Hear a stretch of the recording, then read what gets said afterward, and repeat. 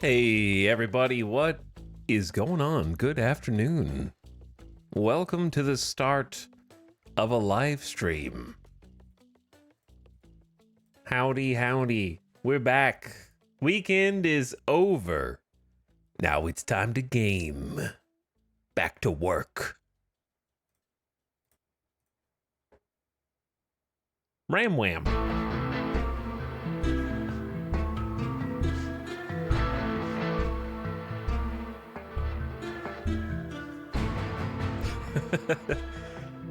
Scary ram wham.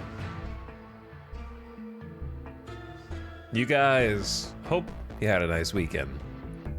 It's Monday, and it's almost the end of April somehow already.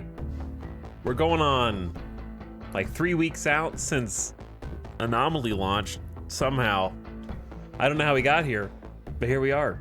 I got some coffee. I'm waking up. It is almost 1 p.m. Pacific here in fabulous Las Vegas. About a minute and a half away. Getting started nice and early today. Yesterday I sat down to get started and realized I was not prepared. I needed an extra day of rest. So I hope you spent your time to catch up on VODs wisely, everyone. I gave you 2 full days. Streamer, I want to thank you profusely for taking a break so I could study. Studying for the RimWorld exam. Most certainly.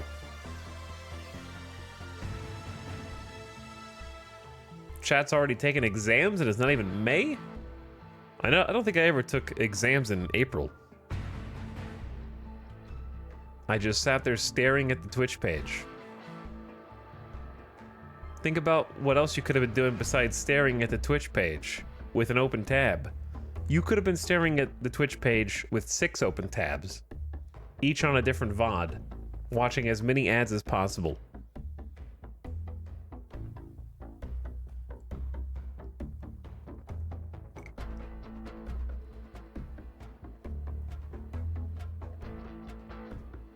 I just started playing RimWorld for the first time this week. 20-hour baby gamer.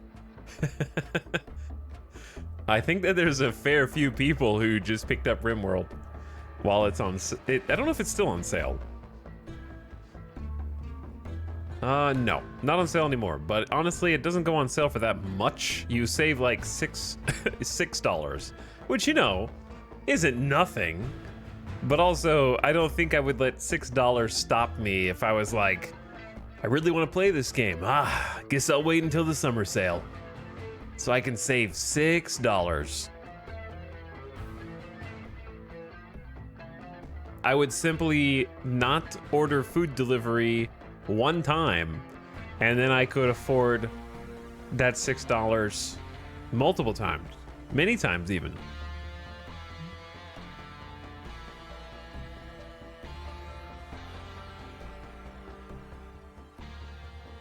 I started playing a new colony and blinked and then it was 1 a.m. and now it's 1 p.m. $6 is an Arizona green tea and a 1-month sub. Hell yeah. Getting all DLC in one go is a bit steep. Yeah, I don't recommend people get all the DLC in one go anyway. RimWorld Vanilla or RimWorld and Royalty is a great way to start. You got more than enough content. Glad you got some good rest. Yeah, I definitely feel a lot better than yesterday. Yesterday I was like, I woke up and I was ready to go back to sleep immediately. Had some bad headaches yesterday too, which have kind of subsided for the most part today. Mentally and physically feeling better. Feeling rested. I took a couple of couch days because I hadn't seen the couch nor Alice in 2 weeks. So we actually finished God of War 2018 yesterday. We had been playing God of War in my free time and finally saw the rolled credits yesterday. I never got to play God of War Ragnarok. So maybe I'll get to play Ragnarok soon. That one I might actually wait on a sale, because it's probably still like a $70 game. But yeah, got some nice quality time. Got to watch a Shogun episode. Still not quite finished with it. Got one episode left. Got to actually have a few meals together. Watch some YouTube. You know, that kind of chill stuff. Just hanging out, catch my breath. See, I was tired yesterday. I feel a lot better today. You can tell because I'm here at this ungodly hour. We're early. Non-Americans in chat are rejoicing. The dad of Boy Gamer, yes. I love God of War. I never really cared about it in its old forms. I think I probably played like PS2 God of War at some point when I was younger, but I don't think I understood when I played it. I probably saw how well reviewed it was because I got like gaming magazines. I was obsessed with gaming zines when I was a kid. And I would have a subscription to Nintendo Power, Official Xbox Magazine, PC Gamer, and the Sony, I can't remember the name of the Sony magazine, but I had one for every platform since I was a kid. Because we also had like fundraisers for magazine sales for like different sports teams and stuff that I was on, so I got to like support my sports team, my little baseball or basketball team or whatever, and get cool gaming magazines at the same time.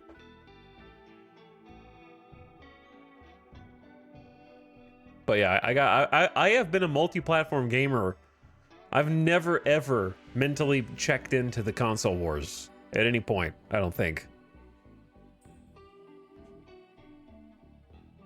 But yeah, reading each one of those, I think I saw God of War in a PlayStation magazine, and it probably got like a 10 out of 10. And it's like, whoa, this sounds so cool. So I rolled up to Blockbuster and got a rental for God of War, and then had no idea what I was doing, and it was too hard, and there are puzzles in that game, and you have to combo juggle enemies? No way. And I promptly returned it.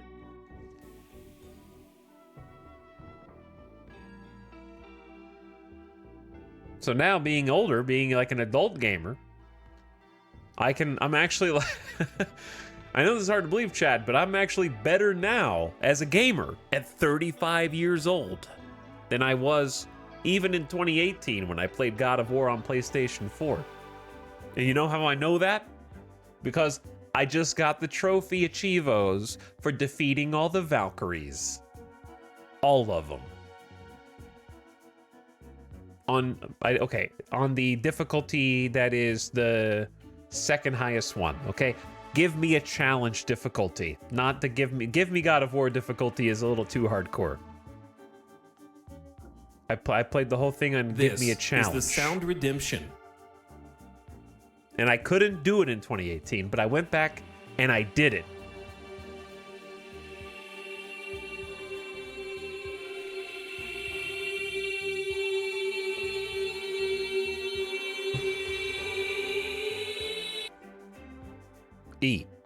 Sounds like my first experience with Devil May Cry. Also my first experience with Devil May Cry. Reading about how good the game was, playing it, and then being like, I don't understand how to do anything. This game sucks. Send it back.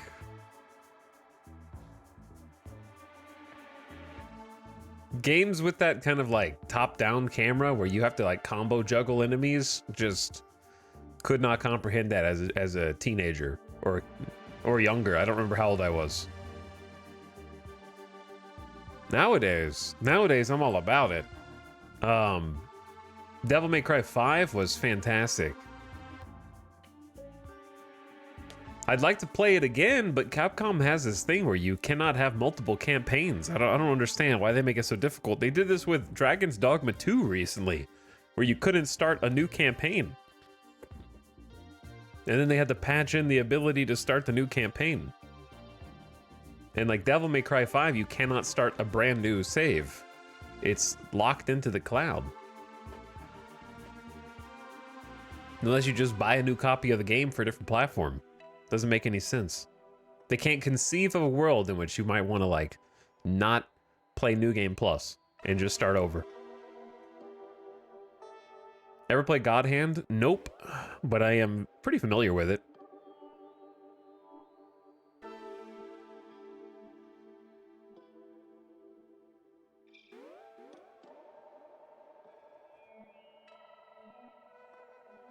But yeah, I love the PC Gamer demo discs.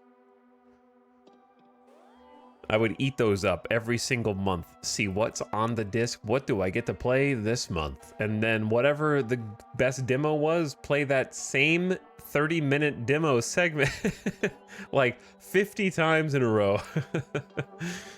And that's what I did for fun. Good times. Thanks for getting a stream subs. Hello, Naniog is spinning in chat for 70 months. What's up, Naniog? Welcome back, No Berserker. Back at it on the rim. Thanks for dropping the tier 1 sub, dude. Howdy.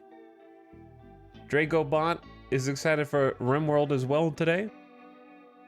I wonder why. I wonder why. Nessaman says 2x VOD watcher reporting in. Ready for some fresh RimWorld. I'm talking in slow motion. It probably sounds like to the 2x cameras.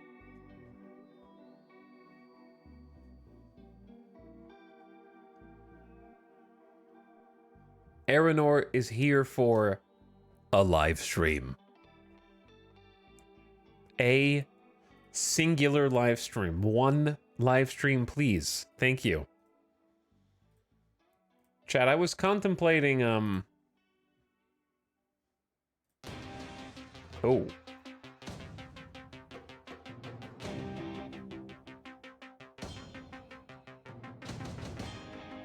Okay. Yeah, I forgot about this song.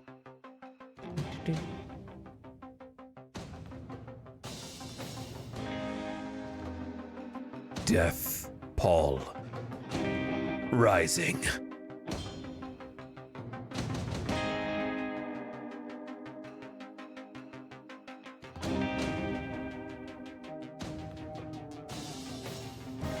Glad demos are coming back. Yeah, I mean, demos are universally great. I'm really glad that we have early access too. Oh, you meant the free demos. Yeah, I'm glad those are. I'm glad free demos are coming back too.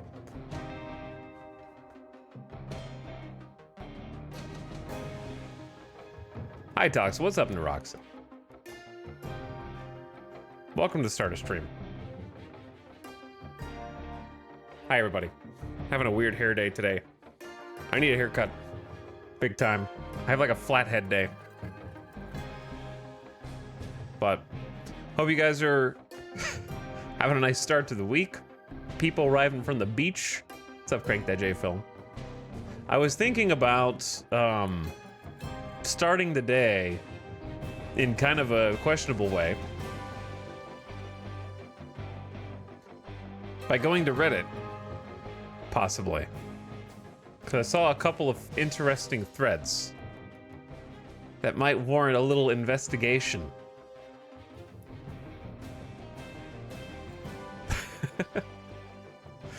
Why do you want to ruin a perfectly good day? I don't know. I think days could always be better.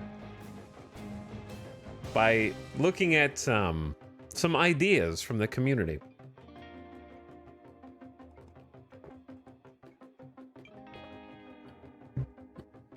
Because I'm fascinated by this little petri dish of small bacteria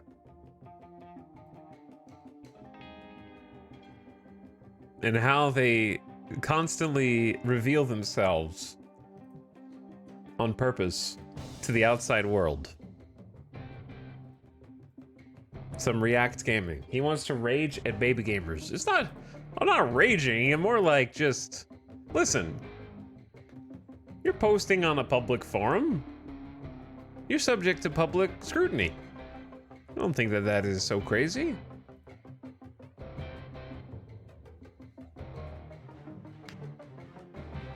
Imagine having hair.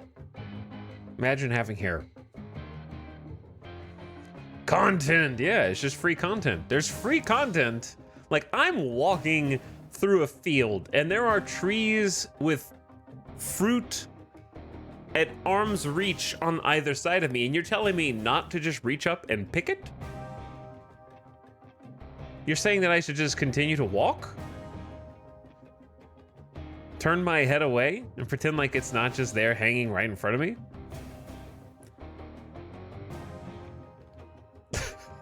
Literally Eve.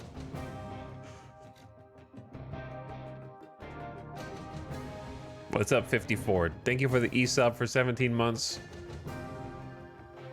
Welcome back for one more. Oh, thanks for 17 months, dude. Also, Taco Bell Extremist people arriving for 32. Thanks for sharing your Prime. I'll take care of it for the next 30 days. Is this a Hobbit t-shirt? Yeah. Do you like my my Hobbit shirt that Alice got me for my birthday? It's Hobbiton. It's a Hobbit Airbnb. You stay in the Hobbit house.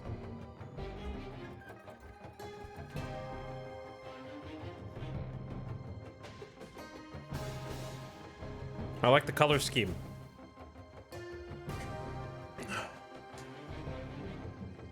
What does it say? Second breakfast is included. But yeah, I got a nice new comfy shirt. And then what else does it say? Hold on, chat. Summer of 37.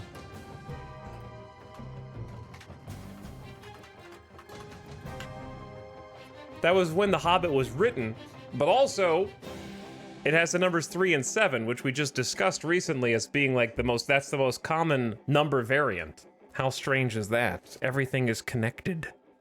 It's all connected.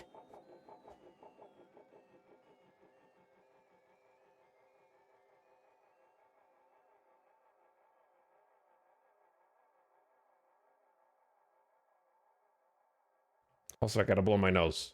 The world is connected directly to my sinuses. 37 is what we think of as being the most random number.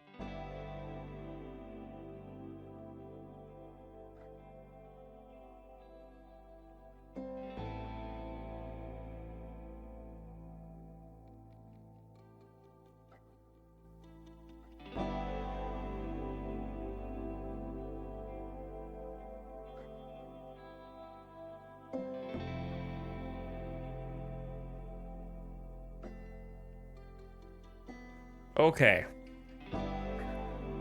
So. Chat, I'm sorry to do this to you, but I have to do it to you. This is my new favorite segment of the streams. So somebody asked, what did I think of Manor Lords? I thought that it was a cool looking game that feels like an early access game that is similar to how every early access game in that genre feels.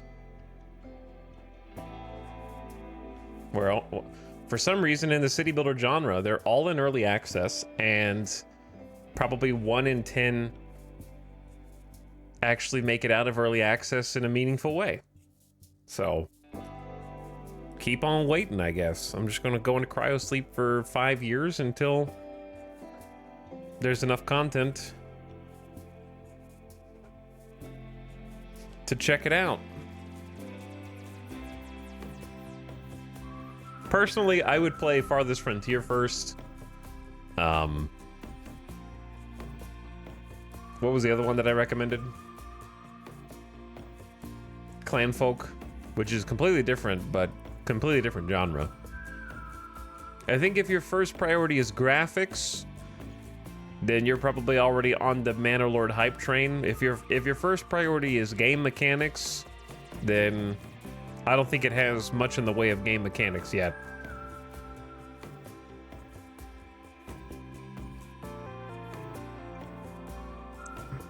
I think that, here's the thing, chat. I have to temper everything that I say, because if I was the person who made Manor Lords, I would be extremely proud of what I have done. because it is a crowning achievement for a person to make. However, as a product that costs $40, there's not much there on Manor. There's just not much there. So if you want to buy kind of like a promise, then, and you know, be one of like 1 million people who've already bought the game, then do it, but you're not going to be playing it for very long. You'll probably be playing it, in my guesstimations, maybe 6 to 8 hours. That's about it. If you play longer than 6 to 8 hours, then of Manor Lords, you probably haven't played anything in this genre before, which is fine. But it won't hold your attention for very long.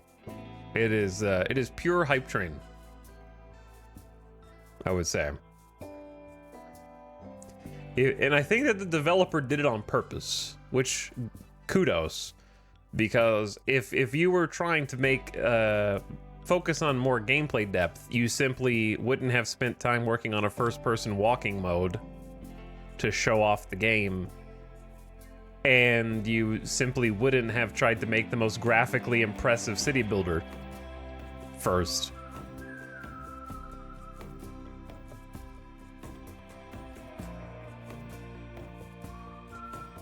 Sad to say I have 6 hours and it kind of fell off as well. Yeah. I played Clanfolk but got surprised when I had about 5 hours of gameplay with no actual fights or invasions. The game is just survive winter. Yeah, you dumbass, why don't you read shit before you make purchases? The description on Clanfolk is a family sim set in the Scottish Highlands. Harness your environment to survive. Fish, gather, hunt, and farm as you prepare for the winter. Build an inn. Trade with other clans. Have children and marry them off. Live life and prosper across the generations. It says that right there in the first blurb on the Steam page.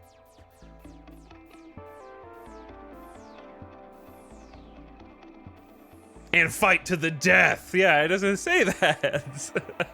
There's no invasions. Oh, gotta have invasions or else it doesn't count. Sorry. Okay, anyway, let's do this. Here we go. Let's do the other thing that where did the screen go? Here it is. I found it.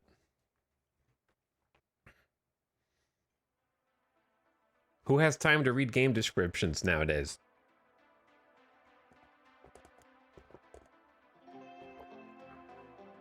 What are your thoughts on Going Medieval? I can't even remember playing it. Apparently we played it in 2021. I don't remember. Those are my thoughts.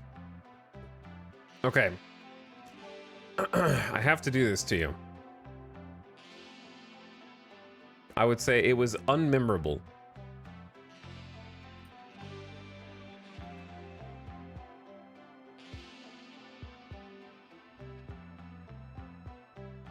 But yes, I think the problem with games like Manor Lord is because they're early access. I am the first defender of early access as a necessary platform to make games, but I'm also sick and tired of people going like, well, it's early access, what do you expect? For everything. Like every criticism that you could possibly levy. And nobody in chat has said this, by the way. It's just like something that I read online all the time. And I have continued to read. For example, today, the most recent example is Gray Zone, which is the Tarkov/Squad clone, is trying to take advantage blatantly of the drama surrounding Escape from Tarkov. And they have announced that their early access release date is actually tomorrow. Wow, tomorrow? That's a bit early, don't you think? Oh, you guys are already ready, huh? You finished everything you were working on. You just decided that the release date's tomorrow. And then people online are understandably going, huh, it kind of seems like you're not ready for early access and you're just trying to take advantage of the drama with Tarkov to try to make some money. And then other people I have seen today, this is not just a made up hypothetical, go, well, it's early access. What do you expect?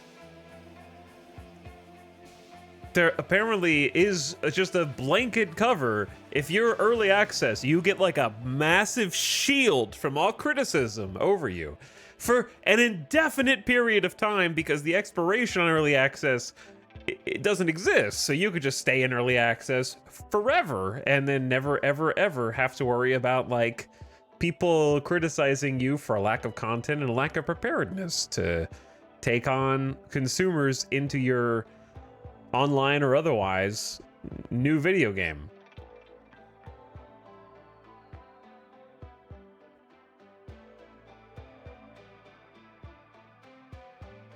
I'm not gonna lie, I don't blame them. I mean, sure, I don't blame them if your barometer for what constitutes blaming someone is everybody gotta get that bag. Like, okay, if you gotta get that bag, then sure, go ahead and then fuck off. Like, I don't, just take it and leave. Take advantage of the idiots in the world and steal their money and then leave, because they're so dumb that people have bought the $250 Tarkov thing, which is hilarious because they released the $250 Tarkov thing.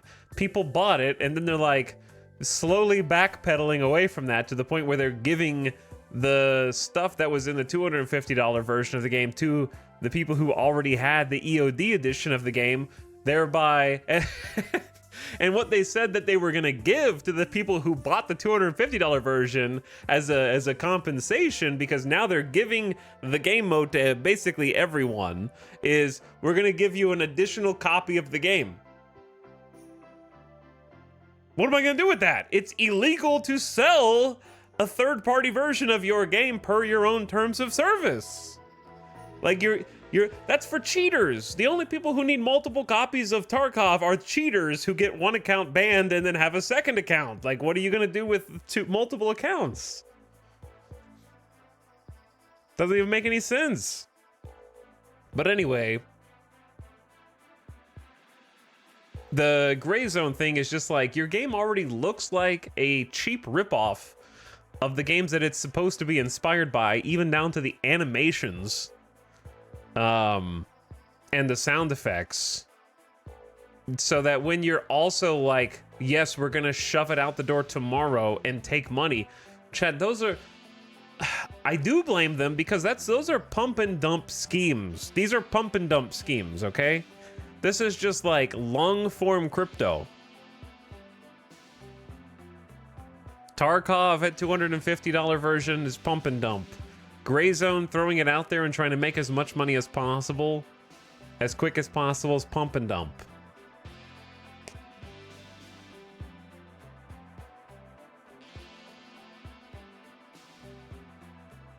It's people that's what makes them seem like scams.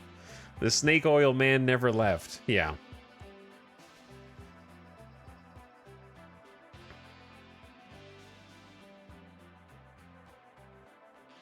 But anyway, I watched some gameplay on Gray Zone and it looked like it wasn't even close to ready. That's why I refuse to buy an EA game again. Either release a game or shut up and develop. See, but that's the other end of the extreme spectrum, right? We have to use our ability with our human brains to reason and logic and say that there isn't a binary good or bad. It's not that all early access is bad and not early access is good. We have to look at each situation and evaluate what we know. That there, for example, good early access experience in game. RimWorld, we're playing today. That would be one. Long early access experience there before it hit 1.0. But games that are still in early access that I have played, at least in the past, somewhat recently, I would say that like Power World for me was a really fun experience that you could put a bunch of time in. I actually really enjoyed it. That's one from this year. I believe, I'm curious, is Software Inc. still in early access? Software Inc. is still in early access. That's a fantastic one also that we've been playing. There's a ton of examples, right? I could cherry pick examples all day. The point is that it varies by developer. It varies by developer. And typically, the ones that are trying the hardest to take advantage of opportunistic release schedules are the ones that you should be afraid of, because they won't just enter the market when it's convenient, they'll also leave the market when it's convenient. The ones that you should be supportive of are the ones that stick around even when it's inconvenient and aren't just trying to like clearly cash in on trying to make as much money as fast as possible.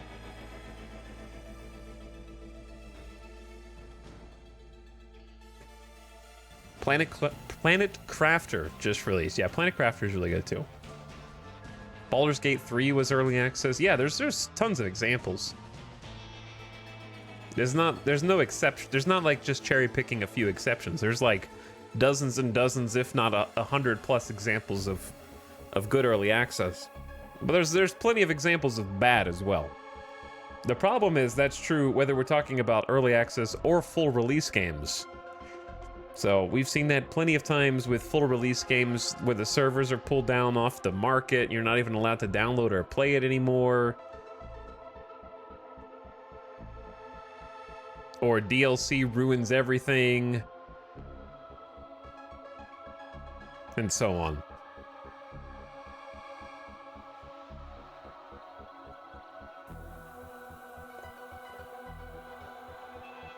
That one Ubisoft fiasco where they literally took away the game? Yeah. Yeah, like some games like Cyberpunk release and they're not truly done.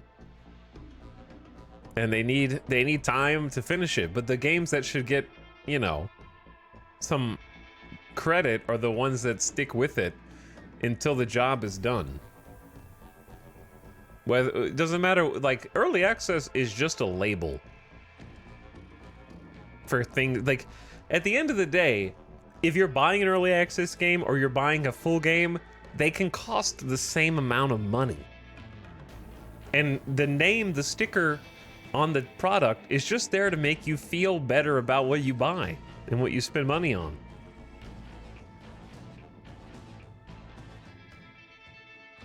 But it still costs you money. Occasionally the price goes up or down depending on the circumstances. Usually with full release games, the price actually goes down over time, I guess. And with early access games, it usually goes up over time.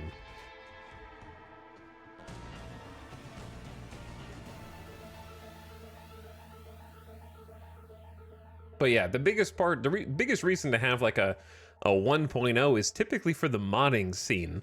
And it's less about the actual player base and more about having a stable version of the game that modders can design around, that they know is not going to be just like changing every 5 days with a new patch. Which can sometimes result in a better experience with people smoothing out different aspects of games on behalf of the devs. But yeah, the gray zone thing made me really roll my eyes, big time.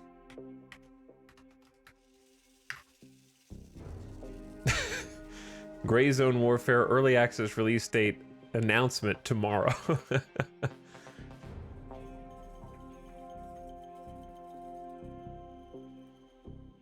Also, for Gray Zone, let me see.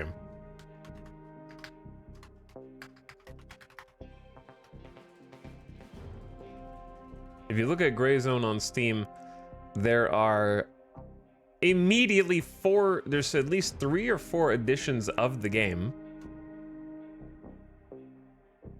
with the $100 versions of the game which include like the same stuff that they're trying to do in Tarkov, except with more, like more stash space, better starting gear. Just like even copying the pricing structure of Tarkov is hilarious.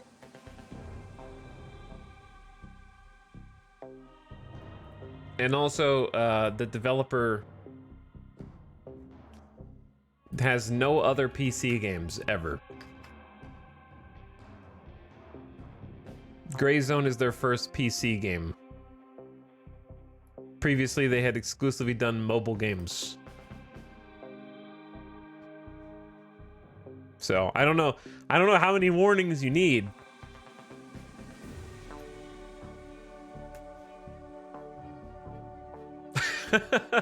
But I won't be buying it. So, for a lot of reasons, that would just be one of them.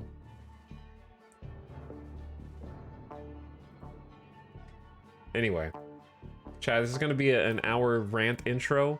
Yes, it is. Because guess where we're going? This is what I get when I start at 1 p.m.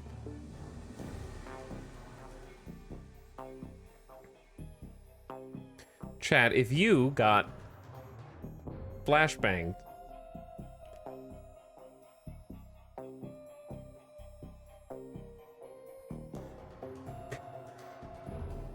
if you had full control over the next DLC pack, what would you create, chat?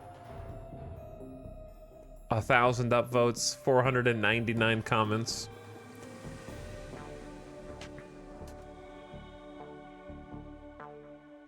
Let's see. What's the top answer? Predictably, world map gameplay. Maybe it's just how I play, but anytime I need to play on the world map, it just feels like a chore and not a game.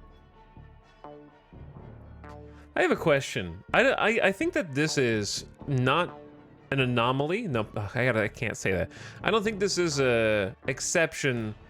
This seems to be the most common idea or like general statement that people who play RimWorld consistently regurgitate.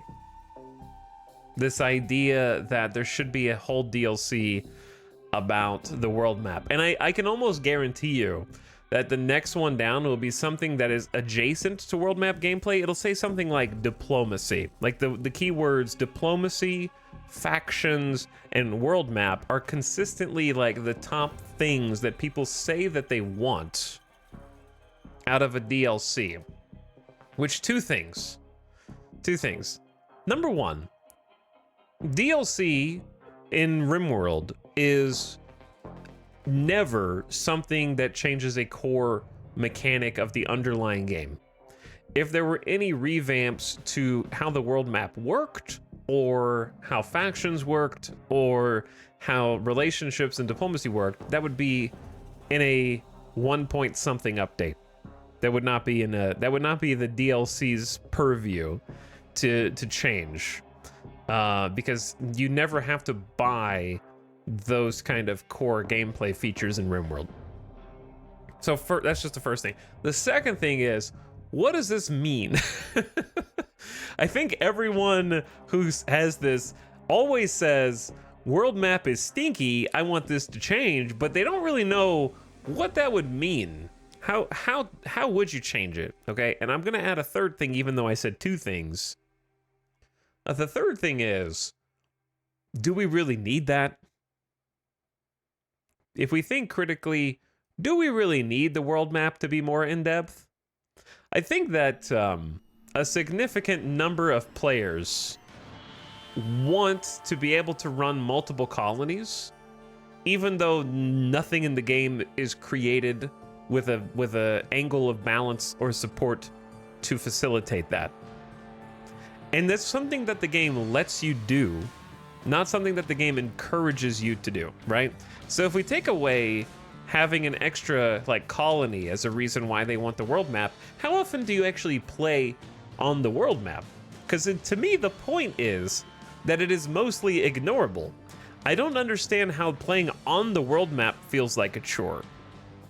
Because the part that's a chore is just trying to get the pawns to the world map.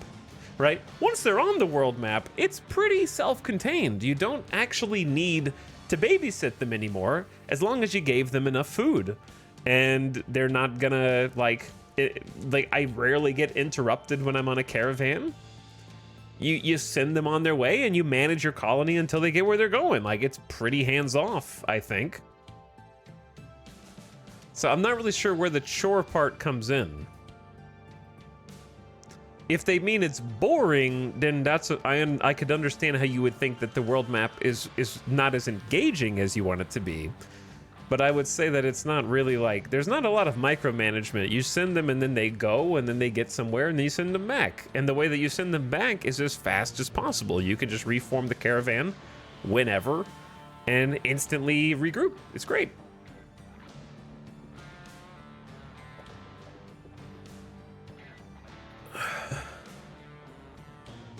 So let's see what they say. Moving pollution fields or weather events on the map would be cool, or adding rare materials which you can only find by generating new regions on a map by visiting them. 190 points. What? I don't think moving pollution fields makes it more exciting. I think that would, like, it'd be interesting if pollution moved, I guess, but I don't know how weather makes, like, as an answer to this, right? This is, anytime I need to play on the map, it feels like a chore, and this person says, make it more of a chore. Because this is more micromanagement. Like, if pollution moves, well, now I need to pack my gas masks and make them put it on and take it off. And if there's a weather event while they're traveling, I don't think that changes anything. This is just a different thing to do, and you're forcing me to go get rare materials that you can only find by caravanning. That's what a chore is. Now I am forced to engage with this mechanic so that I can get the exclusive material. So I feel like this is actually the antithesis to this and not in support of it. So I'm a little confused by the response here. Imagine advancing technology with a quest to get a satellite online, or build your own to test your escape rocket tech before unlocking it and having it reveal a massive pollution cloud moving your way, or how the small tribe beside you has no joined to others and is about to surround you. Having world map info be revealed could be so cool. 70 points. That's, you're using your imagination, but this reminds me of that thread that we read a few days ago that was like, people want absolute information and they want to be able to gather cause and effect information that explains everything that's about to happen to them, and then prepare for that thing in a perfect way. Like, they don't want to be raided by tribals unless the tribals have to surround them first, and then they can see that that's going to happen in advance and have prepared for it beforehand or something. They want CK3 in space, I think. Maybe, I don't know. I don't know if this is CK3, but that might be what they want.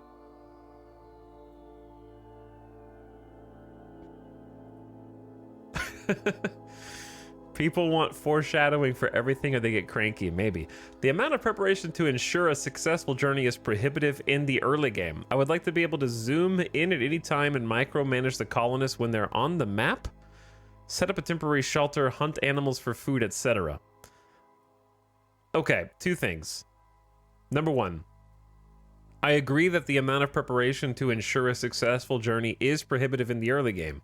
To which I would say, that is just how realism would work. Like, you know, you can't have a colony of 5 people over here and then expect to send 3 of them on a long journey and you know what I mean? And still reasonably expect the colony's going to be fine with 60% of its workforce just gone on an adventure for a while.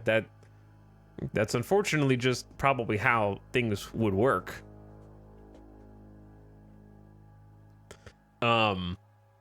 I also don't think that the game has any, like, in my experience, I don't know if maybe I just got lucky, but RimWorld has done a really good job, I think, of making it so that places you would want to like journey to are relatively close to you. I've never had to take on a journey that's more than like 1.5 to 2 days there and then 1.5 to 2 days back. So if you can't provide like 3 days worth of food to your colonists, then like it tells you a pretty exact prediction of how much food they're going to consume and how fast they're going to move. So I'm not really sure that you shouldn't need to micromanage the colonists when they're on the world map.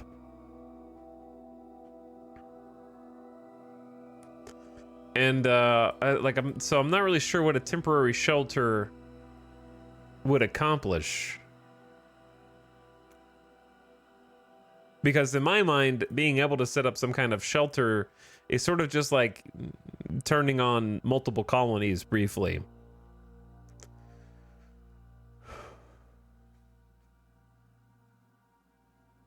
Maybe they get caught by seasons changing and extending the travel time.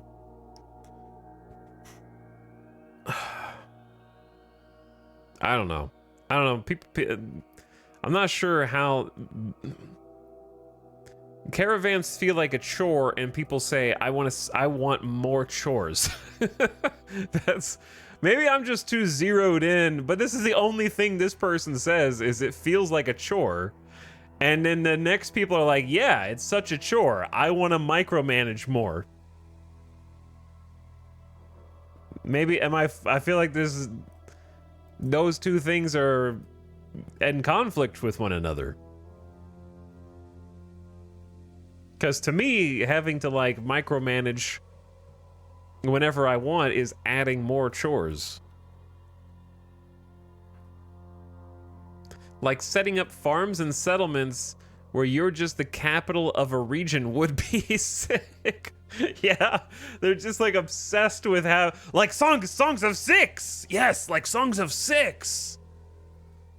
I want 1 million populace. I want 1 million people in my city. And then I want to fast forward at 250 times speed until my little ants are done. A RimWorld with larger states where you can take over. Okay, so they do want like Crusader King. This is a different game, yeah.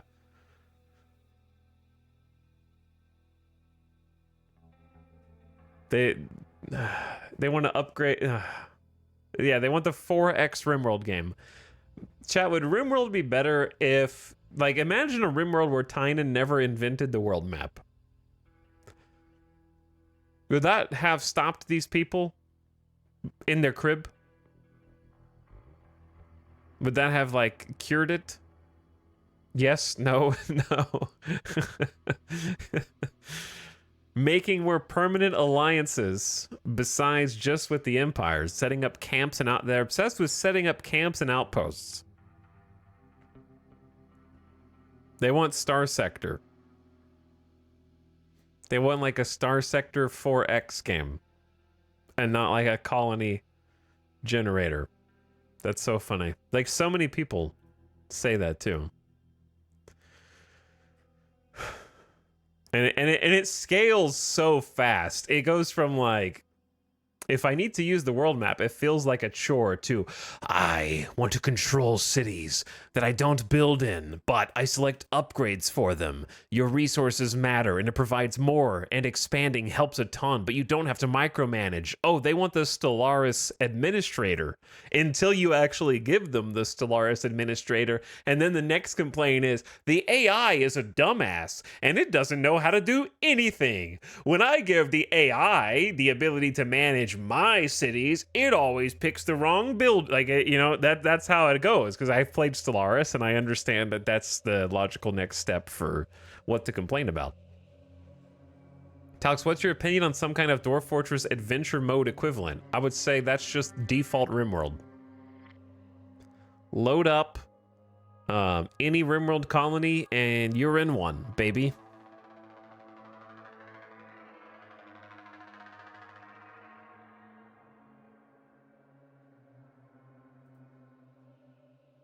All right, the next top comment after world map play. Ideology gave us religion, but we need culture, laws, diplomacy, and war. See, I told you it would say diplomacy, didn't I? Like gamers of RimWorld Reddit are, and just RimWorld in general, are obsessed with the world map and diplomacy. Imagine changing the world's temperature and humidity by undertaking massive projects. What? Wait, why would that be the first? That's the first suggestion? Okay, build and destroy roads. All right, I'm in favor. I think that this is respectable. Credit where credit's due. I think being able to like connect to outposts to make travel faster would be fun. I know that there's mods for that. Launch satellites to remove some events. No, you want to be able to solve RimWorld. That's what you want. That's like the last thread we read.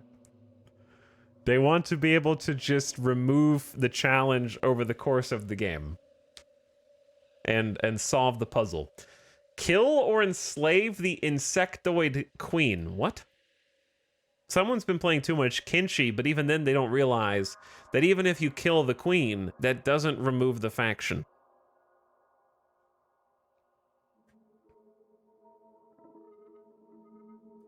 Destroy or dominate the mechanoid's hive mind. See, they wanna 4X. Why escape the planet when you could rule it? That's the whole point of the game, is that you're trying to escape the planet because it's stronger than you. There's power. RimWorld is like a power fantasy, power gamer game where all of the 500 mods they have installed let them be this like gamer god who no one can oppose, and they want that to extend to like the vision for the rest of the game, where they can just like, this is sorted by most upvoted. Yes, this game is about telling human scale stories. No, Smilk. No, you don't understand. This is if you join late, chat, this is the what DLC pack would you create next thread. And so far we've got the world map feels like a chore, and let me conquer the entire planet. So it's world map related. World map related. RimWorld Bannerlord. You can't even do this in Bannerlord, dude. I've played Bannerlord. They like Paradox gamers are trying to ruin RimWorld. They made full games about this that you can play.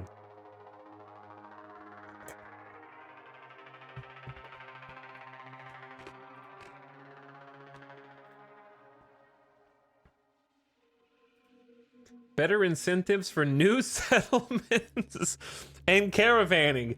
They are singular-minded in their approach. Wait, this is not sorted by... This is sorted by best. Who sorted this by best? Sorry to the chatter that I lied to just a second ago. So the actual top thread is still caravanning. Better incentives for new settlements? Caravanning. Biotech is my favorite. Whatever the thought process was for such an amazing DLC, do that again.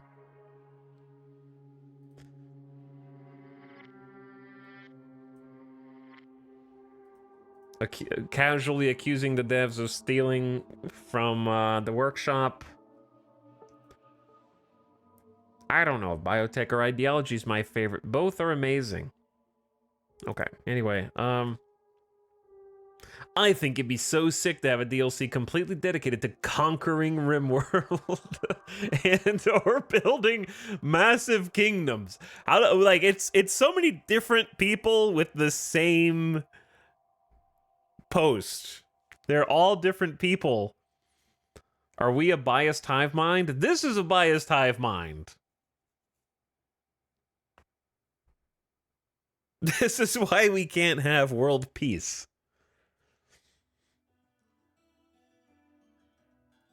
Increase the colonist limit. I don't think that there is a colonist limit. We kind of talked about that last time. There is no colonist limit. And make it easier to switch between world tiles and civilizations. Also, I think the mod Giddy Up should become official Rim content because it's genius.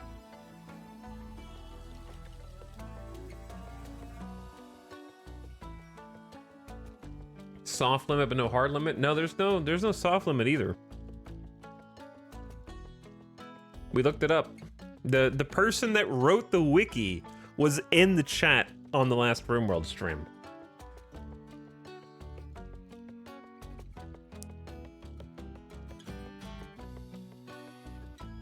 For one of them, I'm sure it was multiple people.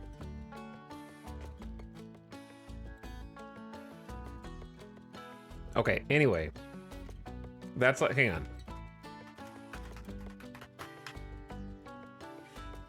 I forgot what page it was on. What was the word? RimWorld gamers. What is the word for the perceived pawn limit that doesn't exist? Population intent.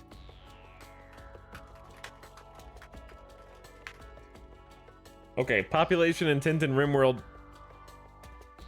is a mechanic describing how strongly the storyteller is trying to give the player an opportunity for another colonist. The storyteller's desired population number and population intent in no way alters the size, type, or frequency of major threats, diseases, instant kills, or other negative events. So storyteller's desired population limit only affects how often it tries to actively give you a new colonist, but in no way makes the game harder.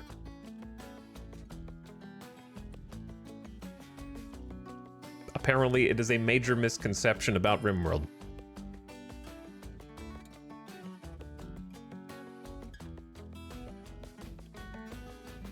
But you can always push beyond the intent with, no, you don't have to, because as I just read,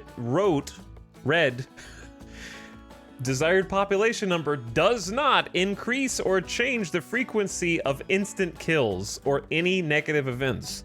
So if your pawns are killing other pawns, it's bad luck. That's all there is. That's it. Instant kill does not increase with population intent. So if you're getting raided and you are attacking and killing the raiders, they're just dying.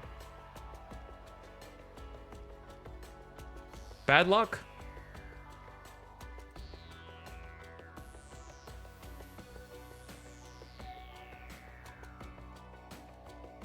Okay. Anyways. They want to conquer it. I have an army of good, strong, well-fed horses. Why is it so tedious to get them to help carry the 10,000 harvested corn in from across the tile? Just because I can't train them to do it without supervision. If I can load that corn up and walk to the next tile, I should be able to do the same within the same tile with the same easy. I know it's possible through some seriously janky caravan create delete exploits that only work under specific scenarios, but why in 10 plus years is it still not a vanilla features?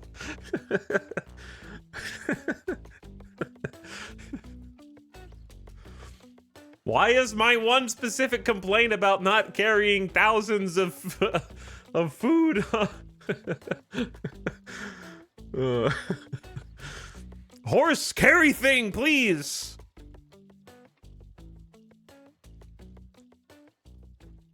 It's not that crazy, chat.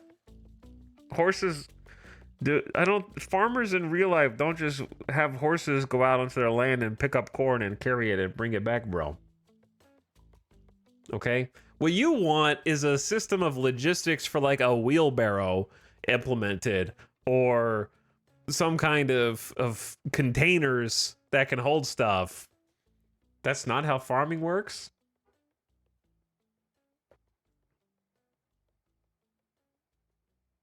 How do you consume 10,000 corn? I don't know.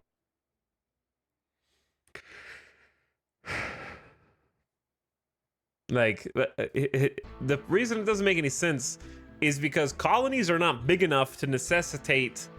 You claim to want something that's realistic, but you don't. What you want is horse to follow you around in your hydroponics inside, and it's clopping around.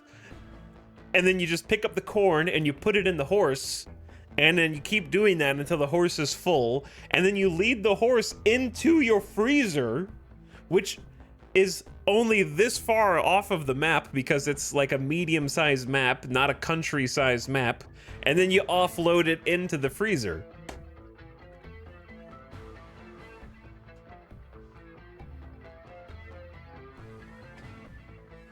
Put corn in the world. Oh wait, we read this one.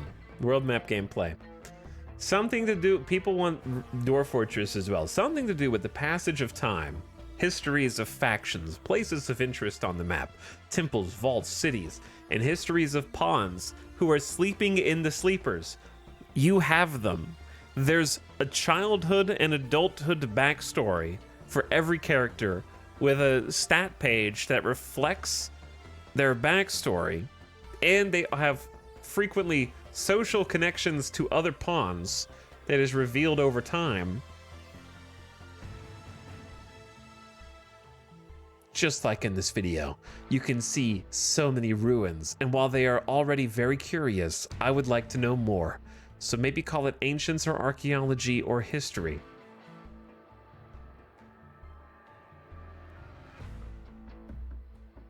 Chat. What is this video? Let's find out. Steve! Steve, get off my screen! Vegas politics! Warning, warning, nuclear launch detected.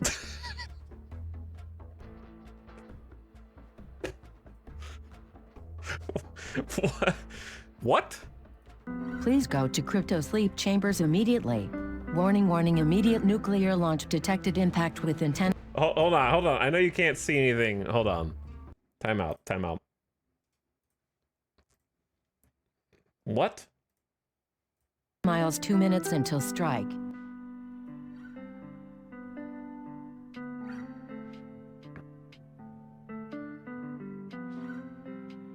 Okay.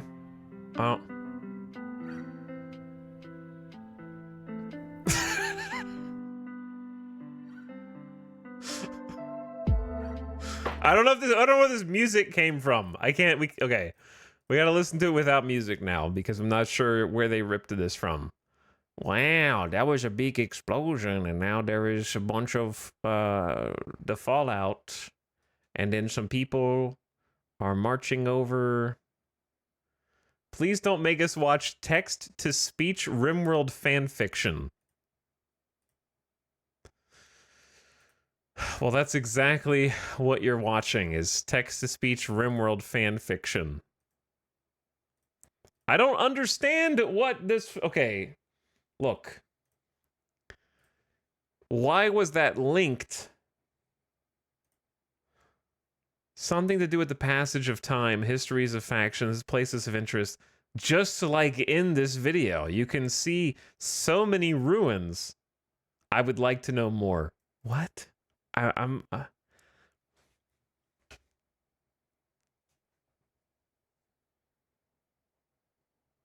What? What more context do you need? Ancients. I'm just not really sure, like, what the video has to do with...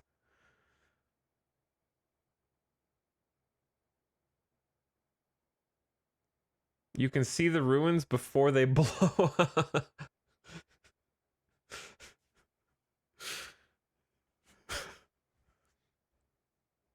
I mean, okay, look. I agree that the places that you go could use a little bit better random gen, like going to other colonies. Like if you're playing Raider Ideology, having the spawns on those be more detailed would be nice. I don't know if I would say that it needs a Dwarf Fortress-esque history of everything for 2,000 years with... listen, I'm sorry, Dwarf Fortress fans, but frankly, boring blurbs of randomly generated, not AI, but adjacent to AI text that doesn't really mean anything until, wait for it, players who are playing the game read all of the things and then cherry pick the parts that are the most interesting and then make an imaginary connection between the things to craft the stories that you think are good in Dwarf Fortress, much like in RimWorld, where you have to use your imagination to connect the dots between seemingly disparate things in order to make a cohesive narrative. Like that, Dwarf Fortress doesn't spoon feed you a magical and incredibly detailed story. You have to figure out the lore by poring over a bunch of data points and then selecting the things that you think are related to each other.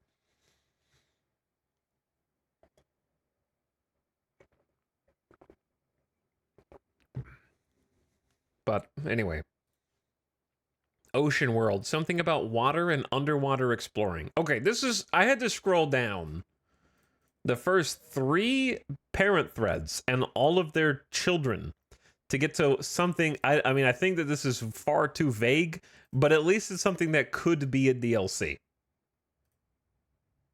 I don't know how, but like that sounds like something that might actually be a DLC. It's not specific enough to do anything.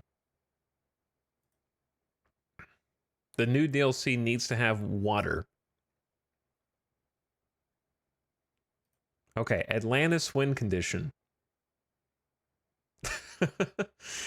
We read this one. Overhaul diplomacy. What does that mean?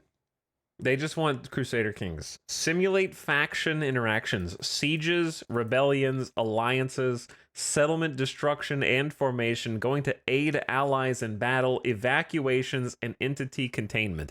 I don't understand why we haven't gotten this already.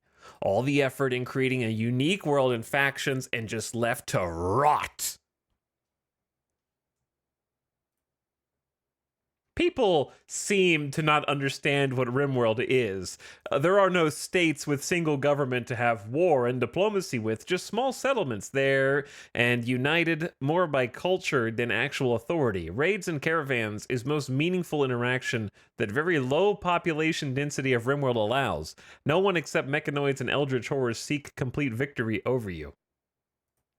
-1 point. Lore realism shouldn't come over what people think is fun. I get the idea that is that any faction big enough gets targeted by Archotech so they can maintain supremacy, but that doesn't make what they said wrong. The faction life is dreary. Interacting with it many times becomes a checkbox of, do you have the stability to give up some people and rations to attend an event? Yes, you might be rewarded. Many people are saying this, chat. Many people say this is not the best it could be, and I agree. And lore shouldn't be used as an argument against improvements here. Again, it's not about understanding what a RimWorld is. We just wish there would be more exciting elements to it. It's not an argument against improvements. It's an argument against improvements in some form of some kind of grand strategy sub-game. I don't see any grand strategy in the comment.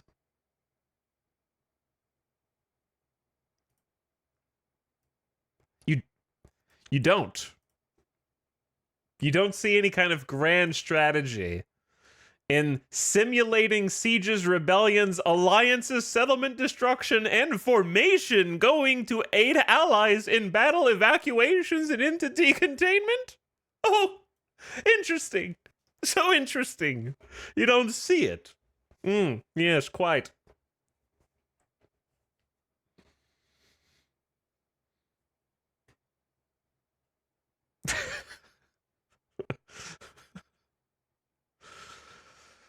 Okay, I'd want to make a DLC that adds laws to your colony similar to Frostpunk. Ban this Redditor. We have ideology already. I haven't played Frostpunk. What's different between that and stuff from ideology? Okay, someone asked a natural question. That's a good question. They're actually fairly similar.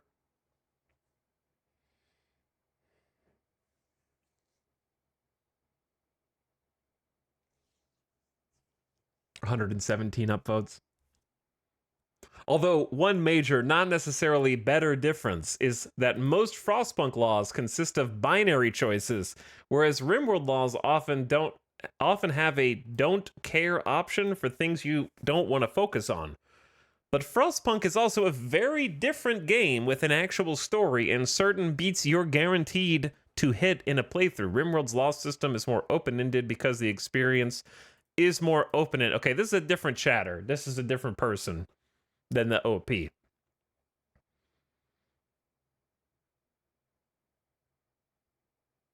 So the second they yeah, I mean I agree with this. But anyway, how does this get 117 up? Do we already have ideology? Probably something related to diplomacy and interaction with other factions.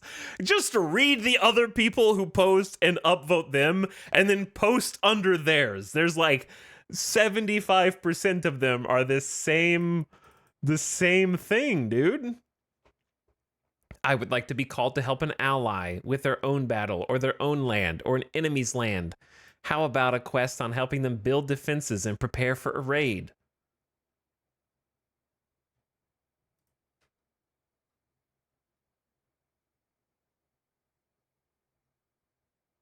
Chat, what should I be afraid to ask what this is?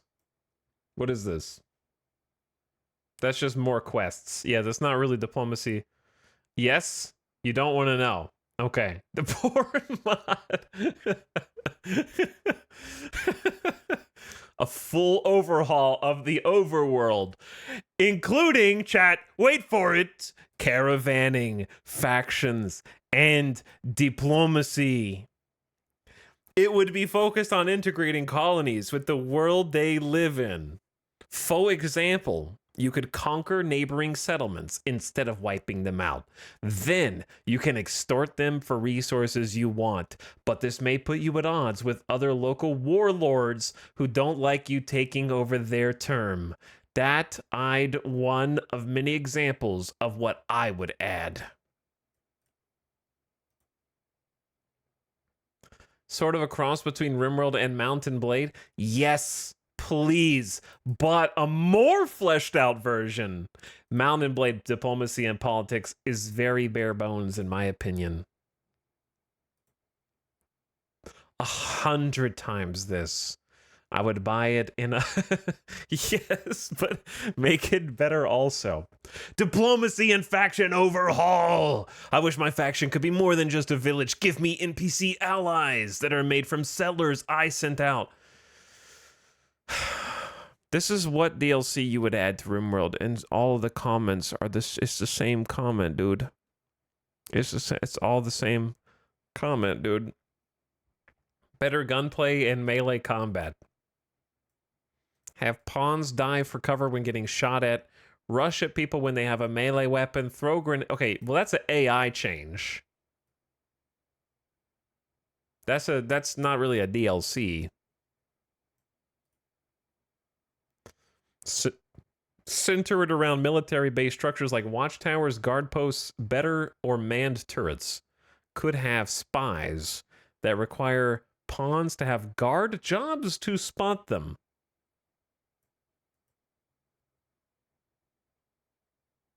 Helldivers moment.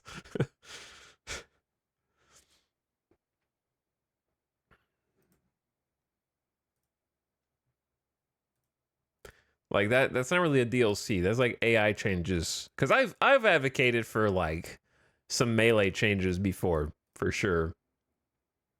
Diplomacy, classic. Overworld simulation, classic. I'd honestly start making the current DLCs work together better. New ores, minerals, Yule crafting as a new job to make rings. We have a Dwarf Fortress player. Maybe some crazy jewels which could be used in experiments and operations. Weapon tinkering, enhance mods and alter weapon and tools. With the addition of the pit, we could have dungeon mazes, new enemies. This is like ChatGPT generated. I don't even, it's not specific enough. Plant-based expansion. Okay, these are like this ChatGPT. I'd rather not have a DLC for a while and get 1 to 2 decent updates. What was 1.4, 1.5, and 1.6 to you? Chopped liver? Updates that improve performance. What was multi-threading? And add basic functionality that are currently handled by mods. Are you sure you downloaded 1.6? Has seafaring been mentioned yet? They had one that was underwater, and then they mentioned possibly seafaring stuff.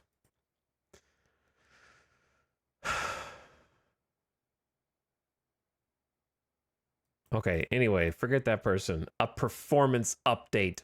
Rim Threaded was a godsend when it still functioned, but it's long since dead. Considering RimWorld is a top-down 2.5D game, it'd be nice for it to use more than 4 fucking cores. Please, Titan! My potato! My potato! More than... I thought my PC was bad. More than 4 cores. Espionage and assassination of faction leaders. Kenshi and Dwarf Fortress players have entered the chat. I know it's not the most popular idea, but I'd love if we could do more with oceans and rivers. What are some examples? Right now, ocean tiles are just whatever on the world map. Sea travel and trade mechanics with ships, raiders and other dangers coming from the sea, quests, sunken cities that emerge sometimes, or underwater exploration, stranded or ghost ships with anomaly, maybe some supernatural stuff. We could build extraction platforms. Okay, well, see, I thought that you had a regular DLC idea, and then you hit me with the, we can build extraction platforms, beach resorts, desalinization stuff, flood barriers, and dams. Borderline 4X gameplay. Change faction settlement placement weight so they want to be close to rivers and oceans. Fishing as a food source. A faction overhaul. Caravans. Nomad playthrough. Diplomacy. We want grand scale map diplomacy with a history of RimWorld. This would improve factions by pulling a dwarf fortress. Dynamic world with cause and effect. Make your actions have a difference on the world. Exploration options. Nomad playstyle. Diplomacy. Dead internet theory chat. These, like, do you see? It's the same 3 ideas. We always end up at, why is this not dwarf? Why is this not Dwarf Fortress? Okay, all right, I'm done with this thread. So instead, why don't we go to the next DLC should focus on tribal/medieval gameplay. 1,266 upvotes. Let's go from a bad like a thread that emphasizes the worst elements of the community to the best elements of the community.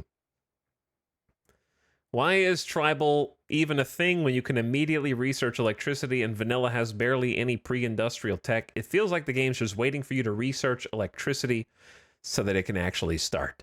Some mods make this worthwhile, but it's still annoying how neglected it is by vanilla.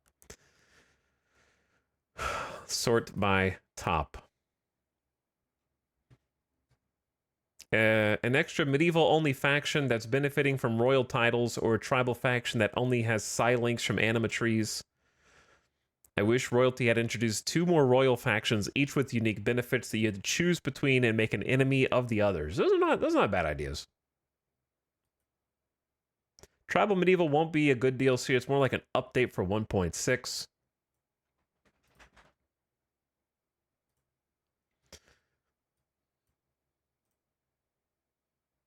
I have wanted more medieval gameplay for a while, so I would like a medieval DLC. That's what I would want. I personally disagree because to me the tribal medieval era feels more like an obstacle to overcome than an actual play style.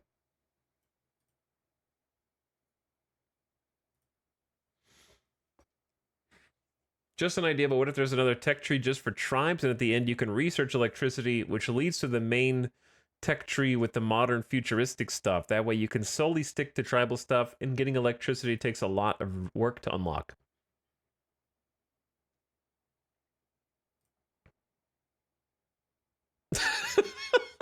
Finally, a DLC suggestion that isn't just insert quality of life preference or make the game Stellaris. A lot of people seem to want RimWorld, but a 4X game. They're starting to become self-aware. Did you post that, Etal? No, I did not post that.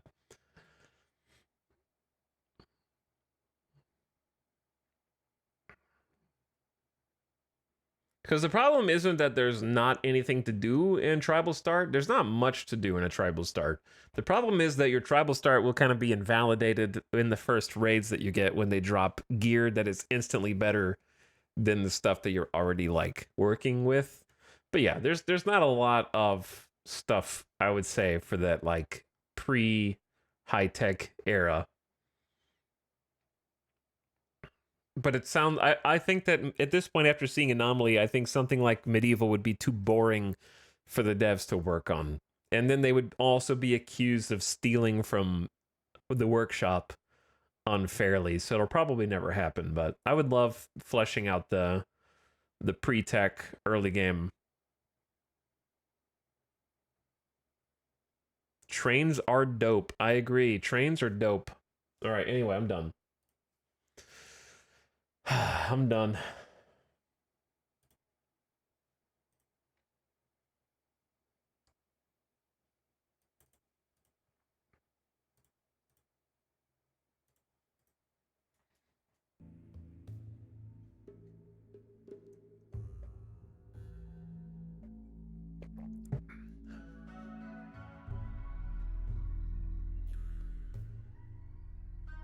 People who say the current tribals don't fit into RimWorld haven't read the lore primer.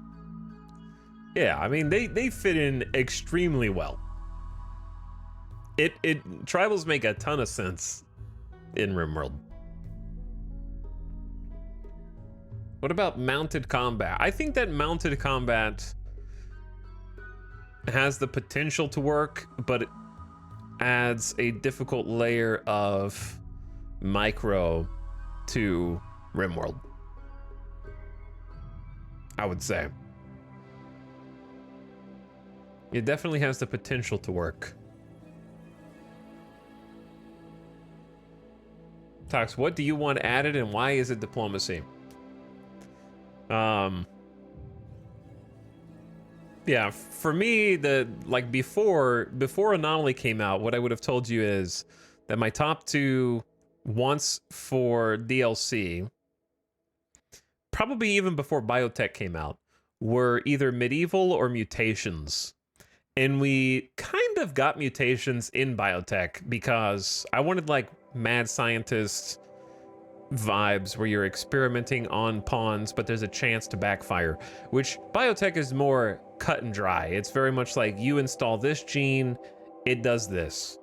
And now we have Anomaly, which has some mutations, but it's more random, where you like interact with the obelisk and it gives you a tentacle arm or flesh organ, but you're not really in control. So it's like two complete opposites, which is no wonder that the Biotech crowd is upsetty. Because Biotech is very much solvable, where you can have this exact genome set up and it will do what it says on the tin. But I would have said either Medieval or Mutations would be my like top two.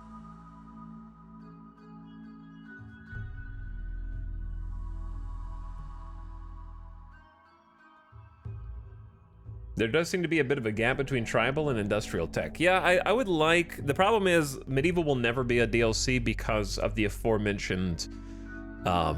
it would feel like a core content update and not like something that is an additional way to play the game.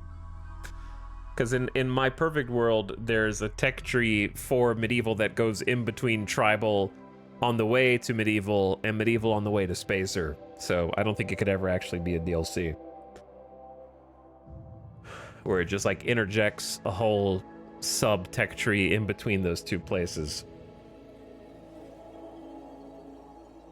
and then add additional kinds of base defenses like a ballista or the ability to like change some core combat mechanics. Like I think it would be fun if you had like a spear slash halberd type of weapon that gets a bonus to its first attack if your pawn has been standing still for a certain amount of time, like they're braced basically, and then have this would be more of like a 1.7 change where you can sprint forward and have like a brief buff to your first attack if you've been charging, kind of like have like the ability to have a melee charge effectively.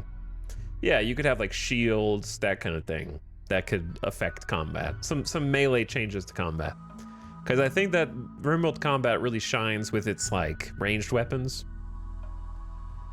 And like a few basic changes to how melee works could be interesting. A ballista that shoots diplomacy.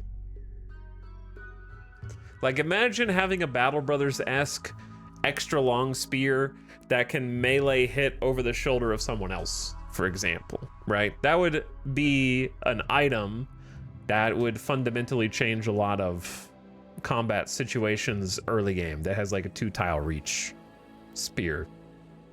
Stuff like that would be cool. Or like a crossbow that has a significant amount of stopping power, but a much longer reload.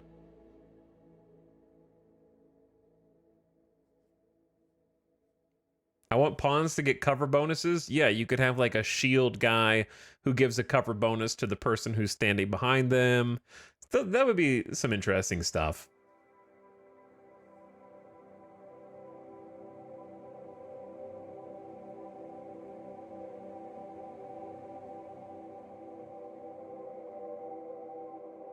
But yeah, as far as like content, we've got royalty with Psycast, we have ideology with sweeping changes to belief systems and rules for your colonists.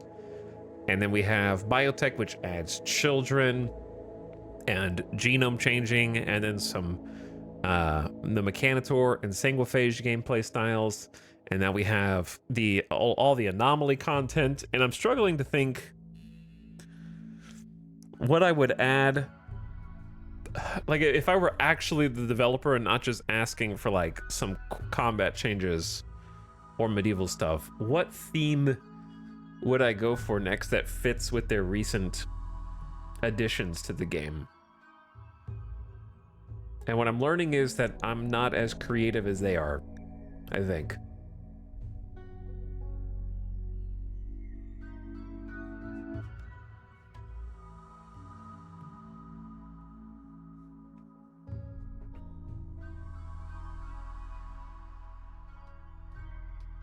But yeah, I think I would just pick... I would pick anything that is a low-tech addition to the game. And fleshing out low-tech gameplay styles, to be honest. That would be my first choice, because I think that it's really fascinating to try and be like engage in the challenge of being a low-tech tribe or medieval style of colony facing overwhelming odds.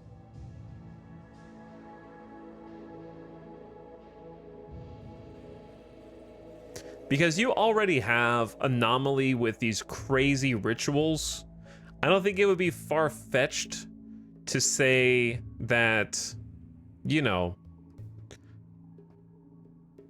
tribe slash medieval slash Viking style people doing crazy drugs that hop them up for combat and make them scary beforehand, or doing their own kinds of rituals, not necessarily like a Anomaly style ritual, but more just like tribal tradition to buff them up before a battle or something. Like a pagan style ritual.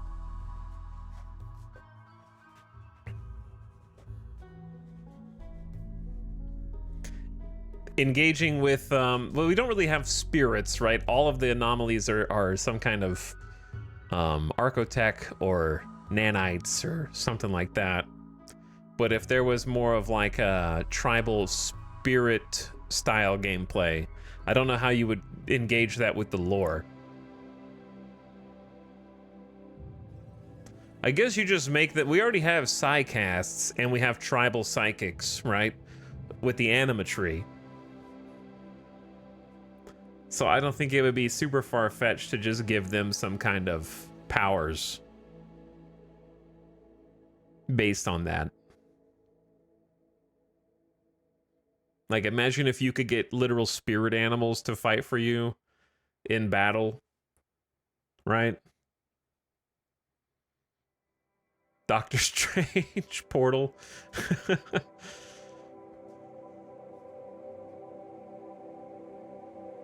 You could do that with interdimensional stuff since it was already an Archotech lore.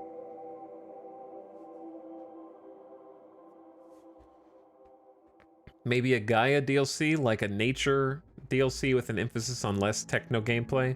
Maybe, yeah. I don't know. It doesn't have to be strictly like druid stuff.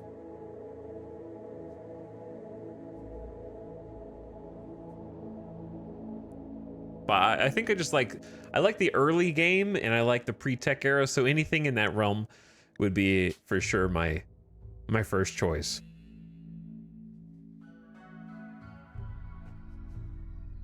Though I'm not sure what form that would take. A little quiet before the storm. Oh no. Am I in danger? I might be in danger. I think it's been a while.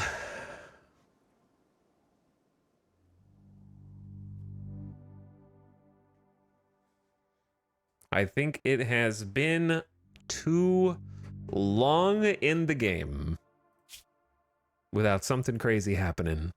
You can see that our wealth kind of flatlined there.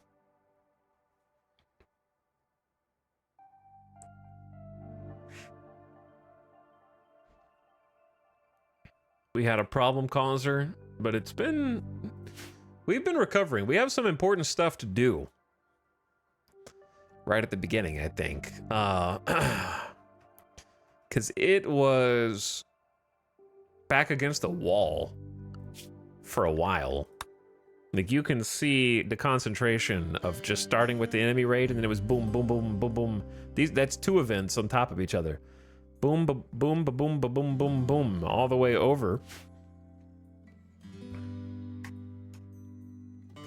I honestly, chat, couldn't tell you what the last few things that happened were. I hope you caught up on the VODs. I don't remember. I've wiped it from my brain. There's a Masterwork Uranium Warhammer. I am a different person. Every time I go to sleep, I die. And when I wake up, my clone takes over and just tries to remember what the previous iteration of me was doing beforehand. So I've got 492 rice. We have a third grow zone in here. So we started to try and grow Nutrifungus in the old grow zone. So I need to revamp it so that we have space for the heaters where there's no light emitting from them and destroying the Nutrifungus. We're 60% on heel root and 50% on cotton. Okay. Looks good, and as you can see, we've been making some sweeping changes to this side of the base. That's what we were working on before. We've got a new wall. That was a recent build. We also have a brand spanking new chem fuel generator room. Dangerously loading 3 separate chem fuel generators into the same room. It's 98 degrees Fahrenheit in there. We might need some way for that to vent. Removing the roof area would be the easiest way, but we could also try and feed the heat back into the base with a vent, though that does weaken the area surrounding the chem fuel generators. But we were having some major electricity problems before. And it looks like those have somewhat subsided. I'm seeing all 12 batteries looking reasonably full, but yeah, we were having some energy problems. So I had to pivot And we decided to go ahead and start rocking Chem Fuel, which of course is dependent on you making Chem Fuel, which we're using twisted meat for at the moment, 70 at a time. So that's gonna go quite quickly. We have about only 793 left, but we're making hundreds of Chem Fuel. We have over 500 Chem Fuel.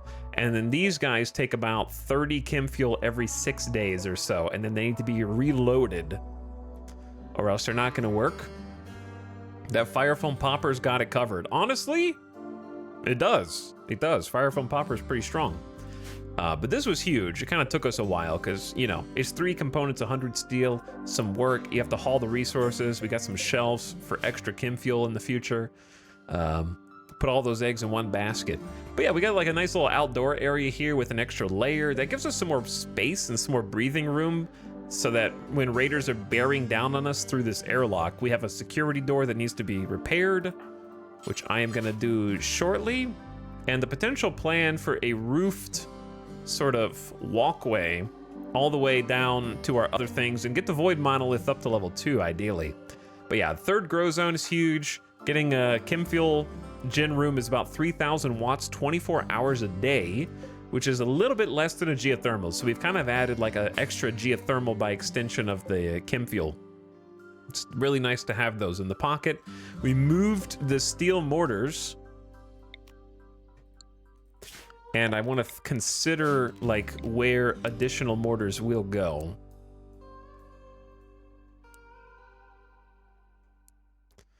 This is gonna possibly block. I think that's probably fine. I assume they don't block people who want to go around, but I want to keep them sort of out of the way.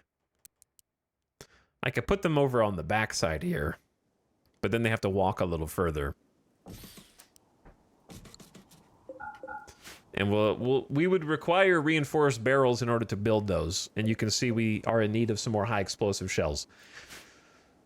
Okay, but yeah, this was the source of most of our end of stream, like last couple hours of building, and we're working on renovating this. Oh, there's the rest of our stuff. Yeah, we have 3 reinforced, 32 more explosive shells that need to be hauled, and we're renovating this area. We got some big plans for this. One thing we have to do today is get these Revenant into separate holding cells. I cannot tolerate them double escaping again, or I'm gonna lose it. We did have to rebuild the entire electric tailoring room from scratch because a small critter got in there and destroyed every single structure that was inside of it. So that was fun. I think it was a bug. I'm not really sure. Yeah, the shelf goblin was on the loose. We had an obelisk explode, if I recall, and a finger spike randomly spawned in here, even though they're supposed to spawn like outside, and it destroyed everything. So that was a huge pain. The prison ward has got 2 clones who are suffering from duplicate sickness. We're currently using them for our rituals. At the moment, they were clones of some visitors to the colony. They can't move. I'm also going to work on connecting up this hallway all the way around to here today. And then we are hospitalized at the moment because we had some issues with malnutrition and getting food for a while. Malnutrition, electricity, basic stuff. Stevens is one of a new the newest joiner of the colony, and has paralytic abasia for 24 days. Delicious Jill has a mangled brain scar, which they've already death refused, and the scar did not heal. So I'm curious about this, because we might be able to heal the mangled scar if we de-age Delicious Jill with a little something called chronophagy, which is a ritual that induces a distant architect to transfer entropy from one person to another, causing the target to age rapidly, but the invoker becomes young, potentially healing scarring or age-related illnesses. The target will suffer brain damage, causing them to fall into a coma for several days. The issue is, I don't think the invoker can be incapacitated, so we're in a bit of a pickle. So because they are incapacitated, they actually cannot be recipient of the younger age. So I'm not really super sure what to do with that. But Cucumber is also here with debilitating duplicate sickness. There was a whole saga on the last stream in which Cucumber was rendered incapable because apparently we released their clone from captivity and allowed them to leave the map, so that their clone is gone forever, which means Cucumber is permanently in a state of debilitation because I did not kill their clone. And also, there was another issue with Operator Chan? Yes, Operator Chan and Copywriter Chan had their clone relationship reset by the pulsing obelisks, and we had to kill Copywriter Chan so that Operator Chan could live, and now Copywriter Chan rests in the grave, at least in as much as Loser allows them to, because Loser has been grieving the loss of Copywriter Chan and continuously digs them out of the hole and presents them for all to see as their ex-lover, Copywriter Chan, who is dead. And now they have been hitting on Operator Chan in the meantime. They've been rebuffed multiple times by Operator Chan. They're trying to replace Copywriter. Yeah, very healthy. Very healthy.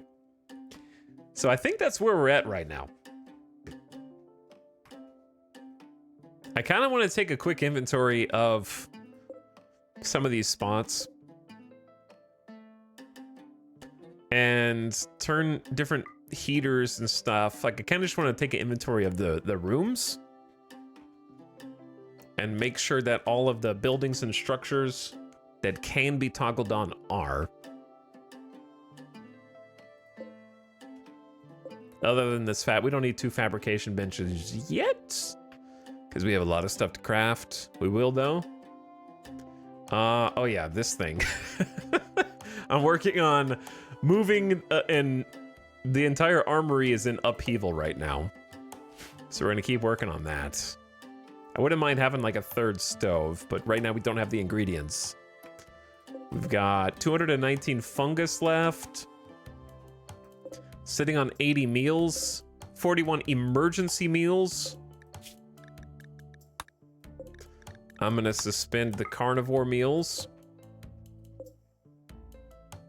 We have a pretty significant number of beers. That's good. Mia is still in the colony, though a little weaker for having lost an eye and a tail in conflict with some insects.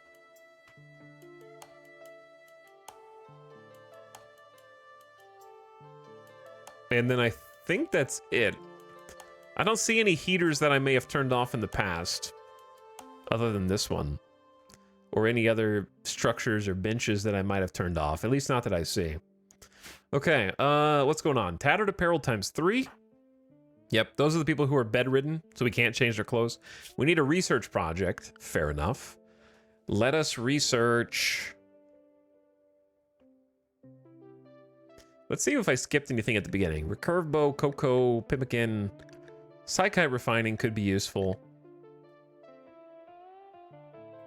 Watermill, tox generator, xenogenetics. That's more biotech stuff that I'm probably not gonna do. Mech tech is biotech. Make more flat screens. We could. We definitely will need transport pods.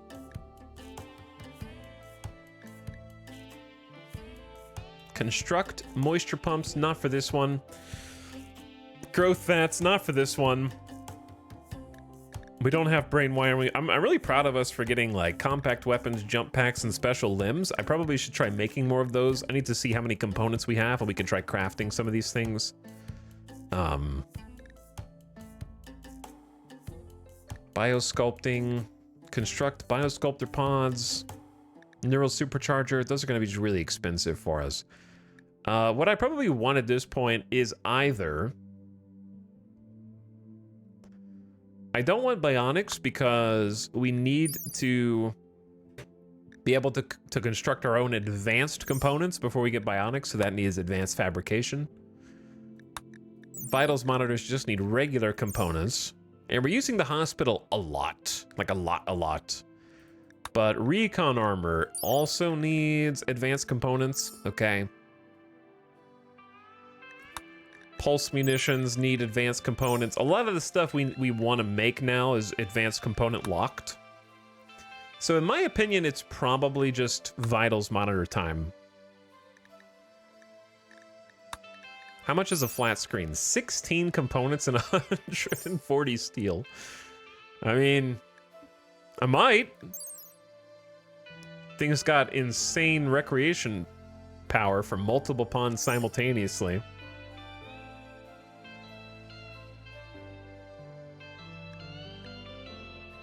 I didn't have to spend my 16 components. I simply had to take 271 toxic waste packs forever. Which is way better. Obviously. All right, let's grab vitals first.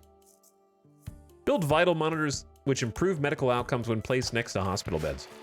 Perfect. All right, today's the day. Randomium Creations. This is the day. And the Echo Altar. Hunter lacks suitable weapon. Okay, let's go ahead and get you guys geared. Giso's got 9 shooting with a passion. And no one even has an assault rifle. So I'd say a normal assault rifle is a very reasonable pickup from the armory. And then Yo just joined the colony. They just agreed from their cell to join us. They may have tried to escape, but we convinced them how silly that was, didn't we? That reminds me, do we have anybody who's... Yeah, Stevens needs to be converted? Okay, Stevens needs to be converted. So let's go say hi. Stevens is awake. Let's go tell them how silly Rar Kabayism is with their tree-connected rancher life, okay? You guys like rough living. You'll fit in here, because it is pretty rough here. Okay, let's see what they're doing and how fast until Randy strikes. Let's see how well I timed turning off the stream. Sambani was also just given our first crafted field hand for extreme planting. Ooh, 97 to 67% in one attempt to convert. So that should take a few times. That'll take another 2 to 3 more. But Sambani is planting. She's going extremely fast. 15 plant skill, has a mostly prosthetic body, field hand, prosthetic leg, and prosthetic arm. We did have some encounters. We've had many encounters over the last few streams, specifically with mechanoids, unfortunately. And then Ombra Moon was given a drill arm, which we were able to pick up from a trade. And if you go fast forward, then Ombra Moon goes brrr. And we'll dig through mountains in no time. Giso is trying to keep up, but she doesn't have... sheep? A group of sheep abandoned or lost have wandered into the area, and they are wasting no time flaunting their desire for one another, I guess. Let's get you guys in. Let's get you in the colony. I don't know if we have enough food for you guys. That's the issue. We definitely don't need that many sheeps. 2 sheeps is enough right now because kibble is tough to make.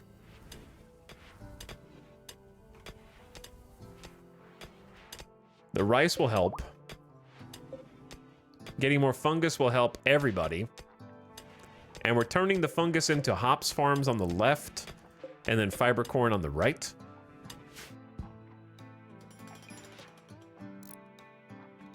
Thank you, loser. That's great. That's wonderful. Hello, cat. What are you doing in here? I'm watching you. Where are you going? What are you getting up to in the drug room?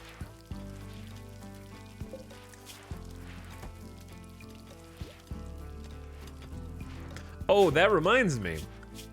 Yeah, we've been having a small issue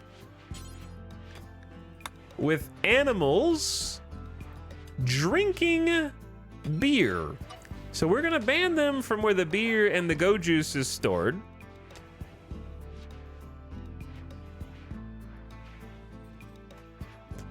And I'm also gonna ban you from the kitchen.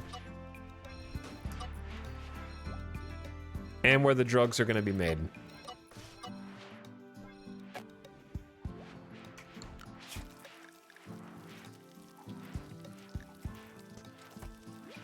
Wait, why are you going up there? Is that part of the zone? Don't use the technicalities and the loopholes on me.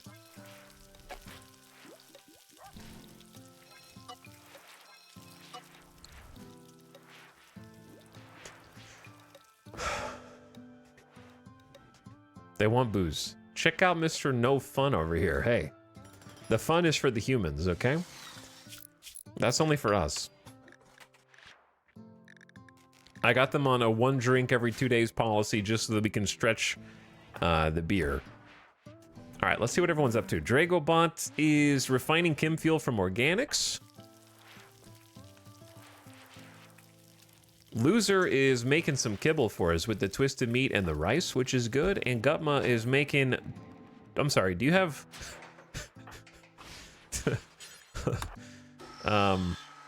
is that 20 high explosive shells that you're standing on? I think we're good on those.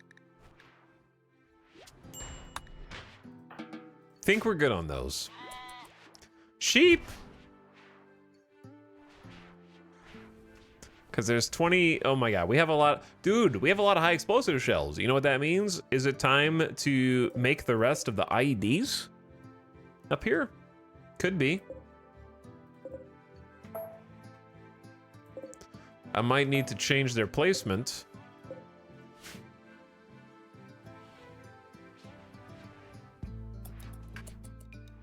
I don't like how far we have to walk to get to the mortars now. I don't know if there's going to be a better way to do that. That is the downside. The mortars were here facing the interior hallway. They were quite quick to get to. Now they're facing like up due to the new design. They do have auto doors, so we don't have to worry about opening those manually anymore. Julia Thorne, can you haul the rest of these? And then there's a wall lamp here. Well, we have a lot of high explosives. We got like 54. We have like, no, we have more than that. We have like 60 high explosive shells. This would be a dangerous room to go boom. That's why it is double walled and double doored on most sides. There is technically a non-zero chance that it gets mortared, or probably unlikely for insect infestations, but it's possible. Chat, are you guys okay?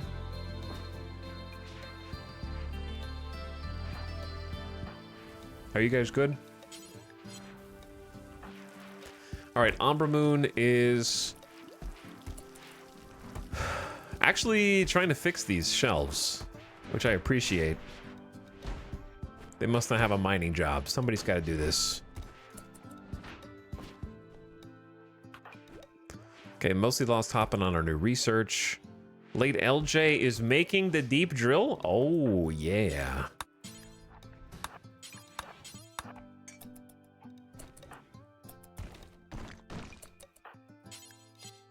Perfect. Okay, we found our first steel deposit out here. You're gonna have something to mine pretty soon, Umberman. Chat is craving twisted meat. They want the anomaly. They want to eat the anomaly.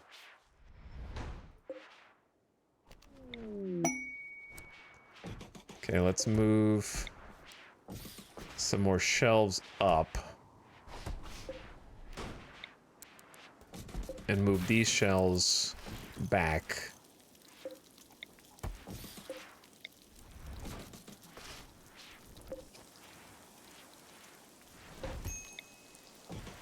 We've almost got this full reversal working for us.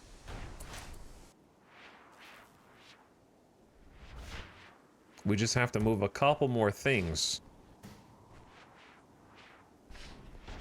Twisted meat supplies are running low. Yeah. Yeah, they are, actually. All right, let's see total supplies. So, stone-wise, we got a lot of marble and granite. That's good. Only 18 hops.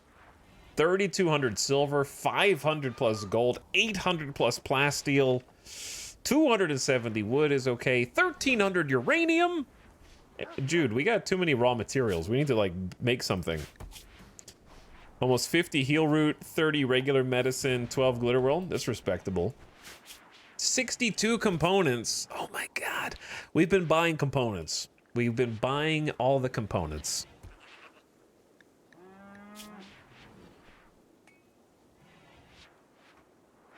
Actually, a good problem to have.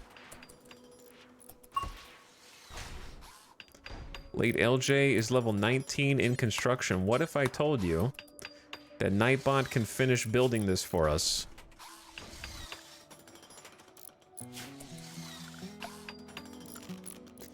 I would say give a wall lamp.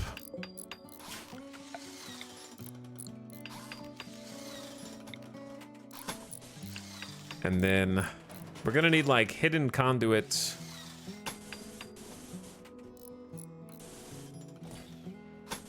Exclusively all the way down to there.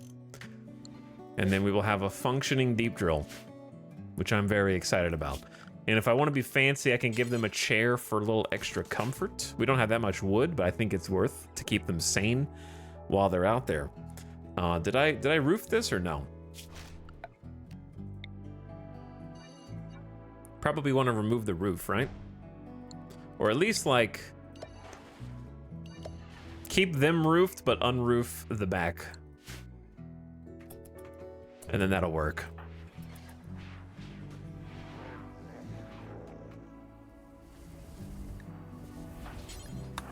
How much Kimfield did I say to make? 1,000?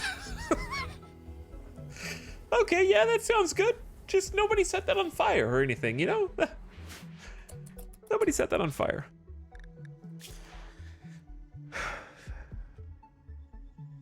A mysterious message has arrived. It seems like it was transmitted by a machine persona that refuses to name itself. It asks you to build a very specific monument, 52 by 20 in size, with over 5,000 resources. You must build this within 33 days.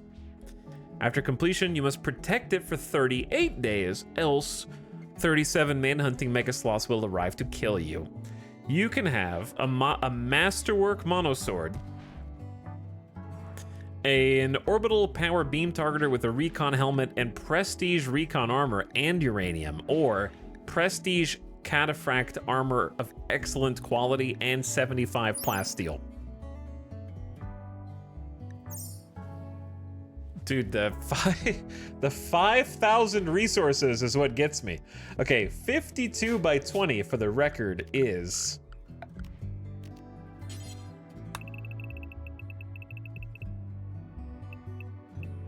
that big. And it's top to bottom filled with stone.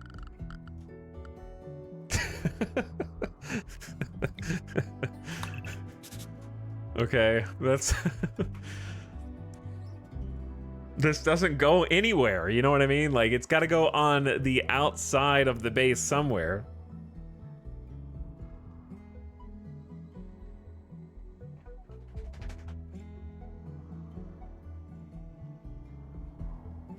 It'd have to go, like, here.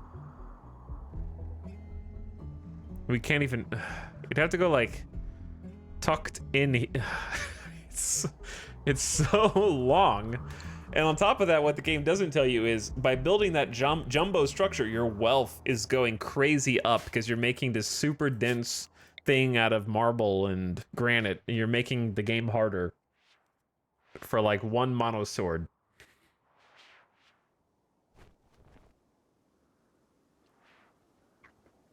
I feel like I just would rather... We're finally reworking the part of the base that matters.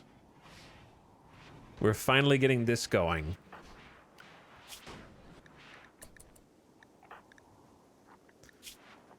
All right. Yeah, yo, our newest colonist, is ready for a work schedule.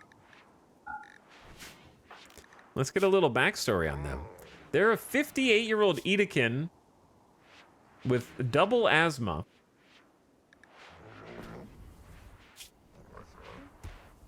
They were a test subject in childhood. On the most corrupt herb world, scientists without a moral compass commit unspeakable atrocities in the name of research. Yeah, yo was kept alone in a sealed facility from birth and subjected to a variety of behavioral experiments in an attempt to turn them into the perfect super soldier. +4 shooting. Firefighting, doctoring, wardening, and caring and visiting sick people disabled. In adulthood, became a deep space mining. Yo did the sweaty, grimy work of pulling metal out of an asteroid on a deep space rig. He used his hands-on industrial skills daily and wasn't bad in a bar fight either. +2 melee, +3 construction, and +7 to mining. They're a... Wow, the fact that you were a deep space miner, but your Edekin genes prevent you from mining well. You're awful mining. Makes that a little bit tough.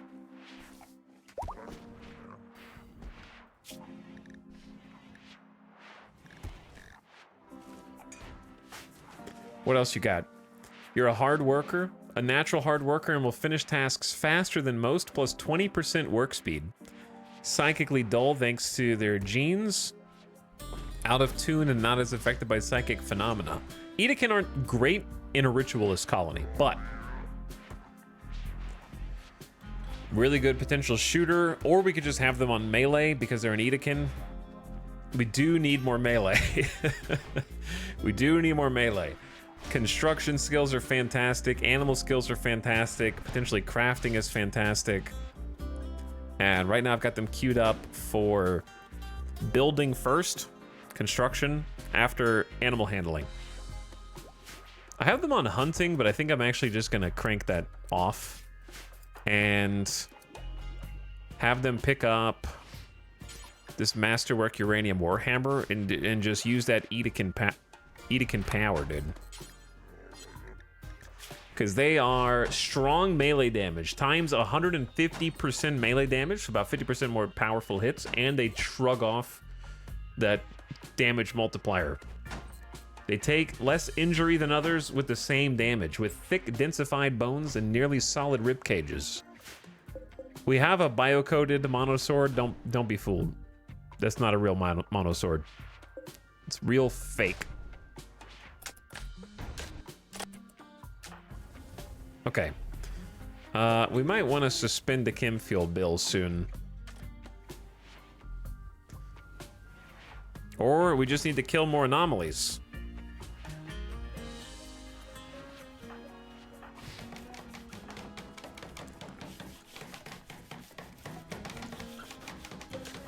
And Gutma, thank you for everything that you've done, but other people can probably handle this. Excellent quality chair. Growth. This furniture is engraved with the representation of partridges playing poker.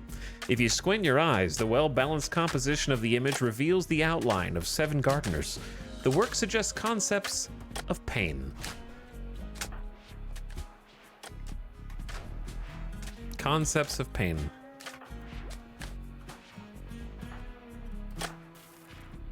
Okay, Epic Cat is a night owl, taking a little nap. Operator Chan is working on our bills. We need 3, 4, 5, 6, 7, 8, 9, 10, 11, 12, 13, 14, 15 parkas. So I want to have 1 extra of each. Why do we only have...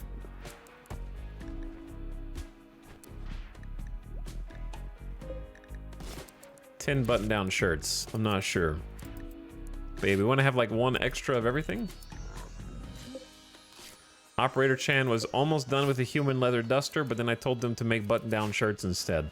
We're making human leather dusters for sale, primarily right now.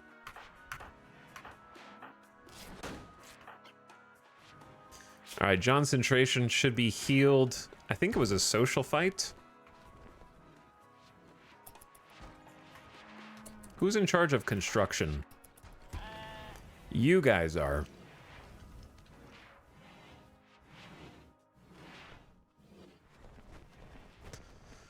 Oh, this is going to connect. It's just open to the outside world. I didn't really think this through. Hold on. I didn't really think this one through. What else is new here?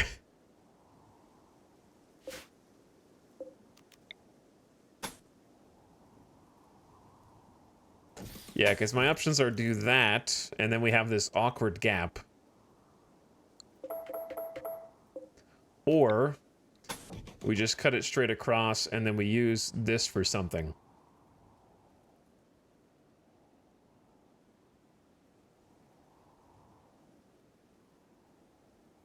Could use it for like a food bench, like a little food table. I don't know.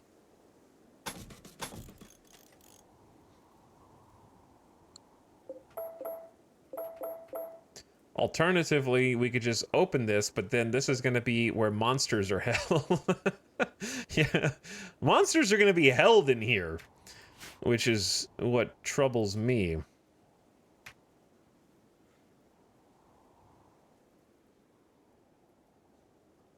I mean, it could be as simple as just a little storage place. I think that just having like a couple of shelves in there makes a lot of sense.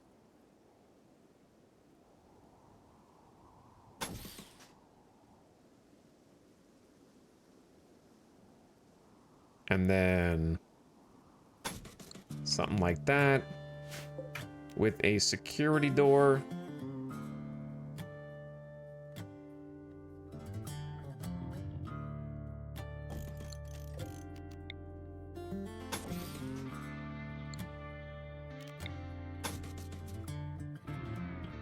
This is tough. I'm trying to make it where enemies, if they come here, can break this wall, which is only going to be 510 HP, and that'll open the security door, which is 800 HP. So the only way to block that is to build here, but then you have like an awkward 3-wide thing. What if we just built that and then mined this and had a little bit more space in this hall? I don't know. It's not gonna look super symmetrical because it's too wide the entire rest of the way.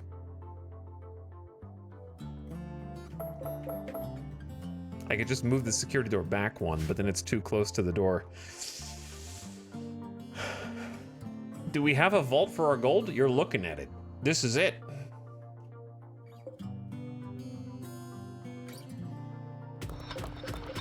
Yeah, I'd say just stick with this.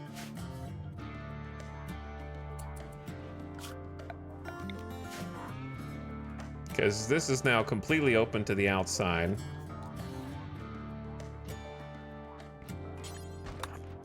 So if you work on the granite wall, I can have Angutma work on the security door. We're gonna need power back here, which we kind of already have. Hidden conduit. Sync that up and it'll have some redundancy. This guy needs to be smooth, but I don't think it can be. It can't be reached right now, so we're gonna have to like deconstruct the wall.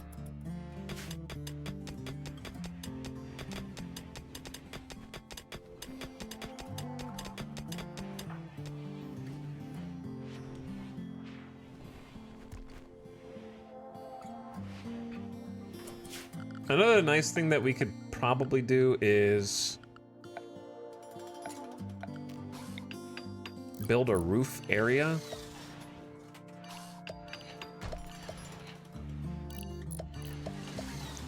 Over everything except the physical mortars themselves. Which will cut down on snow on the ground and make them walk faster.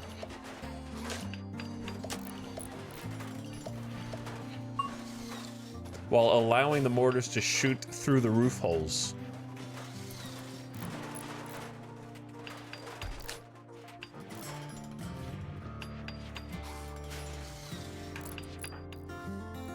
Okay, we gotta hurry before Randy does something to punish while we're in the middle of, like, shifting everything around the base. I know that the punishment is on its way.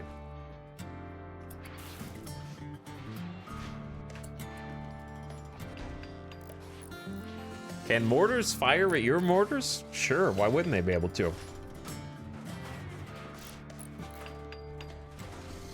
What's the deal with the down guys? They're downed and you're late to the stream? What's up, Cliche? How's it going?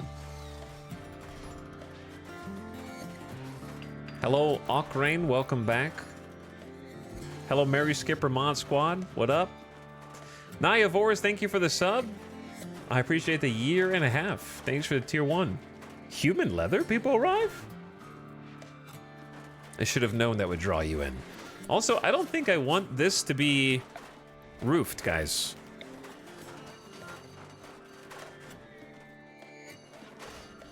Look what you did.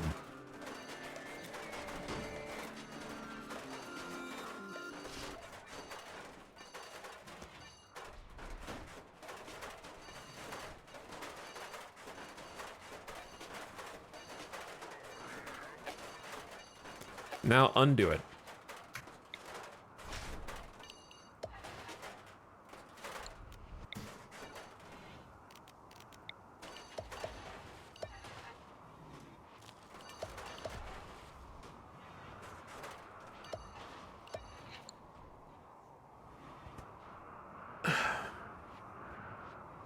Who else goes there? War of the Worlds is here for 89 months. What up, War of the Worlds? That's a lot of months, dude. I don't know how many years it is. Like 7 years? A ridiculous number of years. Literally Nabisco Trisket, RimWorld now. Right now. And also thanks for the gift sub, War of the Worlds.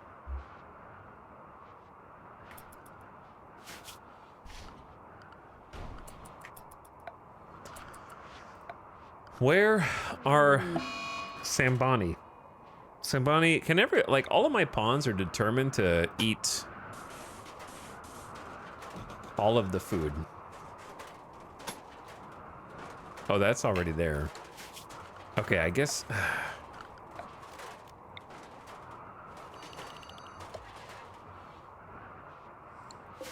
I guess that's gonna be a path too.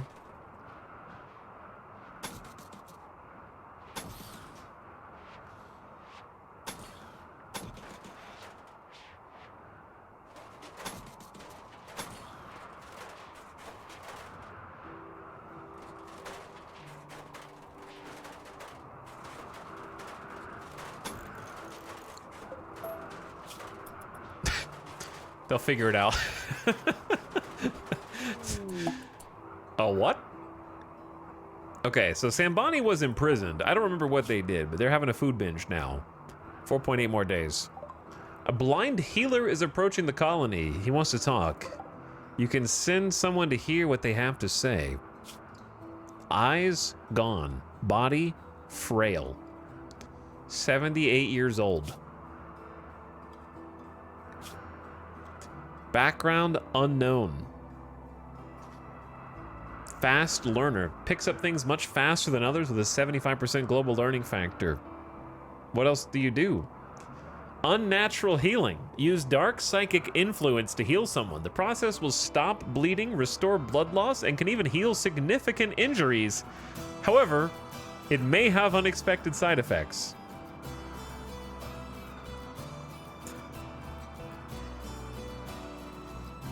Huh. Okay, Dragobont, go say hi. Fester. Their name is Fester. Okay. What's a great name for that character?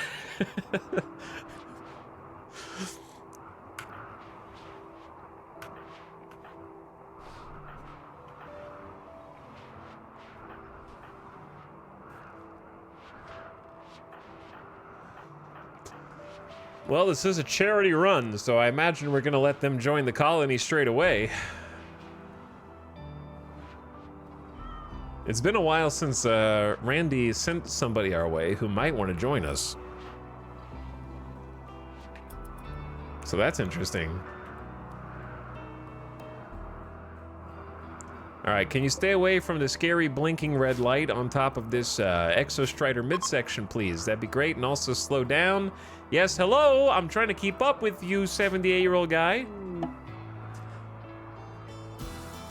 A small, withered man stands in front of you, where his eyes should be. There are only scar-crusted holes in his flesh. Yet even without eyes, he somehow looks at you with a kindness. He says that he knows that his skills are needed here, and wants to stay a while. He offers to use his healing power to help you. He may be very useful, but you also sense there is something Fester is not telling you. I will allow Fester to join the colony. Though they are going to have to conform to our ideology. Why did you guys go through different... Okay, whatever. Just go your own separate way. Welcome, Fester. I kind of don't want to rename Fester or yeah. So we might just... Sorry, chat, but you've got the rest of the colonists. Okay, the new guys' names are better than your names. Frail, they have hypothermia and they're shivering. You need to get inside fast. Frail's minus 30% moving and manipulation.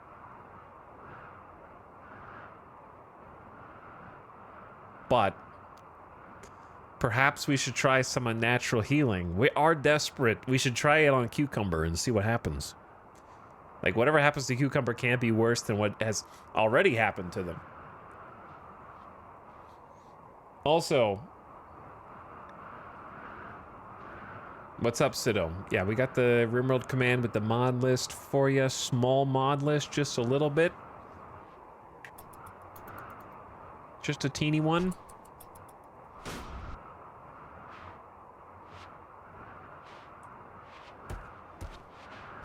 Where are you going with this stuff? What was that? Oh, that reminds me. We don't need 2 rams. That reminds me. Fester is pissed right now. I am a disliked xenotype. Tons of disliked xenotypes. Submanism. Male supremacists who are tunnelers. The ladies have to be totally covered, and of course, the ladies can only have 1 spouse, but men can have 2, of course. Marriage is always the man's name. Submanism. Brawl Brain is the name of their melee specialist. I'm not surprised. Their preferred xenotypes is pigs. Either this is the greatest randomly generated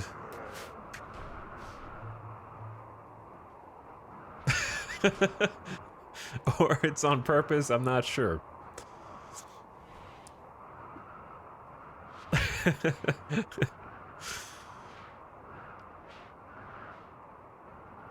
All right, Fester. We don't have clothes for you because we just started. We'll up this in a bit. We should have a parka for you though.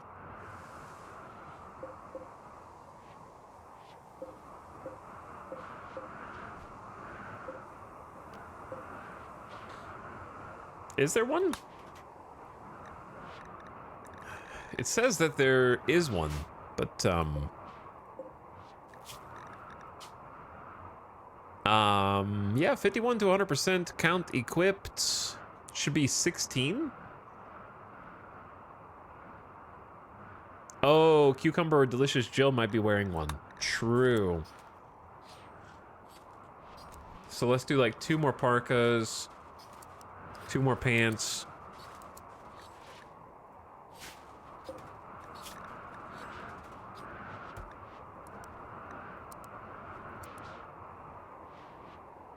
And maybe lower the parka on 1.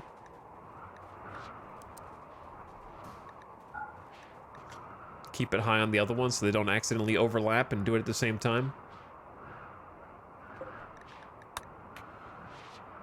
Because, yeah, Fester... I'm going to limit Fester to stay at home right now.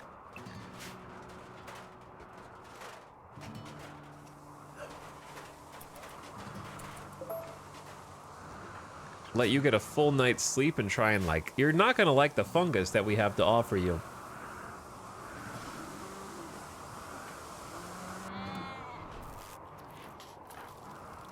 Now, where was I? We got this back to indoors. Good.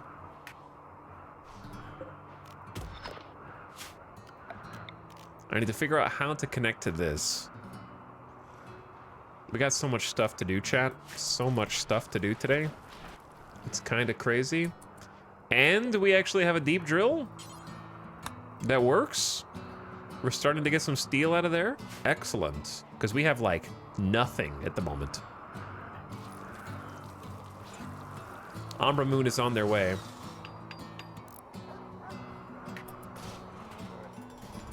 Okay. Fester, have you had a nice snap? I hope you have. Let's try your powers on Cucumber. Unnatural healing. Let's see what happens. I don't think it's gonna work the way that I want it to, but I'm willing to try.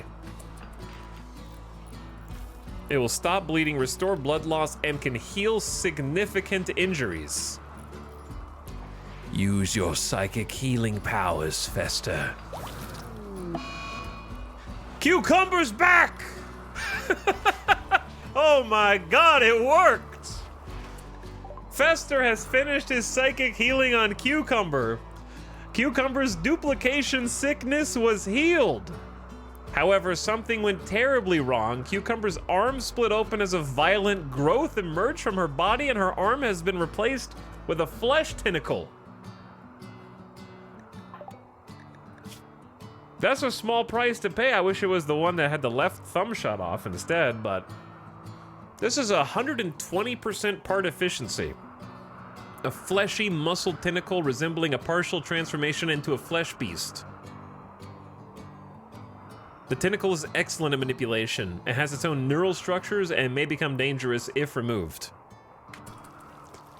I see this as an absolute win. I agree. That's insane. Randy just hit us with the welcome back Cucumber party. Thanks to new colonists with a 6-day cooldown on a natural healing.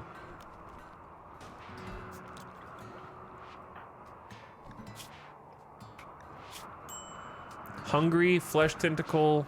So the flesh tentacle's a -6. Get that thing off me! He can cure all clone debilitations. Yes, it looks that way. Super impressive. I had no idea that was even a power in this DLC. The odds of that coming to us right now? So huge. Just getting Cucumber back with a 14 shooting and also just having another hauler cleaner to come back. That's big time, chat. Like, we can do a lot of stuff. Maybe fix Jill's brain. Angie, I just want you to know that there's a 6-day cooldown. And yes, I thought about, I know this is gonna sound shocking, but I considered using the healing power on my other colonists. I did think about that, but I'm glad you did too.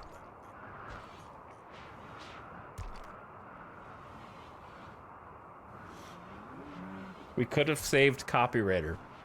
We could have saved Copywriter, but only if it's better. The story's better this way. Operator might have saved us in the interim. Having a second full-time cook. So you got to think about that too. Chat, you guys are so freaking smart sometimes, dude.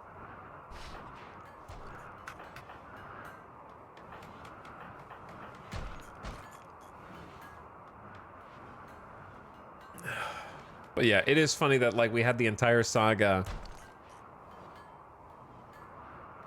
with the clone obelisks, wreaking havoc on our colony in more ways than one. Not just spawning in all the clones, but also creating debilitating issues for existing colonists who we thought had already been somewhat resolved. And then we find out that there is such a way, a forbidden healing art. A powerful, benevolent, blind healer, a sage man who has come to heal the rest of our colonists. But listen, Copywriter might be gone, but at least we kept Cucumber around. I think other players might have killed Cucumber thinking that they would have been permanently out, but we kept Cucumber just in case something came along that was allowing us to bounce back. What an interesting turn of events that is. Ditto for Delicious Jill. Fantastic.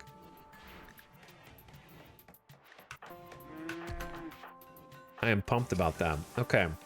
So we need a full-time researcher to be scanning on the ground pin scanner. And right now, it's either mostly lost in Gutma, which is not good, Sambani, who's doing plants. That really only leaves Julia. Well, everything comes at a cost, chat. Everything comes at a cost.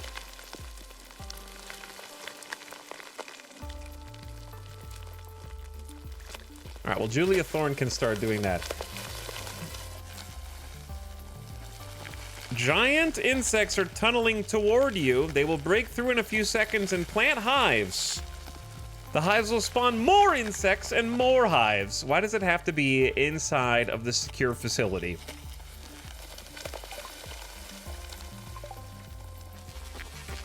They could pretty easily mine through the granite wall and free the Revenant if they want. We have some time before that happens, but it definitely could.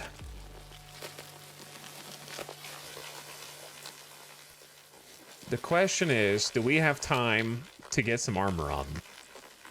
Not that many people need the armor. Nightbot needs armor. Epicat needs armor. Sambani needs armor. Operator Chan needs armor. And Yayo needs armor.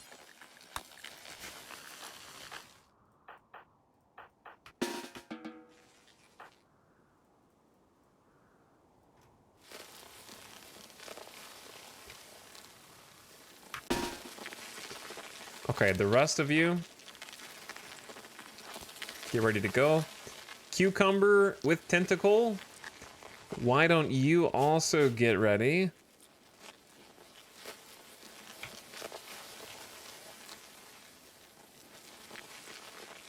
With a normal assault rifle for now, or a normal Hellcat rifle. We haven't really gotten to play with it. 10 damage per shot, 3-round bursts, pretty good range, middling accuracy, 15% armor pin, but it has the fire burst.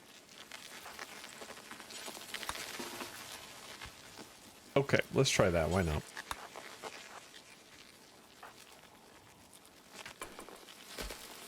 Oh, there. Oh, God. They're everywhere in here, chat. Oh, no, dude. How many hives is this gonna be, man?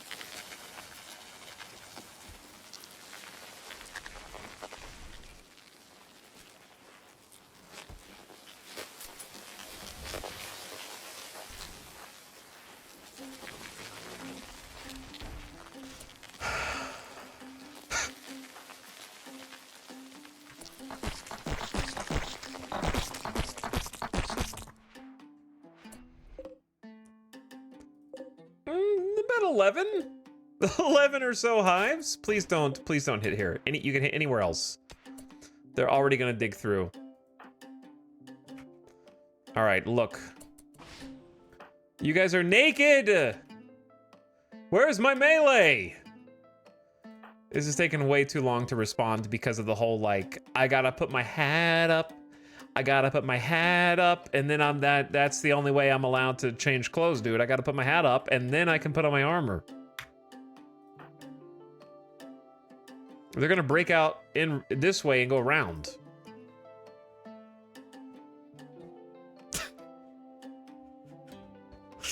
What's up, Avic? This containment facility was once clean and empty, but now, like my sanity, it's full of gibbering monsters and chittering insects. Yeah.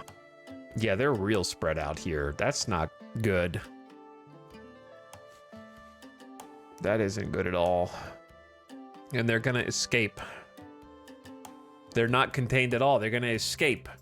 How's it going, dude? How's it been 46 months already? Crazy amount of time.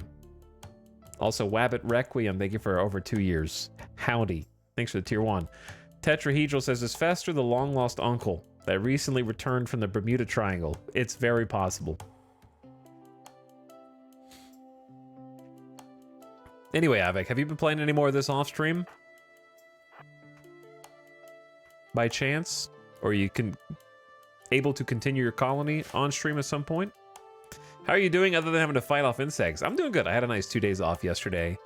Rested, recuperated, feel much, much better. And now I'm trying to figure out how to destroy some bugs. I think letting them break out here is the only thing that makes sense to me. And try to give my melee some time to gear up.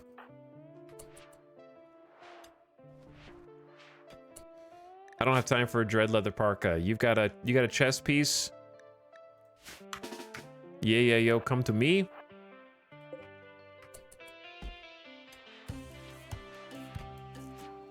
Operator Chan, good job. Come on over.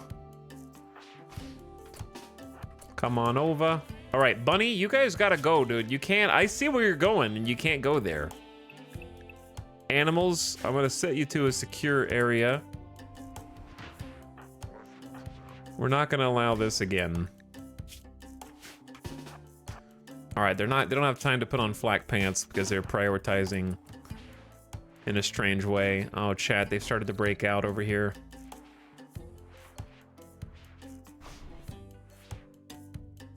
Okay, here we go. Game time, gamers. We're gonna have yo hold the line. Epic Cat on this side.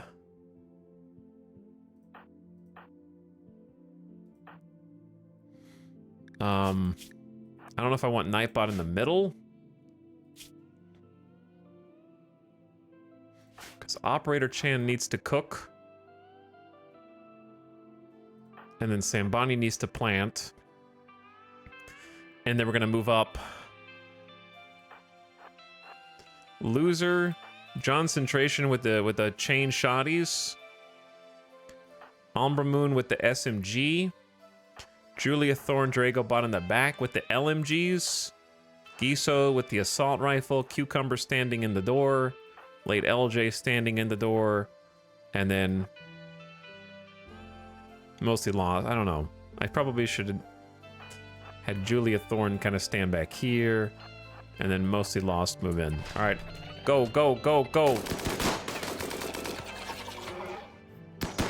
We must hold the line.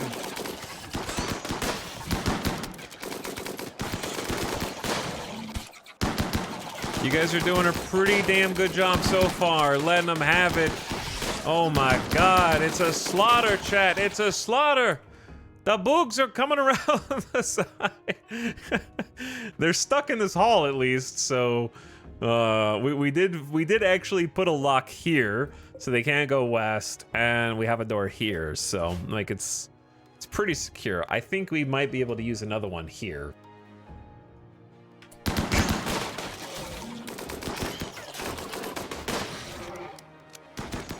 The other ones are just freaking out.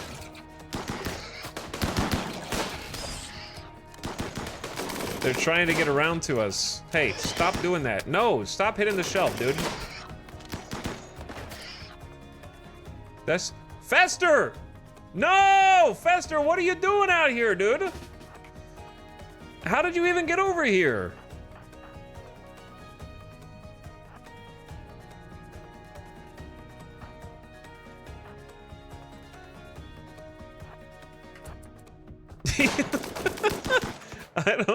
I don't even know where they're going. Look at these dudes. They're stuck. Literally just walk through, my guys.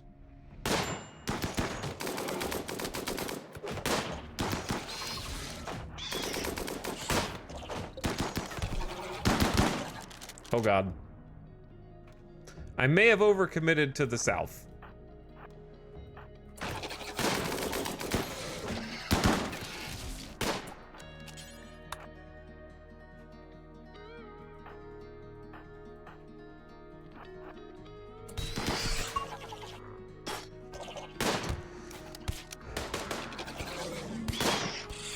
Good job. Nightbot, are you okay? Yeah, you're okay. All right, there's more coming around the top side. Go boom up here. Prep.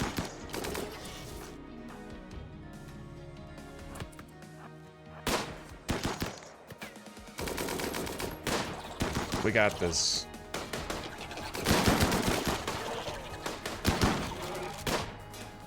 Nice. They hate this shelf. I saved it. Now, if you are bleeding or otherwise damaged, you may go rest in a hospital bed. Some of you were just previously damaged from other encounters. Giso got a gunshot in the shoulder. Man, these mega spiders got guns now? That's crazy. I don't know how that happened. Who did it? Loser's shotgun blast just tore through the shoulder.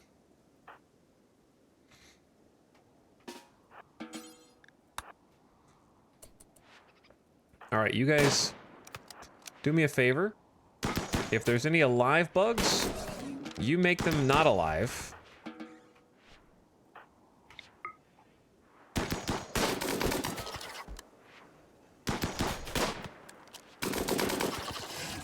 Without opening the walls on accident. That's the key.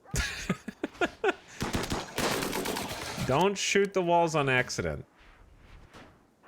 No, loser, not in this bed. We're not gonna go over here.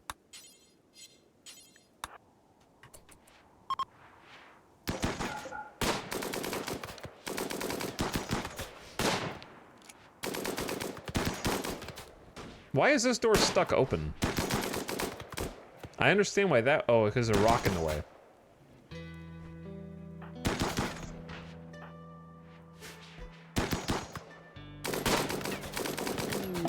An eclipse? Why would you do this?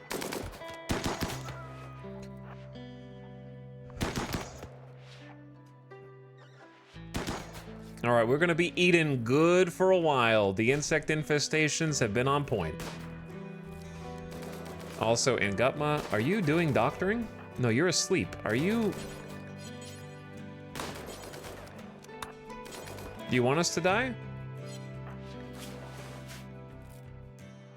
Please heal. Now, you can leave. I'm not going to leave these hives in my secure facility for the bugs to just keep coming back and causing problems, but you could if you wanted to. And farm some bugs. Not a bad idea. Jelly. We got a lot of jelly, actually.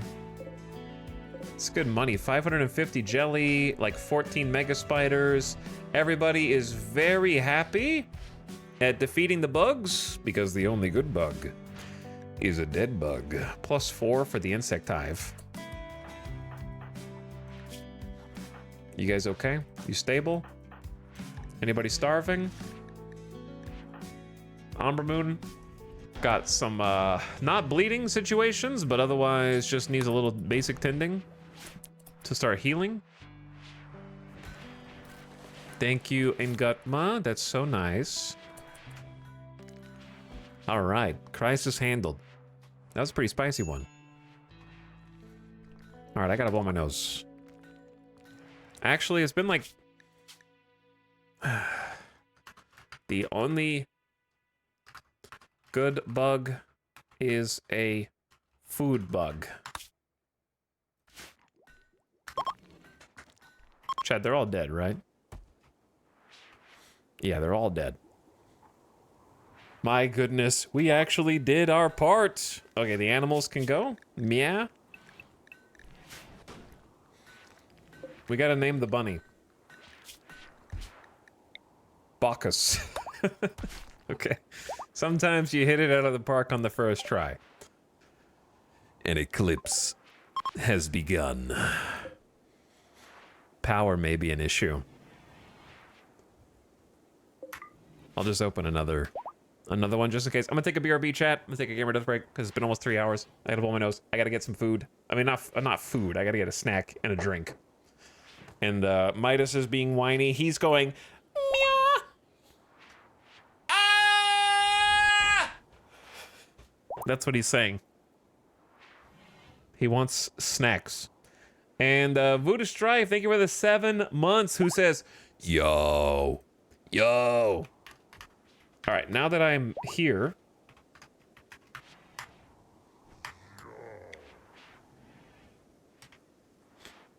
Avik says, the space bug has me firmly in its mandibles. Been trying out a mod for X4 called Reaction Force, which makes your military ships do what you expect them.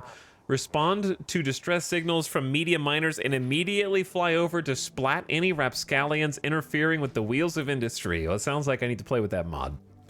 That's what it sounds like. I'll probably be playing some X4 this year for sure. Maybe after the DLC comes out.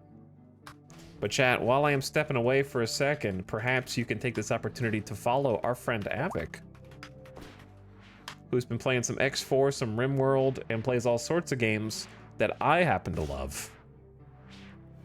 Maybe you toss them a follow and catch the next stream, or check him out on YouTube. But I'll be back in just a minute. Thanks for hanging out tonight. Enjoy Cinematic Cam while I BRB.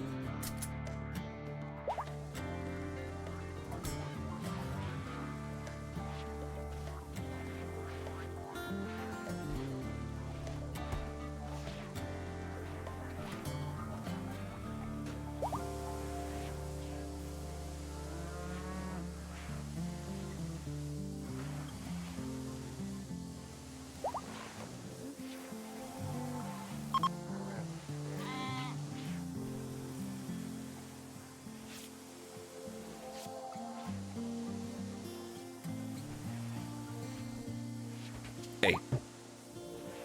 Insult. Oh no. Chat, what happened? Why is Cucumber bleeding?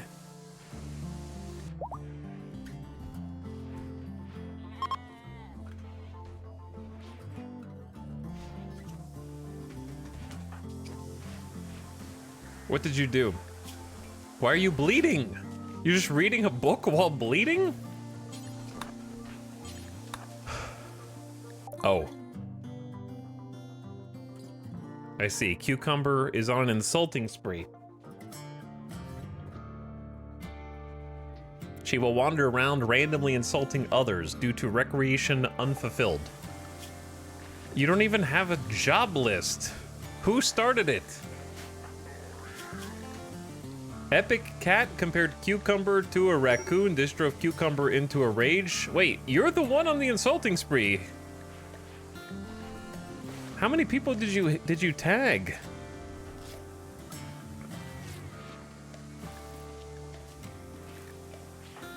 You started a social fight with the level 10 Nimble Melee. Epic Cat clapped back and Cucumber did not like that. I see that. Loser got insulted ×2. Ooh, getting a nice heal root harvest. Let's see, anyone else? Okay, so it wasn't the worst insulting spree. -8. Oh wait, that's jealous. -5. I've been directly insulted. Nightbot and Giso talked quietly about seduction. Interesting.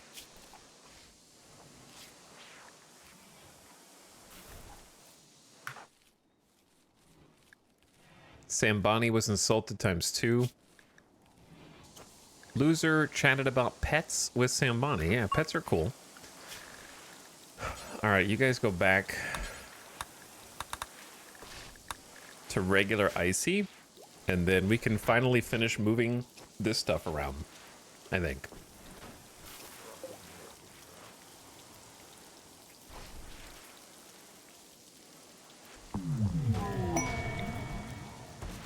But we have to do it in a bit of a funky way.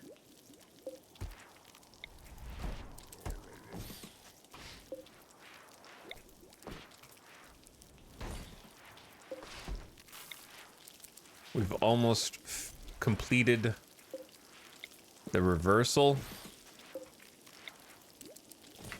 that I've been trying to do for so long. Thank you, Fester. You're gonna fit right in here at this rate, dude. Oh, dude. Do we not have a ritual spot?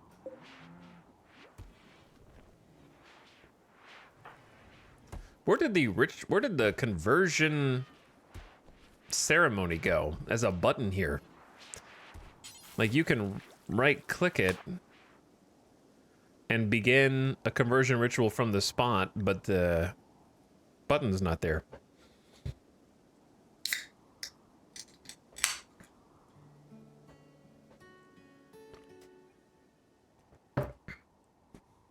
Unless I'm dumb.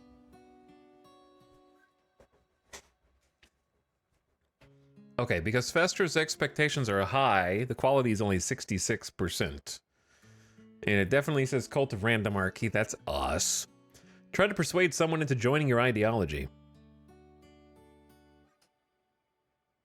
In case of success, their certainty will be reduced or convert immediately. If it backfires, their certainty in their own beliefs will increase. I say let's go ahead and bring everybody around.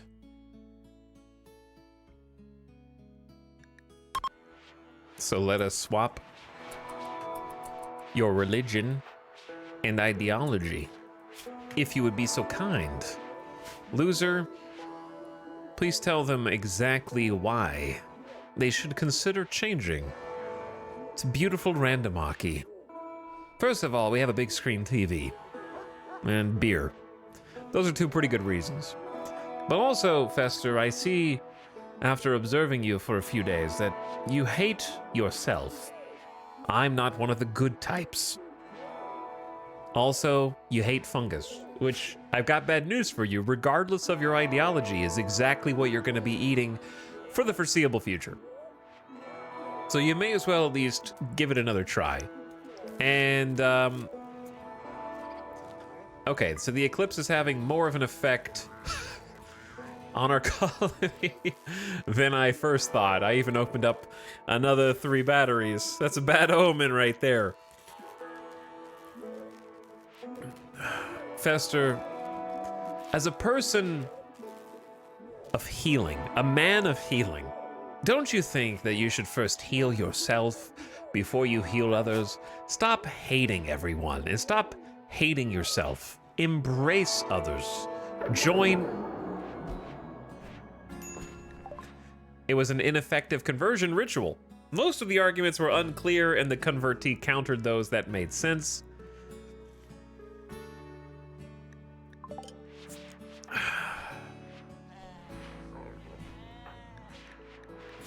I mean, they were already at 90-something% anyways. Embrace the chaos, loser. Well, the downside is now, of course, that they're going to have more conversion resentment potentially.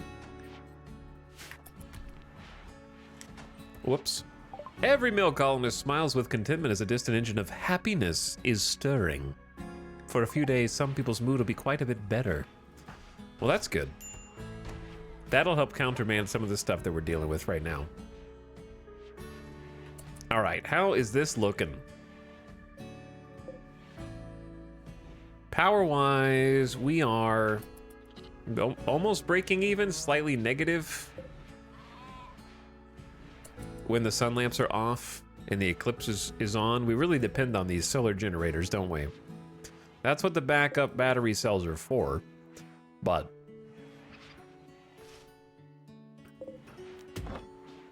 I'd like to haul all of these out of here.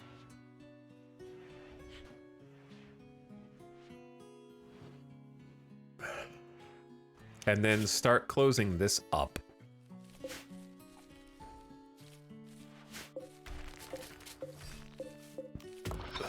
I've already got a plan.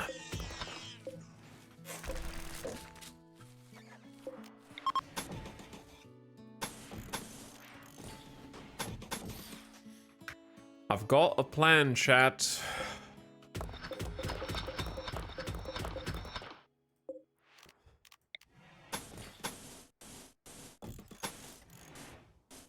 We just have to make it a reality.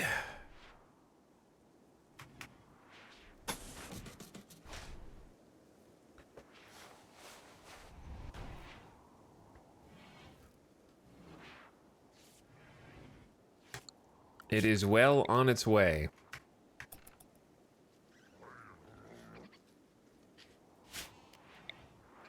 All right, where's the door gonna be to here? The door's gonna be there. How is this going? So there's about 300 steel underground in each of these spots. So it's like 3, 6, 9, 12, 15, 18, 21, 24, 27, 30, 33, 36, 39, 42, 40. I assume this one's empty. 45, 48, 51, 54, 57, 60, 63, 66, 69, 72, 75, 78. So like pretty good amount, 7,800. Pretty good amount, dude. I'm impressed.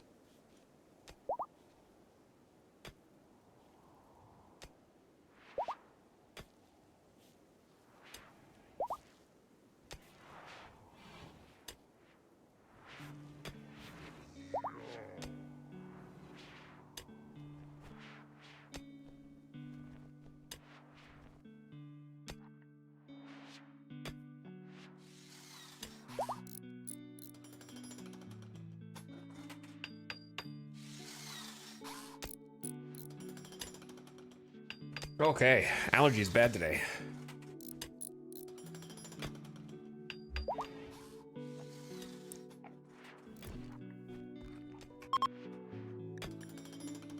Get to work. We're actually gonna build the Echo Altar and the Randomium creations. It's gonna happen, chatters. It's gonna happen. We should do a ritual. Yeah, we should do a ritual, to be honest. Hang on, what about all these bodies? What are you guys doing? Get to work. All right, this is your fault, loser. This is your fault, loser.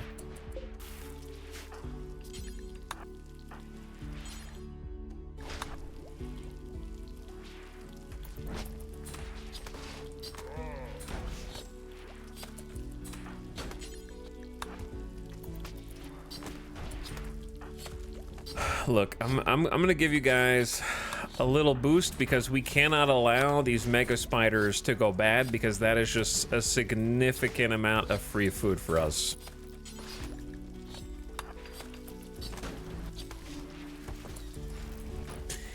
Delicious insect meat going to waste. Not on my watch.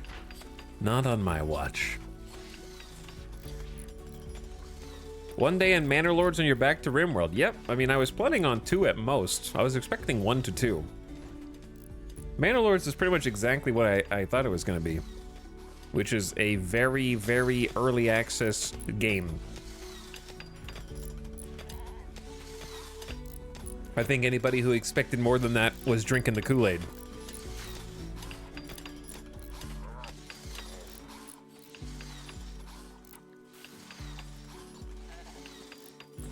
But also, I got unfinished business. This is my unfinished business right here. This is my colony that this is my baby. Needs time in the oven, but it's a good start in my opinion.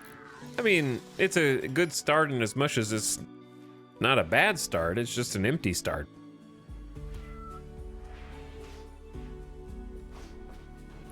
I think you could say about Manor Lord's start the same that you could say about literally any game that's in that genre, because it's basically the same as every other game that's in the genre, and they all start at the exact same place. They give you a small production chain to cook bread, and then you go, wow, this is a really great start. I can't wait to see what becomes of this game.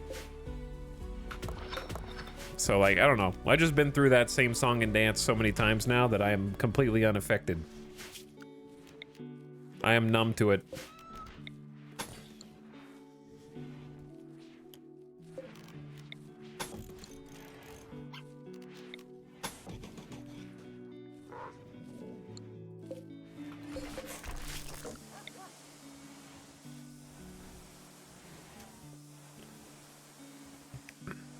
What's up, Avic? Says, I didn't even make a single episode on Manor Lords. I couldn't find an angle to make it a fun watch for 45 minutes that wasn't some sort of medieval town ASMR 10-hour sleep study chill video. Yeah, I mean, it's pretty much vibes only, I would say. Manor Lords is vibes only at the moment.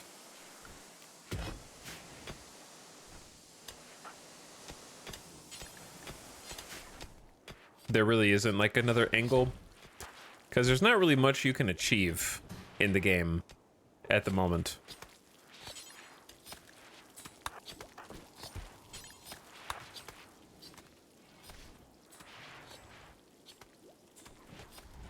But I do grow tired of every time I go, Manor Lords just doesn't have much to do. There's like the early access crusaders in chat are like, most early access games are bad, actually, is what they'll say, without acknowledging that most games are bad, actually. Like, just statistically speaking, most movies are bad, most books are bad, most everything that humans make is bad. The ones that we remember are the exceptions and the good ones, so trying to apply that to, like, early access games with some kind of special acknowledgement without also acknowledging that that's just true of literally everything that we do in life is kind of pointless, I'd say.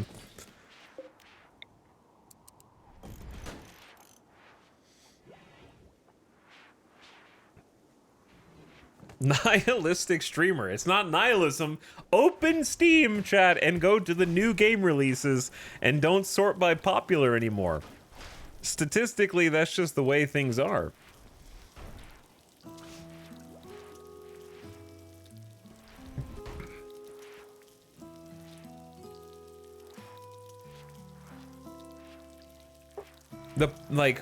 Everything that we recognize as being good is good only in comparison to everything else.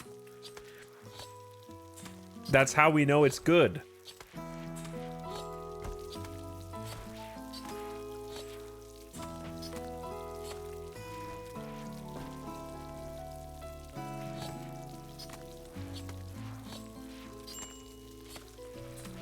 Avic says, I genuinely love what's there. It's got super solid foundations. It just needs more of everything but the ambiance. There's just not much game. Yeah, there's just not really, like, I think too much focus was spent on making it pretty and beautiful in, like, a viral way and less on actual, like, mechanics of any form. Which is what I expected. When I see something that's like, oh my god, this game looks beautiful, that's where my brain goes first.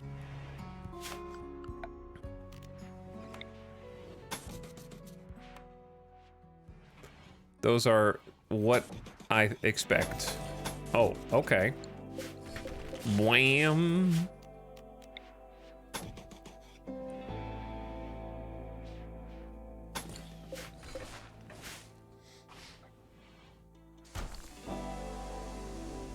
I don't think most games are bad. Well, you haven't played most games.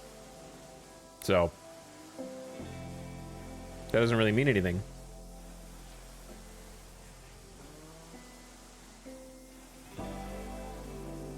Will you play Dwarf Fortress again sometime? Maybe.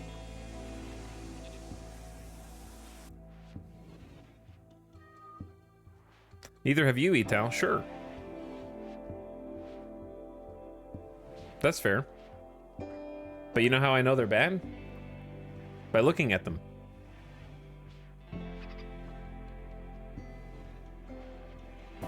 You can... Chat, true or false? You can more easily tell when a game is bad by looking at it than when a game is good by looking at it. Or anything.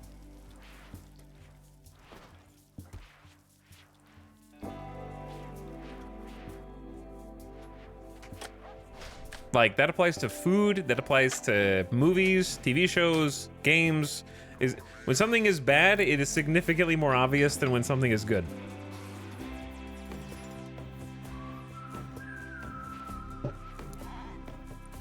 Like, to figure out whether something is good, you have to experience more of it than to figure out, because the bar of achieving that status is higher.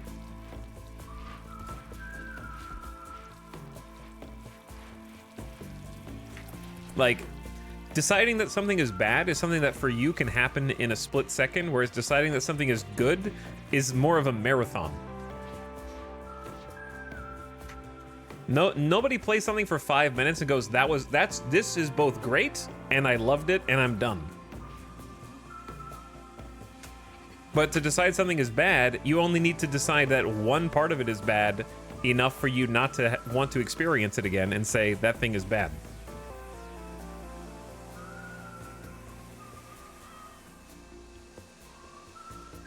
Like, you only need to cross off one box to decide something is bad. The barrier is much lower.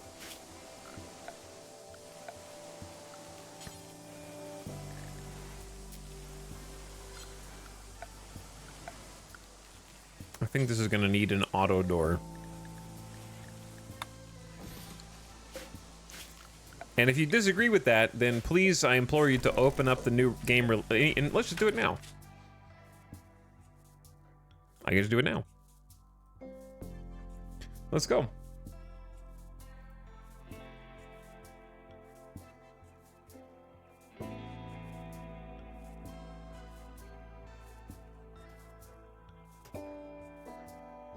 All right, chat. Here we are. These are all the games that have released today. This is April 29th. Oh, and that's yesterday.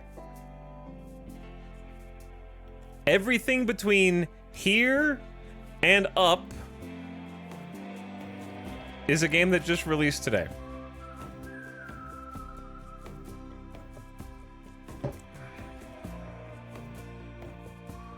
Or a demo. Something you can download. And you're going to tell me that most games are good or okay. I could cherry pick plenty of these, but I feel confident in saying most of these are bad, actually. I feel very confident in telling you definitively that most of them are bad. And don't say, well, Ship's Cat exists, which is about a cat on a burning ship, and therefore games are good, actually. Okay, don't cherry pick one example out of this.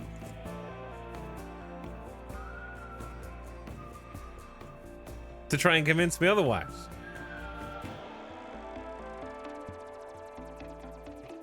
But also, like, most of these games are just people experimenting with things and releasing their experiments for other people to play either for free or for like $2.50. Good and bad are relative. No, you're bad, and that is definitive. But yes, good and bad are relative to other things that we have established which are good or bad. That's correct.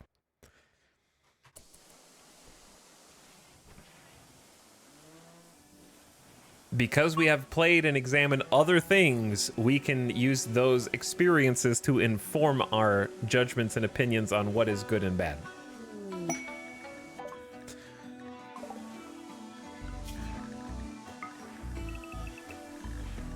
All right, don't cancel this party.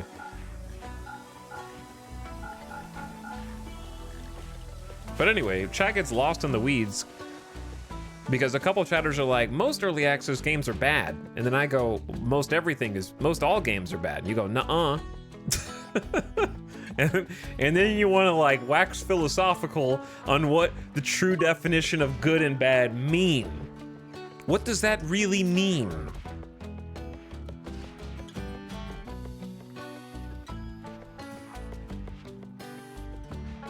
That's called moving the goalposts. You're changing what we're even talking about. Most everything in life is bad. Statistically, yeah. But there's plenty of good things in it that we can recognize that they're the exception, not the rule.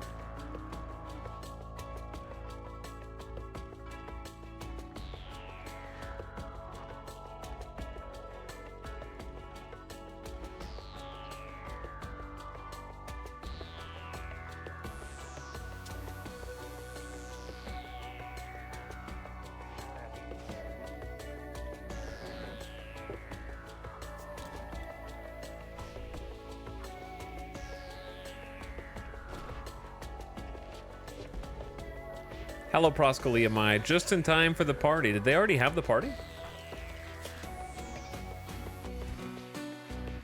My point, chat, my point is don't diss early access just because you're correctly identifying most early access games are not worth your time. Most games in general are not worth your time. So don't call out early access as like a special exception to that. Because it makes you feel good to be able to us versus them early access games.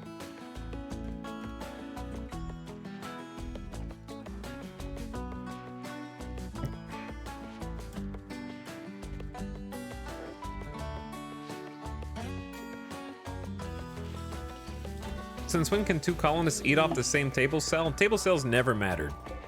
The only thing they need is a separate chair.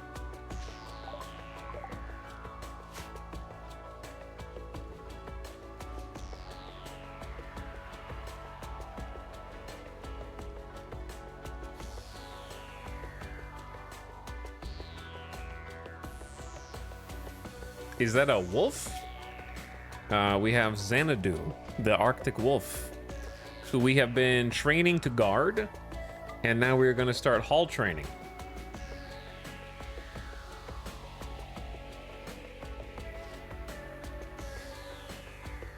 This is why 1x2 tables are superior. Yeah, I mean, you could do exactly that. You could do this, where you have a 1x2 table, and then you go bam, bam, bam, and that would work. If you wanted. Have 6 chairs share the same table. That would be perfectly functional.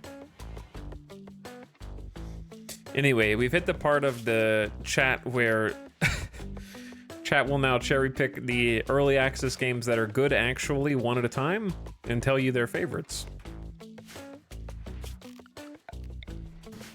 And we will continue to repeat the conversations from earlier by talking in circles.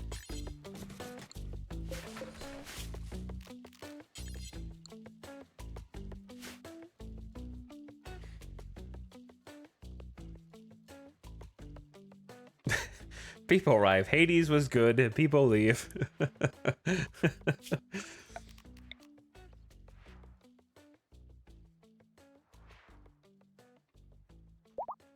Talking in circles, I think RimWorld could use some diplomacy.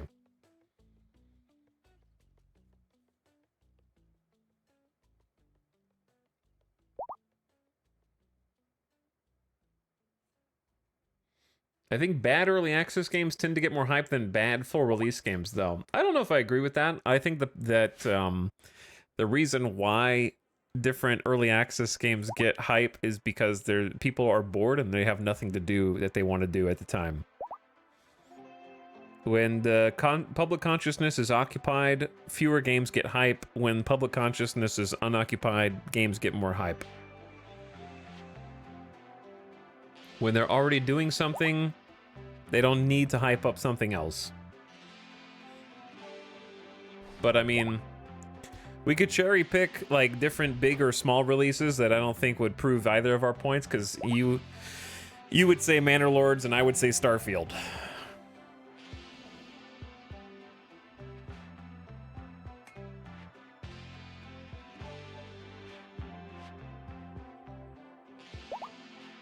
But I think that there's plenty of big game releases that get hyped that aren't worth getting hyped about.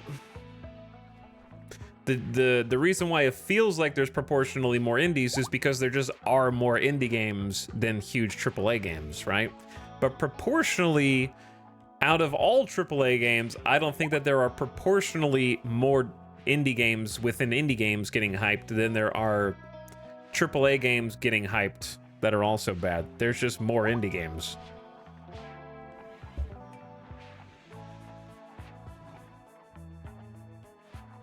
Sorry, they're quadruple A games now. Of course, yeah, of course. That makes sense. All right, Randy is about to do something evil. I can feel it. I mean, the infestation was pretty obnoxious, and we still haven't finished cleaning that up. But it looks like everyone's mostly healed.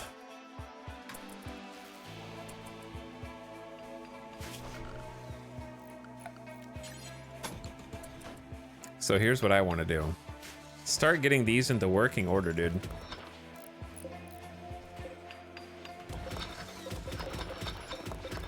And move our test subjects over there. There's a faster way to do that. I just decided not to.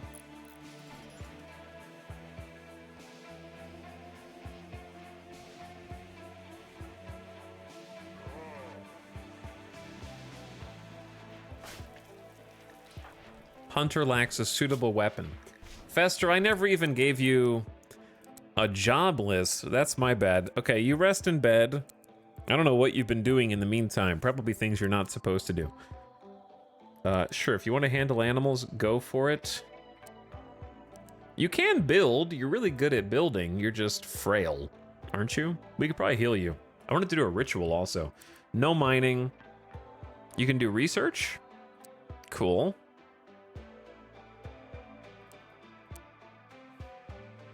And then cleaning and dark study. We kind of should have dark study covered. I've got Julia Thorne focusing research now, so we can go back to ground penetrating scanner. The random find interval is about 6.5 days to find some new deposits. So we got somebody on that.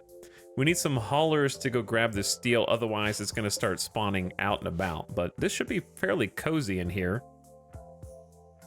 Maybe I should roof this. I don't remember if the deep drill puts out much heat at all. We could try roofing it, and maybe it'll be a little warmer in there.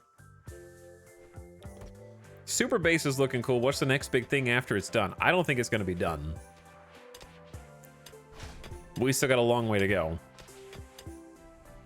But there's a lot of things I could tweak and refine. But it's starting to take shape. We got another fungus harvest coming in.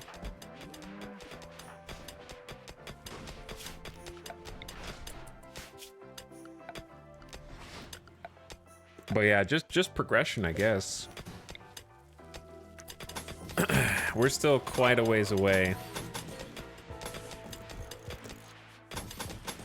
from this all being done. Umbra Moon is running circles around Giso. It's kind of embarrassing. You'll get there eventually, Giso. Maybe.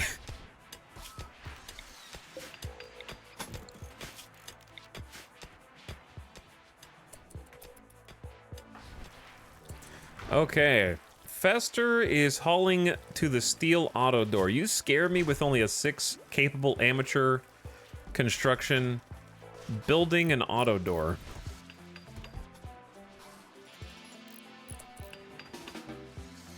Maybe you're just hauling stuff. Okay, late LJ's got it. That makes me feel better. We're missing clothes for our people.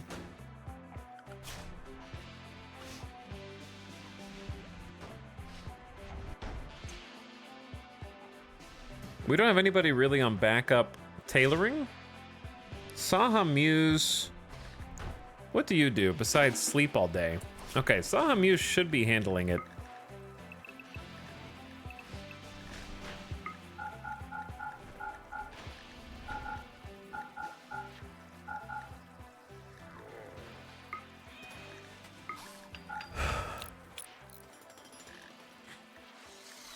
We'll see if that actually holds true or not.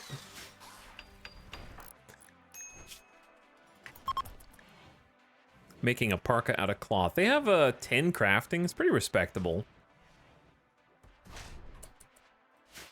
But yeah, this place is a mess. I'm really excited to see if we can make it into something like very nice and usable. We have some immediate goals in this area right here that's going to require a lot more wood. We're making fine meals with fungus and insect meat. Our colony is going to be unstoppable whilst they are eating these, to be perfectly honest with you. That's a buff for both.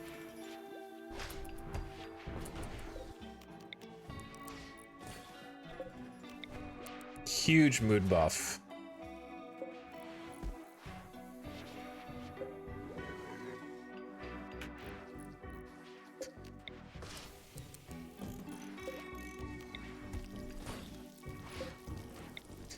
Oh my god, we're almost done with the armory revamp. It's so close to being done. These are going to be the new secure facilities here, but what we need, yeah! Epic Cannon and Gutma keeping us fresh on the granite. Cucumber's healing up in the hospital. Fester's already becoming a construction god.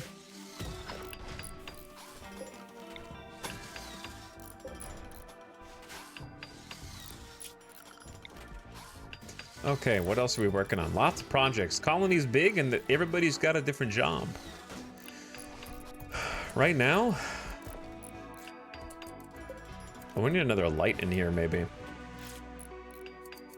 Light in the hallway would be good, too.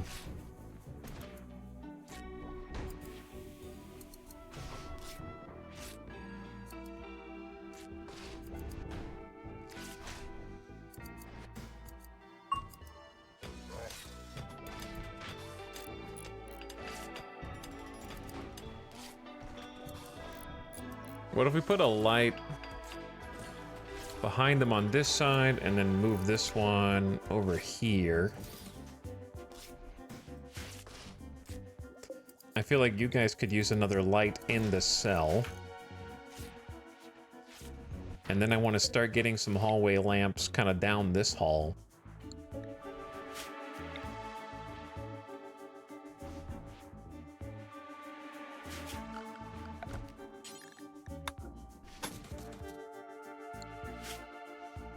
Okay. Build a copy. Put them in these little recessed nooks. And then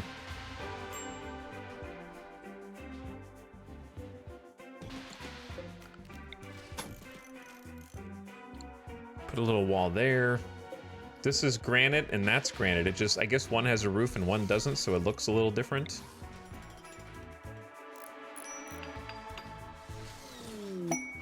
A shaman merchant. But yeah, the faster that we get some lights all the way going down this hall, I think they'll be able to walk down it faster.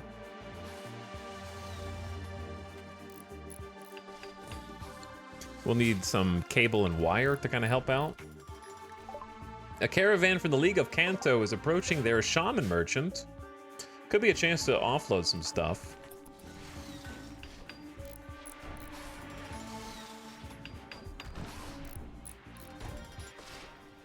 Now that we've got Fester to help with construction, what's your downsides, Fester? You just have bad manipulation. That could be a good target for us to do the, chronophage. It's honestly a pretty good one. Julia Thorne's left lung has been removed during surgery. Wait, what?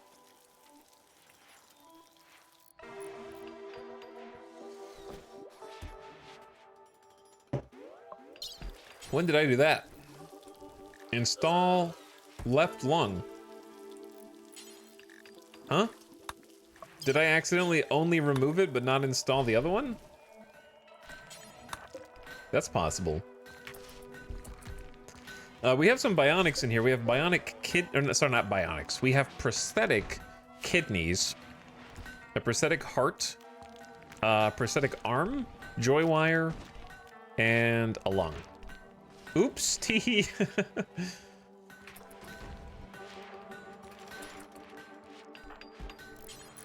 All right, Mostly Lost, would you like to help us with this one? I say we just go ahead and give them their lung back if it's theirs.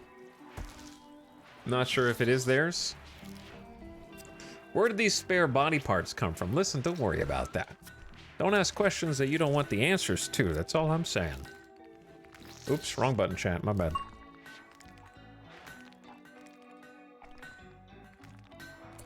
A successful surgery and some good training for Mostly Lost.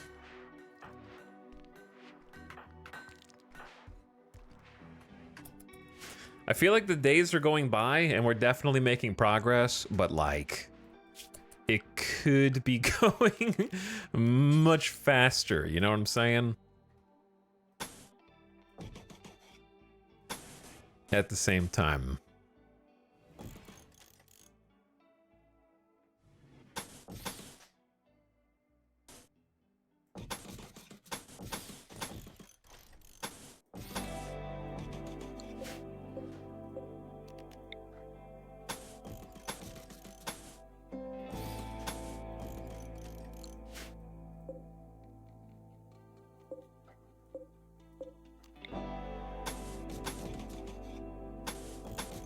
Why does this have more space? I guess we were potentially gonna like carve a little bit of this out, but it might just be better to box it in.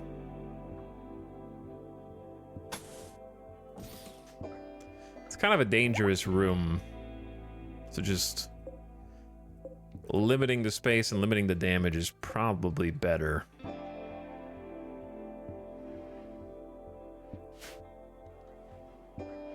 Yeah.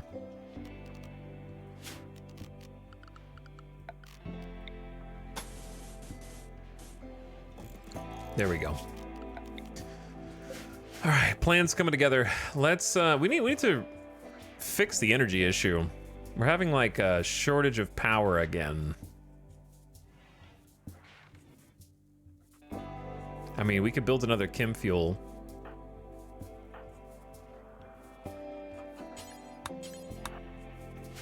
But besides that, our best chance of power is either another geothermal, which is kind of a big undertaking because it's just a lot of building.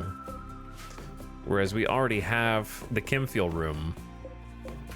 So just allow them to chuck it together. I'm just worried we're gonna run out of chem fuel. We're all out of twisted meat.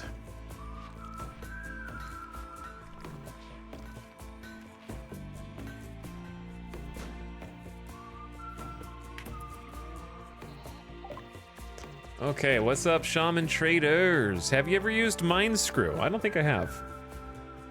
But thanks again, Proska Liamai for the 27-month sub. Wizards 845 for a year. Happy 1 year, Wizards. Sinless Moon says more social fights, please. No. Shut up. Squipsy says first time I've actually subbed. All the other times have been gifts. Your community is crazy generous. Thanks for 11 months, Squipsy, and also for priming yourself. We'll take care of it for the next 30 days. They got some pretty decent silver. Chickens, roosters, hens. There's too many animals. We already have too many animals. It's an issue. They have neutroamine. I'll probably take that because I think we're gonna have too much to sell. 7 void sight serum. What if I told you maybe we should just use some of those that we already have? They have 103 plasteel. We're gonna need plasteel eventually, but I don't know if I want to buy it now. A psychic soothe pulsar and a harbinger seed. The seed of a harbinger tree that can be planted to grow a new one, which will eat corpses or meat planted nearby. Interesting. Psychic soothe pulse is good. I don't know if we can afford all. Oh my god, they have psychic insanity and shock lance too. All right, I don't know if I can afford all this. And I want to have a bunch of money left over is what I'm trying to say. I don't need nanostructuring chips though. This is for Mechanitors. Oh, we have 2 of those from the bosses, right? Those are $8.39 a pop? Whew. Bam. Oh yeah. They got some, we have some books. I don't know if we don't need any of these. 200% rec gain multiplier is insane. Teaches construction. Teaches art. Teaches intellectual. We already unlocked both of those, so sell that. Drug production and death rest, gonna sell that. Long range mineral scanner. Though, does having more books in a bookshelf buff the bookshelf? That would be one reason to keep them, potentially. Otherwise, we don't need those anymore.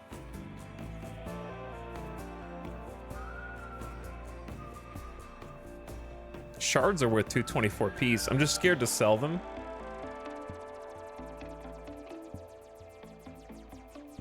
Just for the research bonus. They're not worth that much, so I don't really need to sell them. We could sell insect jelly and make a killing. Insect jelly does fill wreck, but it's just a really nice vendor choice.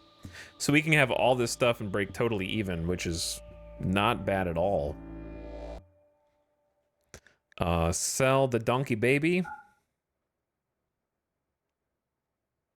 to a nice new loving home, and then we keep, I don't know, I would actually like to have hens and roosters, but that just seems like a huge pain right now that I don't think we can keep alive.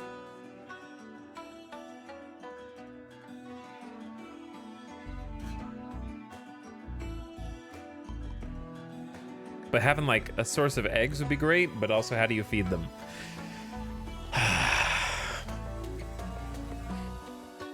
All right, no, I don't want to keep them. They probably won't even survive. Down to only 14. It gets way colder than 14 here. Huge trade, but also there's so much junk up here. Haul that lance in. Epic cat, haul the pulsar in. The rest of it we can just grab. Saha Muse can maybe get the Neutromine. That was basically just a free transaction.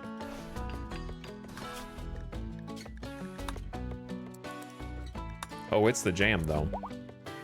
There we go. I feel like we're hearing more Anomaly songs. Was there a patch or are we just getting lucky?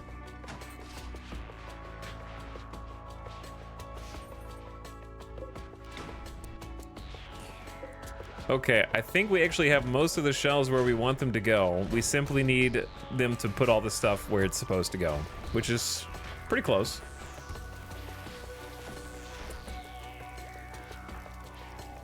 Ding, ding, ding.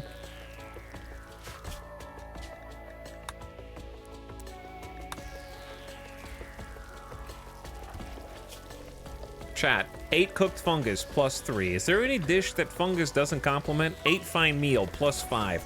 Tasty. 8 cooked insect meat. I could still taste the bug slime. That is a plus 14 for eating these fine meals. We can't lose. And then on top of that, we have the pleasure pulse. My body ripples with joy. The world is soft and fuzzy. I love it. They are eating real good, dude. Oh God. All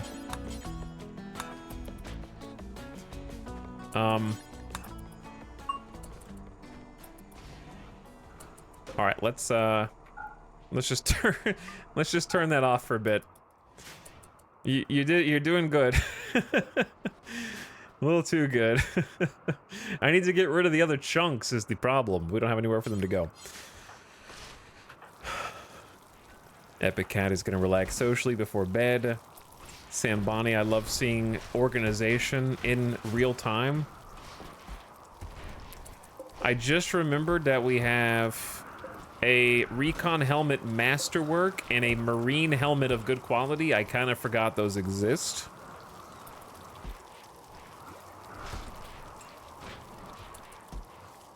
Oh, this is in the wrong spot.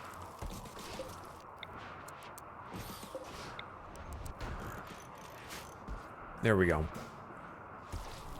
That looks clean. Operator Chan is in the dark up here. What? No, because I moved the light. And it's cold in here.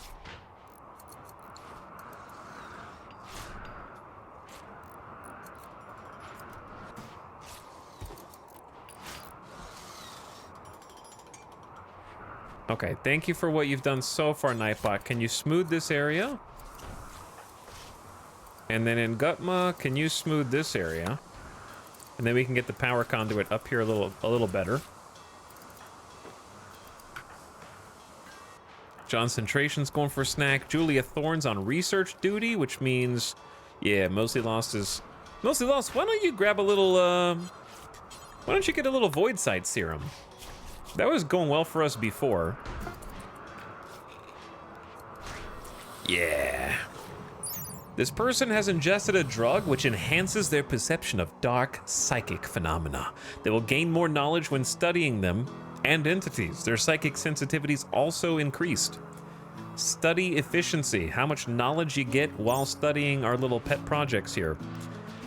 Here's the deal though. We need to get these guys separated because I don't trust them.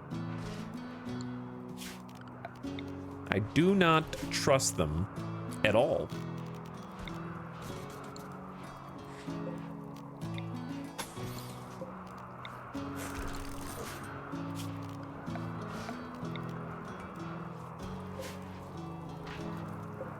They have been very, very naughty.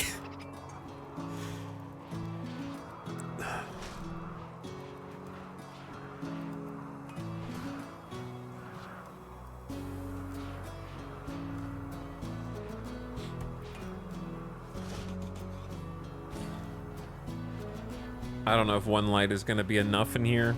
I think two would look cleaner. Though we're using a lot of power.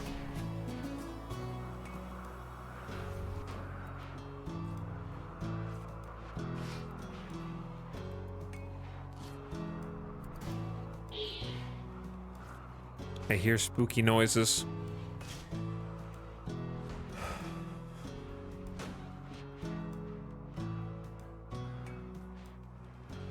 Yeah, I don't know where the lights in this hallway should go. I'm thinking like either here across the hall or just next to the doors.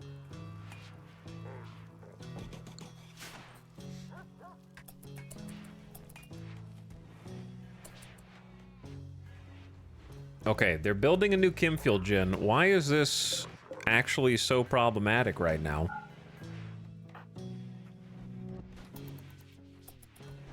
Hauling components to the Chemfield powered generator. Good. Maybe I just gave them too many jobs to do. Ooh, we've got lights in this hall. All right, that's good. We just botched construction on a lamp. They're doing their best. What if I said we need to move that one chunk, like, just a few feet away? I'm not asking for botched construction. Yeah, yo. You have a 9 construction and you just wasted 2 components for fun on a Chemfield gen. With 91% manipulation. You guys have to be better than that, dude.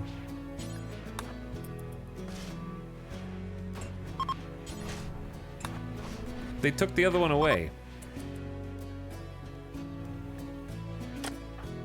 Abilities ready to counsel, reassure, and preach health. Okay, loser. We need to go talk to Fester. The old-fashioned way. We already tried a ritual and it backfired spectacularly. So, we're just gonna do, where are you going? Umbra Moon started a social fight with Nightbot. Umbra Moon. What if you didn't? Nightbot flagrantly disrespected Umbra Moon's kindness, which drove Umbra Moon into a rage. You're not kind if you start a social fight after somebody disregards your kindness. It sort of confirms what the other person said about you. Now, one of my chief builder planters and chief mining colonists are just gonna go be hospitalized. I heard Nightbot just take 2 bites out of your leg and then down you. Nightbot just bodied you. You didn't even hit them like 1 time? Don't mess with the colony's preemptive brawler. I'd say. No one wants to help Omberman now.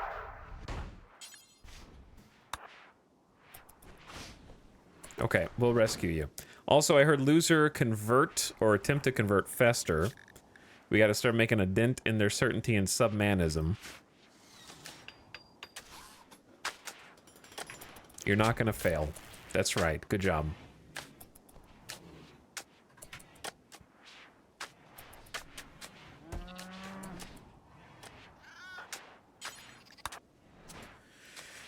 Moon, enjoy your stint in the hospital, I guess.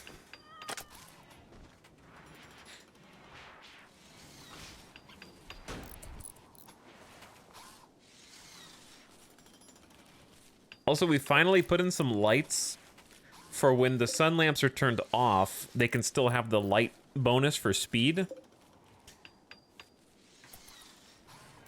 to do their tasks faster, because they usually do this like kind of harvesting, replanting at night is kind of how it seems. Giso just topping off our Chemfuel gen, which that'll be nice. Should hit us with an extra 1,000 watts, which will hopefully trend upward instead of downward now. Yeah, you can see our excess is like 1,382, so we're barely above the threshold there.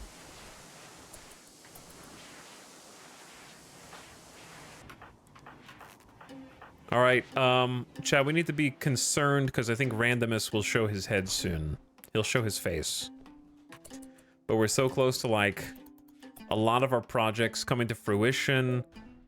From 0 to 4 chem fuels, we got an actual functioning hallway here, even though it's a really long, scary connected hallway. It's protected on a lot of sides, which is good, but it could be better. Umbra Moon can walk again, but only just.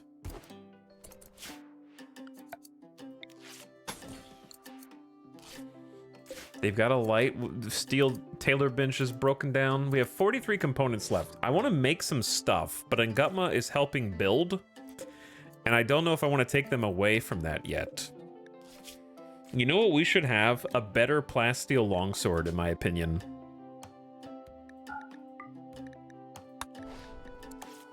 We have so much... We're not going to have so much plasteel forever, but we have 800 right now. That's a lot for anybody, no matter how you slice it. No pun intended. So we'll take 100 of that and try to make a god tier plasteel longsword. And then we have a whopping 1,400 uranium. So let's make another uranium warhammer after that.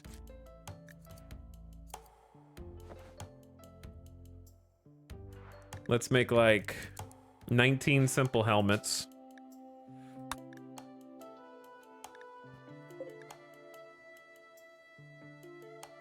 And then we need to go back to making flak.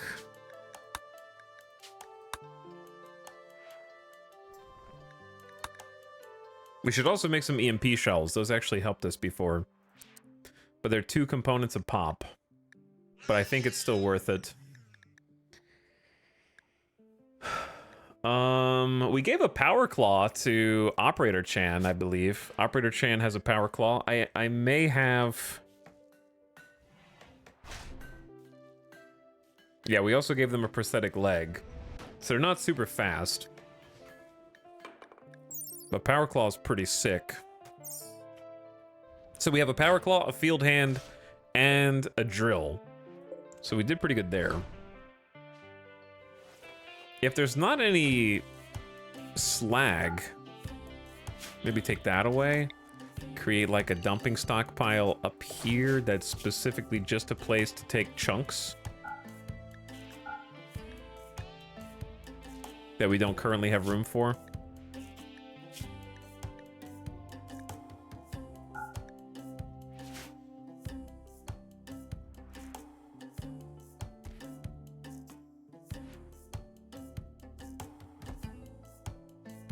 It's wild how successful this colony's been, especially watching from the start. Yeah, we've had some good times and we've had some bad times. For sure. There's been laughing, there's been crying. To put it mildly.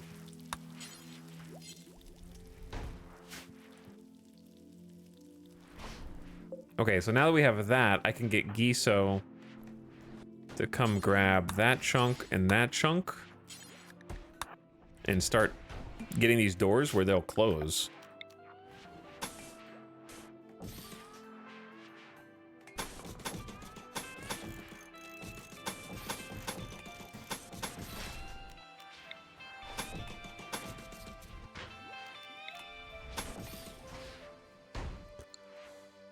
Perfect.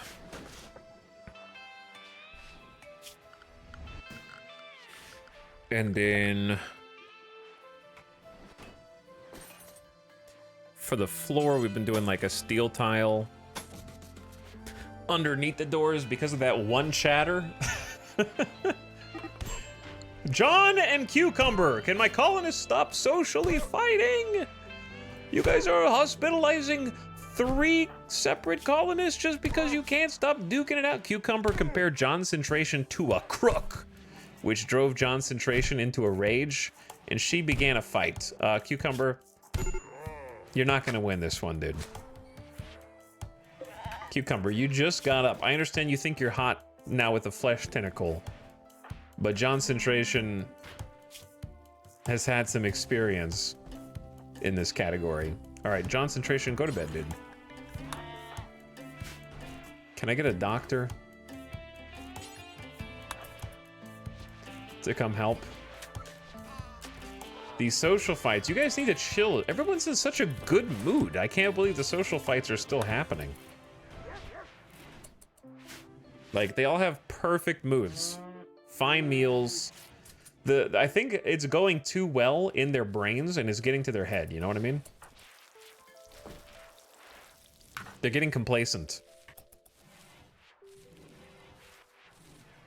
We need some team building exercises. I agree, yeah. All right, and Gutma's working on the plasteel longsword. Come on. I have high hopes for this one. Imagine legendary plasteel longsword. And we'll be cooking.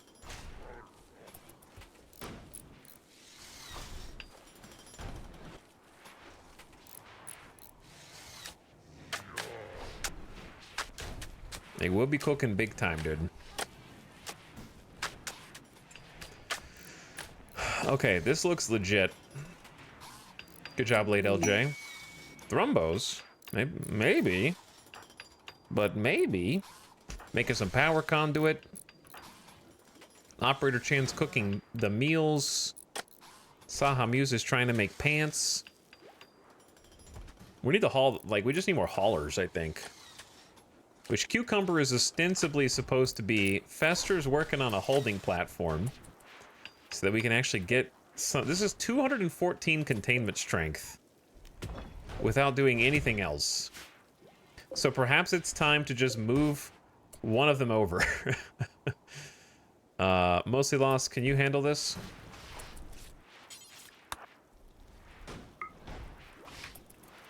Let's go ahead and separate them. Too spooky in here.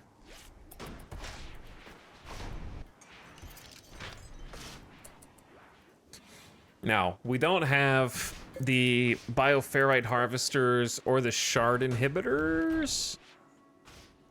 Shard inhibitor will go through walls, but it's just one of those things that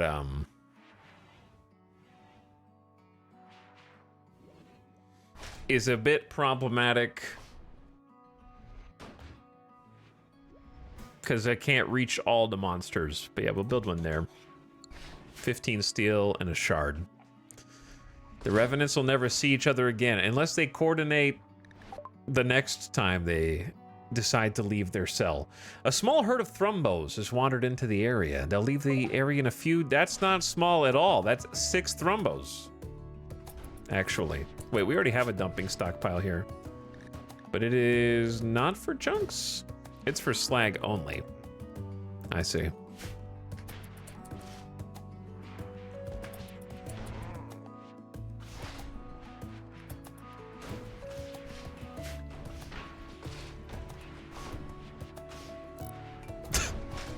I love it when they go all the way back in there just to build one and then back and then there and then back.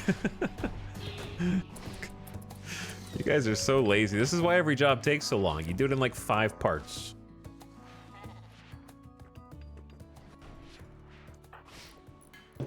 But it will be nice to have another like full-time researcher. Julia Thorne is a really strong 10 intellectual with great memory also. A fantastic memory for detail and will lose unused skills at half the rate. So if they're not actively practicing a skill, it is going down. So great memory will retain those skills for a lot longer, which is awesome. Sambani with the field hand. Oh, I need to get you guys. Oh, actually, no lights in here because fungus. That was the whole issue. That was literally the entire problem.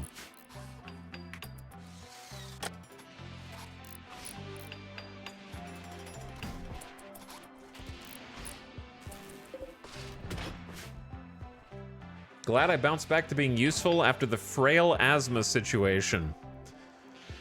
Yeah, I would say so.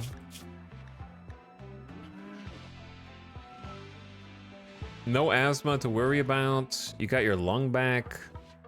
I should just kind of do a quick check on everybody's health. Dragobot's got the permanent... Oh, dude, let's do a ritual. Let's do a ritual today for maybe Fester? Oh, Fester can do unnatural healing again soon. So Dragobot's got the permanent spine crack. We might be able to heal that. Loser has got 2 flesh mass lungs and a prosthetic leg. It's squirming in there. The lungs don't really seem to have a debuff for you, though. And Gutmus feeling good. Ambramoon has a drill arm and a prosthetic, which... Just do 2 drill arms, I guess. You could! You could!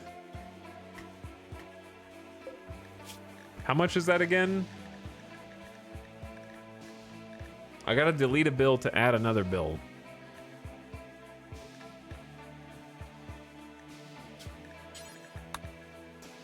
How many shield belts do we want? Like 4?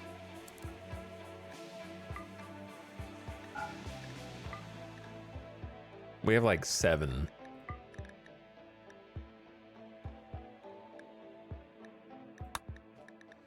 We also have like 16 gas masks. Up that. How many fire foam poppers do we have?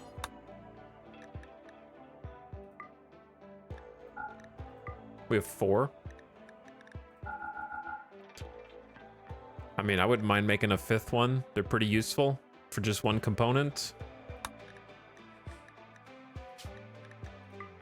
We have like 9 smoke pops.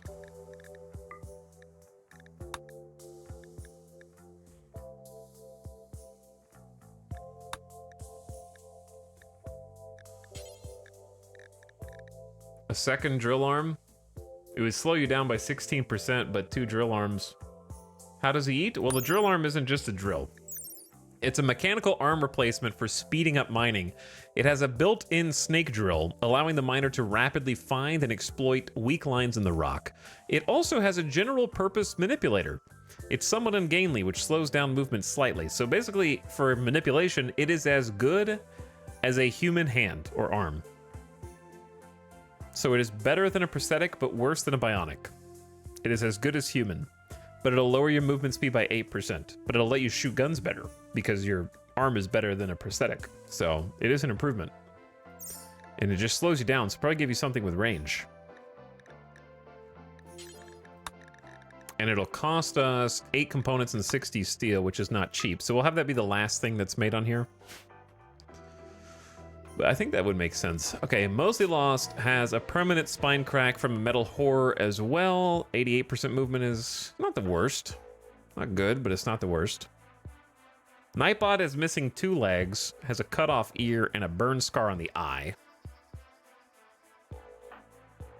Epic Cat is missing some things, cut scar on the eye. Sambani's nose is shattered, and they're mostly prosthetic.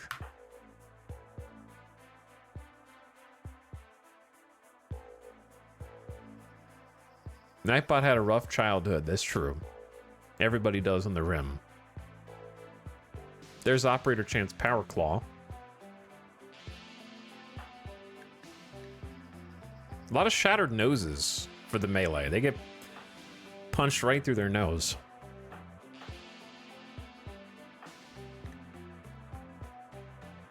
Okay, well, I can't find a better target than Fester for this. Fester is 78 years old and is suffering from frailty. So I say let's go ahead and do this. Fester, why don't you wear this beautiful L-Tech skull cap? And we're gonna teach you about what chronophagy means.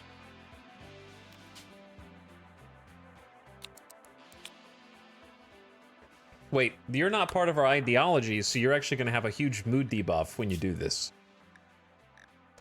True.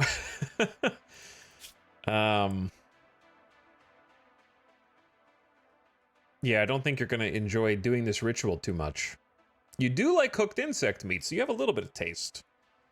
And you enjoyed the party and the insect hive. Maybe we wait then?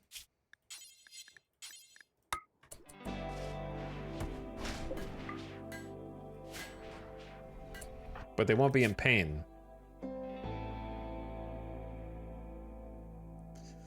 Okay, yeah, I mean, I think it's probably better just to do it than not do it and just deal with the fallout afterwards. Okay, sure. Fester, you're the invoker. The target is the other Odeonic Pla. Bring them forth. And we need 4 chanters. Fester has super psychic sensitive, 203%. Because blindside, like being blind gives you more psychic sensitivity, right? Chanters, let's have Yo participate in one. They haven't gotten to. Let's have, is Cucumber healed? No. Let's have Loser get to participate. Let's get our leadership, Dragobot, to supervise. And then Epic Cat. All right, there we go. 4 out of 4. 20 bioferrite for a 4-hour ritual. At the current ritual quality, the invoker will become 20 years younger and the target will become 20 years older. Fester will become 57. Odeonic Blah will become 36. All right, bring them forth. Do you have a favorite biome to start in with RimWorld, as in like for a new player? Because my favorite biomes are like the hard ones, like icy, not quite ice sheet, but borderline.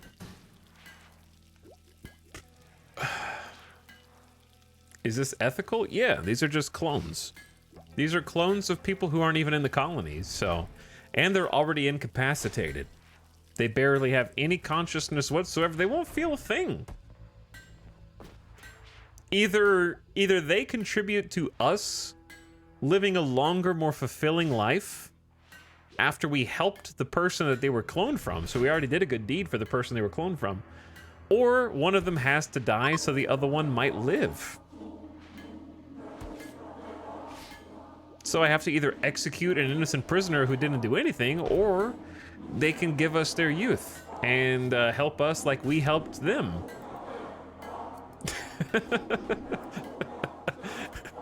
Yes, begin the chant. Fester will teach you the words. Fester rambled about the inevitable fall of civilization. 78 years old with a frail back. Also, Fester is a healer. Oh, wait. We can use Fester to heal the clones so that they can leave the map.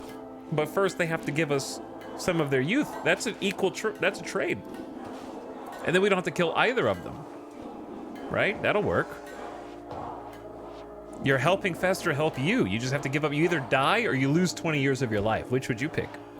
Anyway, for places to start, I like starting on cold and hot biomes, but none of the biomes are easy mode. Biomes that have like a year-round grow cycle are just gonna be easier by default because you don't have to worry as much about the crop cycle. Because I think one of the biggest early challenges in RimWorld is playing on a map that doesn't have a year-round grow cycle, and it's spooky because you might run out of food, and then what do you do? But I enjoy having to make that preparation and having to make the decisions that come out of how well I was able to prepare.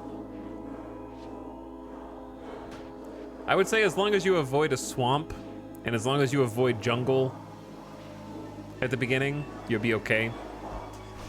I mean, arid shrubland isn't as easy as everybody says it is, but it is still probably one of the easiest ones. Chat, what's the easiest biome, if not arid shrubland?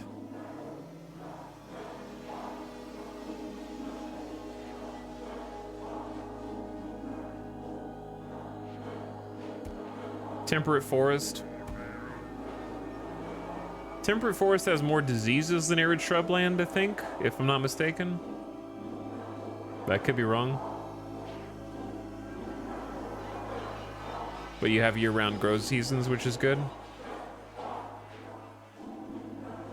Yeah, it also has the issue where, as Scottish is saying, a fire can start and clear the entire map. Having a good time on Boreal. I like Boreal Forest a lot. Odionic Pla. Give your youth to Fester the Healer. The chronophagy is complete with the following effects. Fester has been cured of frailty and an old gunshot. Now, they're still blind in both eyes. There are limits to what this can do, but at least I'll be moving around faster. It just occurred to me that their construction success chance is going to be hard limited by the fact that they can't see anything. So we may want them maybe not focusing so much on construction. And I think that's reasonable. To have them focus on, like, research, or even just cleaning and hauling, to be perfectly honest. Nothing wrong with that. How hard are swamps? They're pretty hard. I think swamps are pretty hard. It's really difficult to find places to build because the map is against you. You have to use moisture pumps to make buildable land sometimes. So that can be problematic.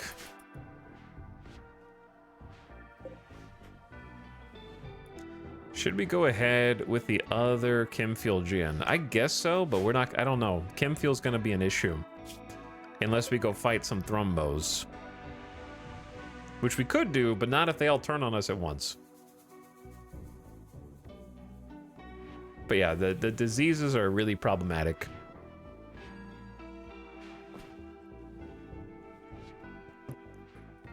Well, 673 bonus fungus that we didn't have before, so that's our first time getting the fungus from there.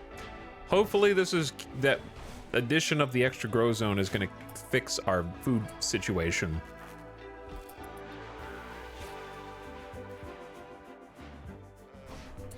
But yeah, having like a full-time cleaner right now, it looks like the base is a bit dirty.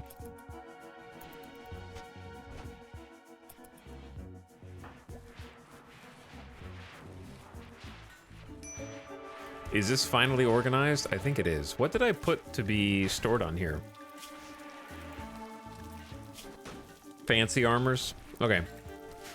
And down here, this is still a bit of a mess. We still have uranium that doesn't have anywhere to go. Well, this is our storage closet. We have an EMP launcher and an orbital beam targeter. All right, yeah, that has to have somewhere to go here.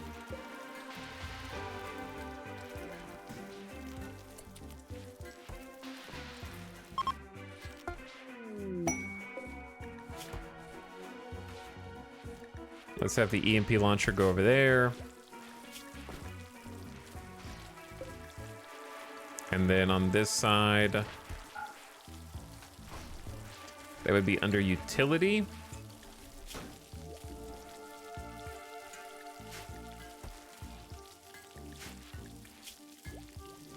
I thought that I already queued up a place for this, but anyway, let's do tornado generators. Insanity lances of all varieties. Orbital thingies. Dead life. Control, mutation, bandwidth, all that stuff can be stored over there. How goes the sculptures? They're supposed, some Cucumber's making a grand sculpture, but we can do like a couple more small and large.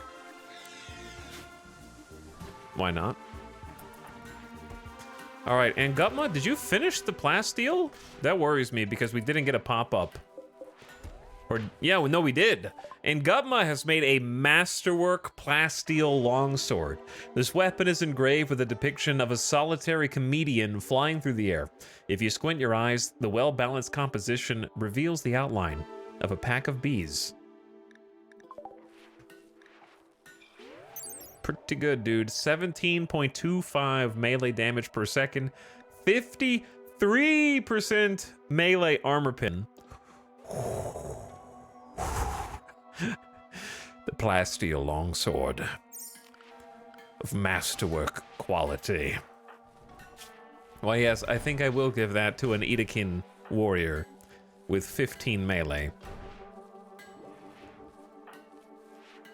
Yes, I think that will be Saha Muse's brand new masterpiece.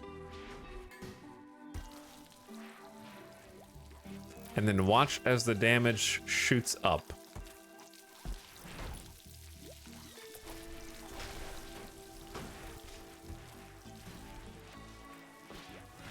One day we have to go deal with this smoke cloud, chat. One day.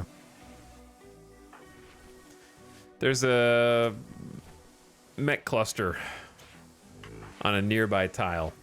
But it is not this day.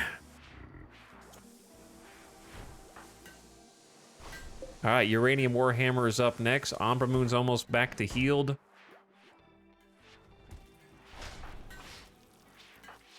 We done the bare minimum of separating our Revenant friends.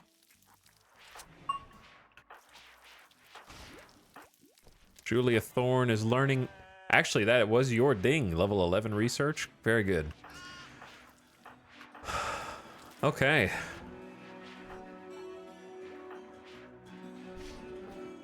That's my sign to deck out some more stuff, dude. I need to delegate. I need to prioritize.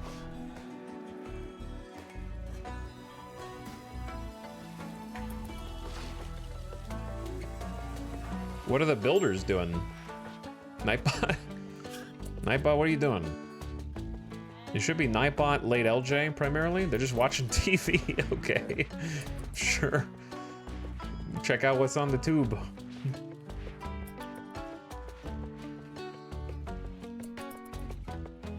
Because I know what needs to happen.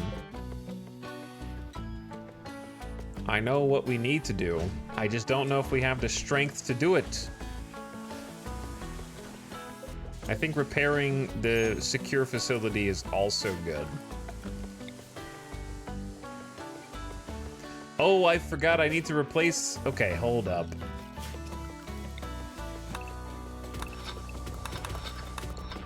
Let's go ahead and fix this. Umbra Moon, you're healthy enough, maybe.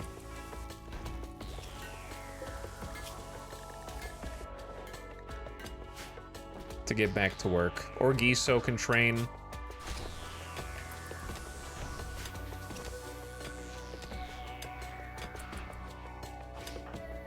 Guess what, chat? Guess who's about to be back?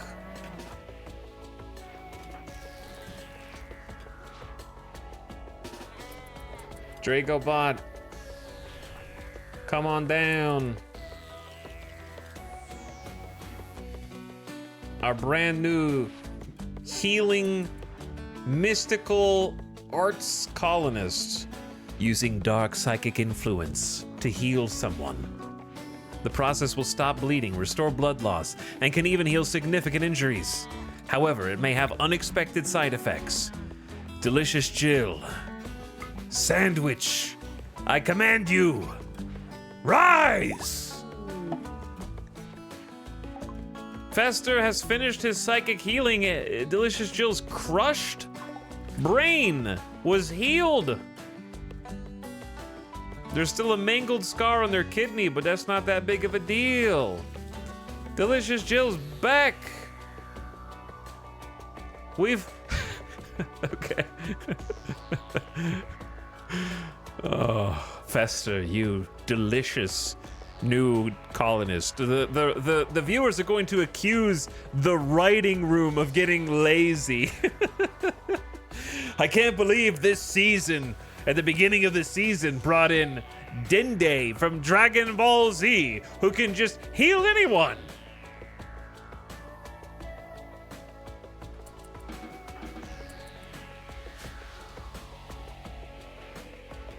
They didn't even give us a backstory so we could get attached to this character.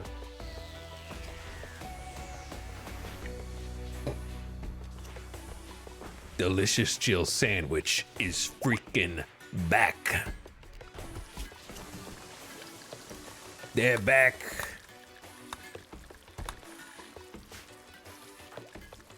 Back from almost the dead. So Delicious Jill sandwich got shot in the head and was bleeding out, and they had their brain was crushed. So they became incapacitated and couldn't move. Totally stuck, stranded in bed. And then they died, and when they came back with death refusal, there were another stranger that joined our colony. We thought that it would be healed, but it wasn't. Death refusal didn't heal their mind.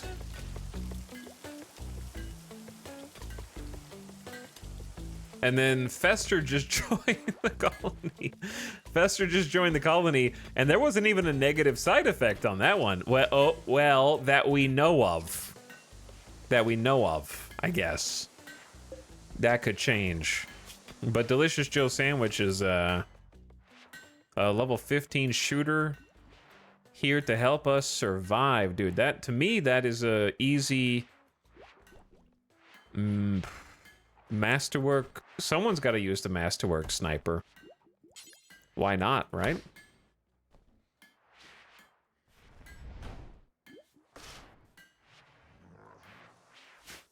Do do do do do do do do do do do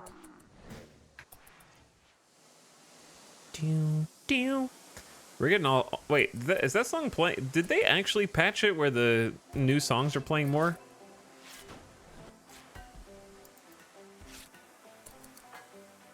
Maybe though.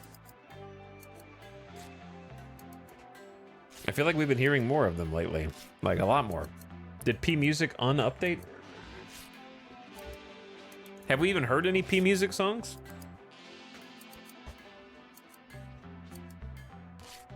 Why do you guys have so many unfinished? Like, just pick one and fix it, dude. There's like 6 separate clothing projects.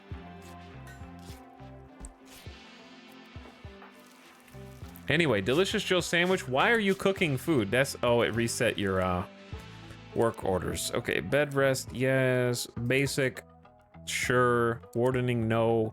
Handling, yes. Cooking, don't. Hunting, yes. Crop growing, no. Plant cutting, no. Hauling, yes. Cleaning, no. Perfect. All right, chat, here's the issue. We've got, the people are back. They're popping up. They're rejoining us. The next raid is gonna be kind of insane. Let's get it fixed before that becomes a crisis situation. So first things first, we need a place for them to live and sleep and breathe and eat, and that's right, it's barracks time. That's right, it's freaking barracks time.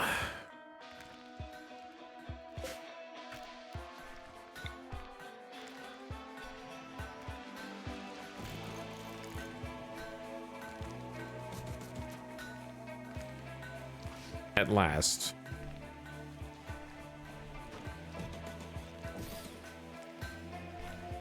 Long have we waited.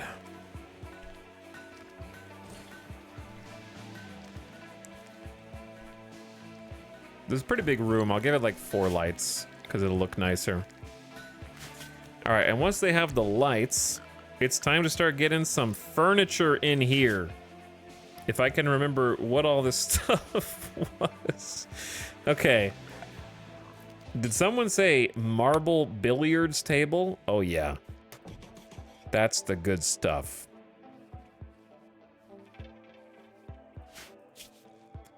Did somebody say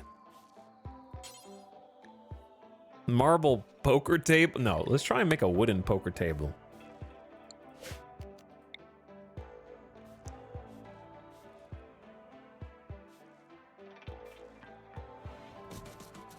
I gotta move that out of the way. What was this big blob? This is what was this? I don't remember. I think this was like a TV.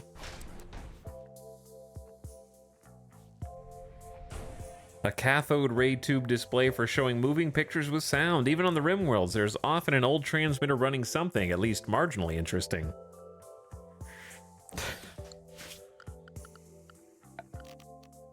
And then we could get them some armchairs. What do we have resource-wise for that? We have 740... Oh, human leather, of course. Yeah, I don't think I want to make human leather armchairs in here. But why not, dude?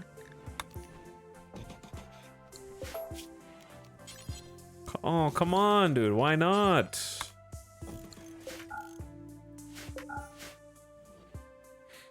I mean, this has to be like... Oh, I know what this was.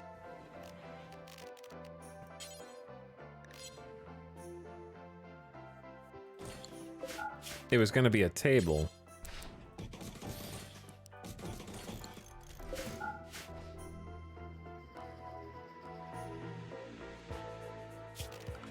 And then this was going to be...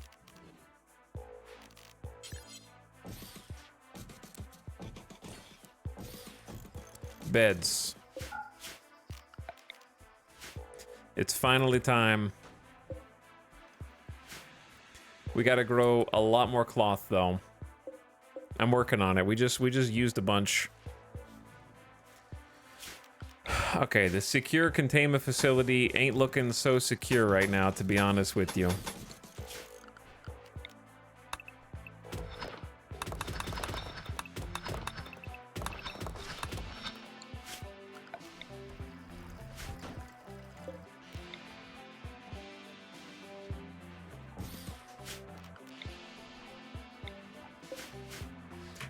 Okay, it's getting there. Umbra Moon is back.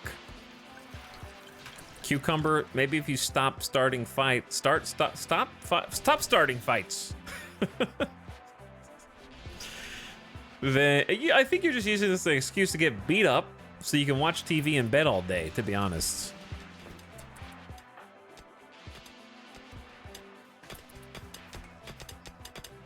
That's the only thing I can come up with.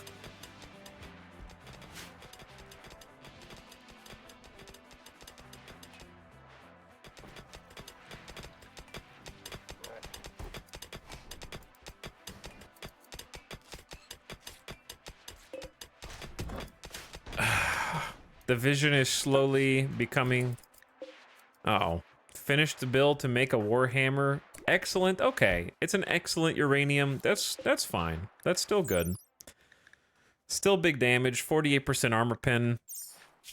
The Coyote. An engraving on this weapon portrays a cedar tree. There is a cherry tree far from the main subject. The work has a post-impressionistic feeling and a square structure. Chat, I'm serious.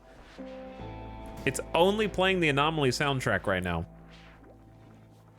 Is it because there's a gray pall? Oh, there's a gray pall. That's probably why. A gritty fog clings to the air. The smell is rotten and acidic. This unnatural weather creates feelings of dread. The feelings of dread. All right, DragoBot is helping us with the wort. And we have 4 fermenting barrels now, which I'd prefer if you just took straight over, but that's okay. Someone will get there. We have begun the billiards. I don't know where you found 80 cloth, but here's what I want you to do. We used all this steel already. Which means, Umbra Moon, you've got a job to do.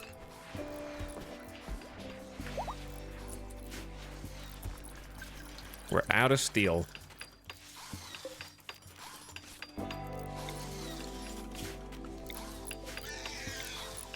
Spooky noises.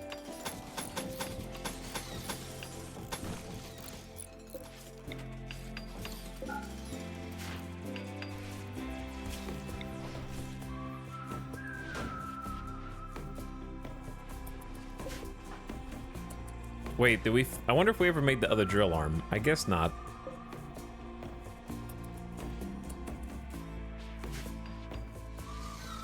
Because I would like to make lights in here so that that goes faster, but... I like the whistle. The whistle song is a great song, yes.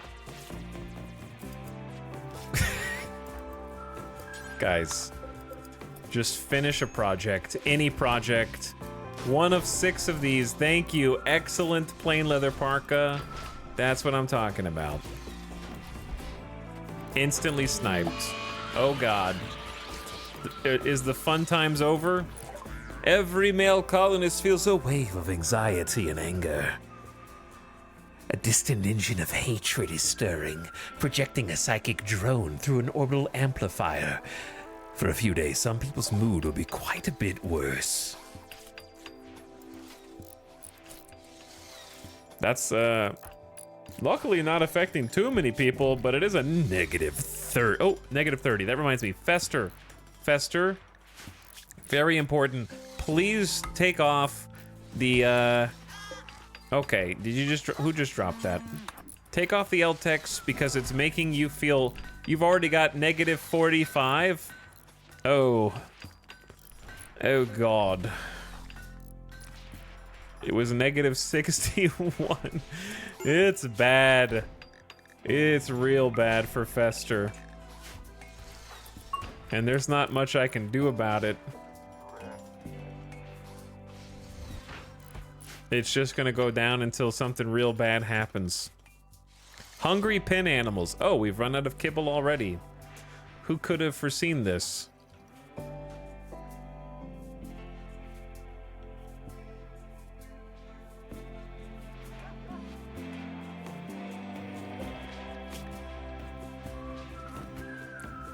All right, let's put some fungus outside then.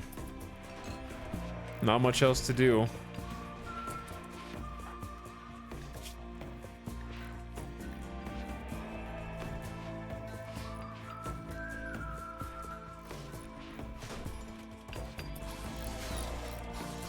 Wow, that's a lot of people building. I'm not used to having this much efficiency.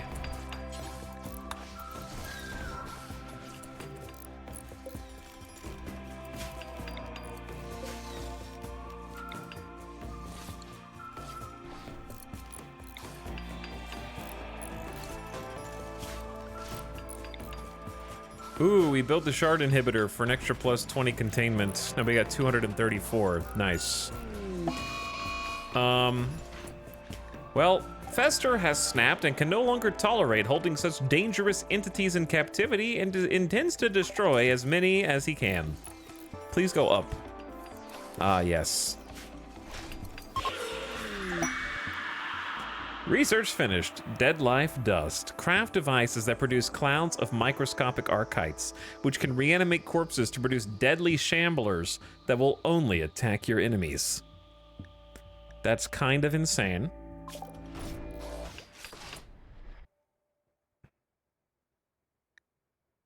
Now let's learn about bioferrite weaponry. Maybe we can make an incinerator.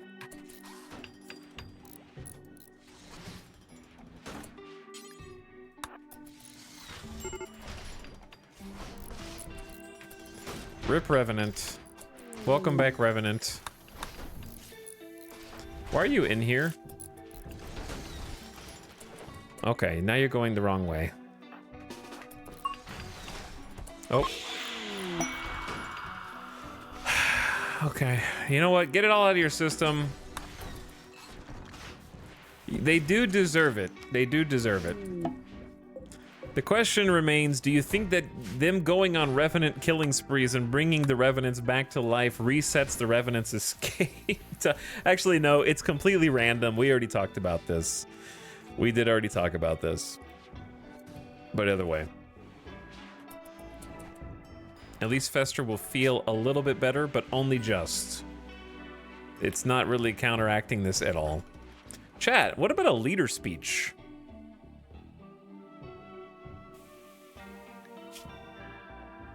We only have 3 hours. Oh, we only have 3 hours left on a pleasure pulse.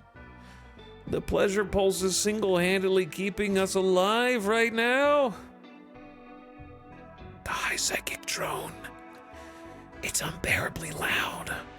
The revenants are great target. Yeah, they are. I'm getting kind of lucky that we just only have revenants and like one gore hulk. We're trying to create more storage space for more entities now for the facility. We're working on it. It's in progress. Void side is a -4. This era makes me see so much more. Connections everywhere, emotions flowing, faces in the shadows. So much.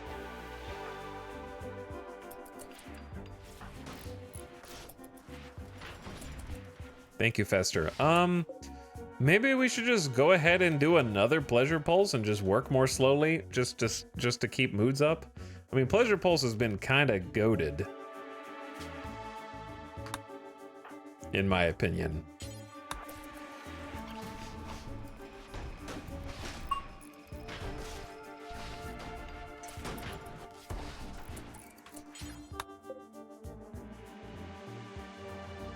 Okay, pleasure pulse time. Loser will be our invoker of choice. We can have 6 enchanters that can give us a little help. Let's get Mostly Lost in here because you're not feeling so good. Maybe you'll enjoy doing this. Let's get Julia Thorne involved. Let's get Yo involved. Let's get Delicious Jill Sandwich involved. Nightbot can take a chanting break, and then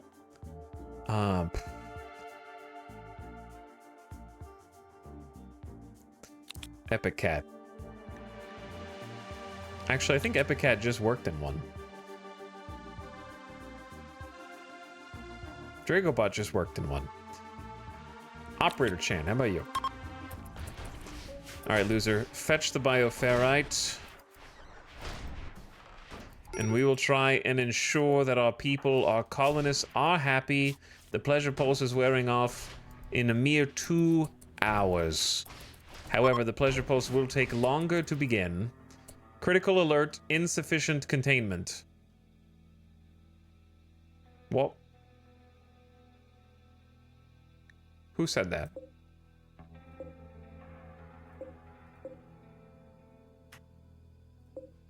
There's nothing wrong here. Everyone is where they're supposed to be. The doors are closed.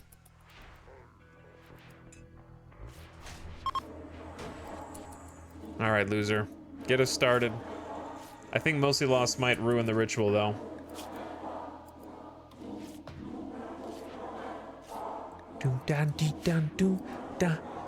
Maybe they stood on the door too long? Possible. Uh-oh. Loser might ruin the ritual. -4, yeah, because the Theltex makes the drone do more. Oh, no. I screwed it up. I've ruined it. I've chosen poorly. -46. Let's... I need you to hold, loser. I need you to push out all the negative thoughts and focus on the positive. Ignore the fact that the pleasure pulse just wore off. That's what you're here trying to solve. Don't give in. There's still so much left. 2 hours on this ritual. But I know you have it in you. You're the moral guide for a reason. This colony looks up to you, loser. You're an example to all of them. And you do what needs to be done in order to ensure the survival Loser has given up and decided to leave the entire community, and they quit and they're not coming back. He's decided to pursue a better life elsewhere. You can try to arrest him as he leaves, otherwise you may still see him again someday.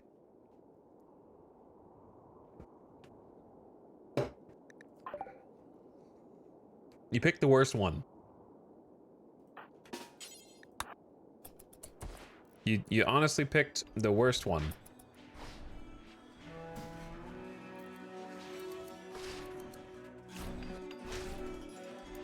We already had to say goodbye to you, loser, and we're not gonna do it again, damn it. You don't know what you're saying. It's just a psychic drone. It will pass. Go into timeout, come back.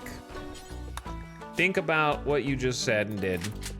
And the worst part, chat, is... I'm pretty... Oh, actually, no, the bioferrite stuck around. Okay, someone else can do it then.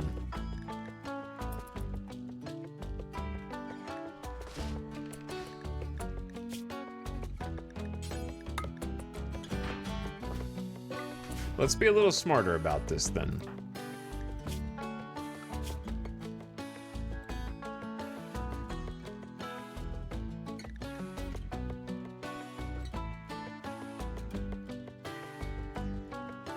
I would say...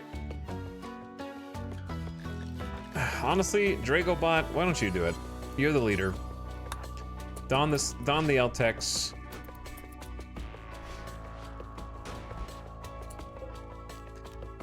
And let's do this again.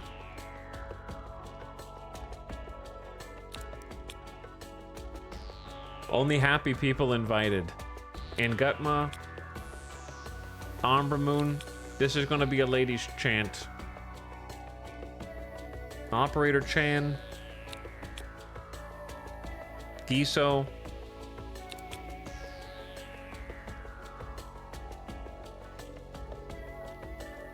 I'm a little scared to invite late LJ.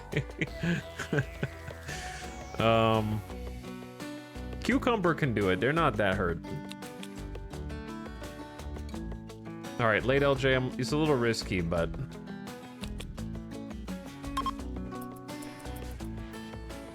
Come on down, everybody.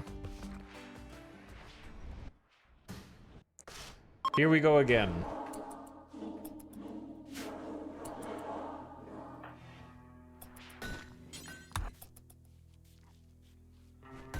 You didn't even... You missed a spot.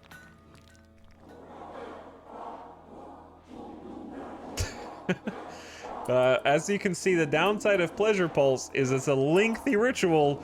4 hours is a long time, considering that I need to decorate this. It's just plain floor, which is embarrassing. It ain't good enough. We gotta fix it, dude.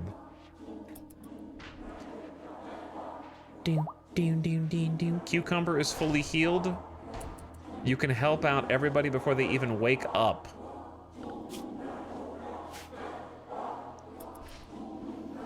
Are any of you guys in danger?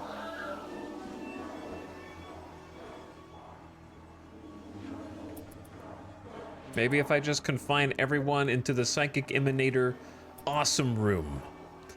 Animal starvation. Mia the cat is starving. Mia wants meat. Okay, Mia, here.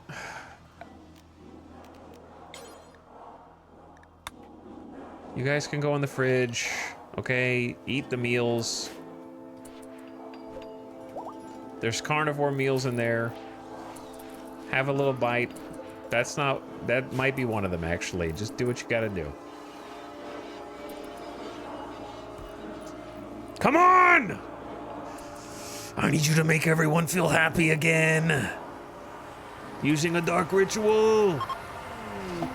The Pleasure Pulse is complete for the next 12.9 days. Everyone impacted will be much happier, but also work much slower.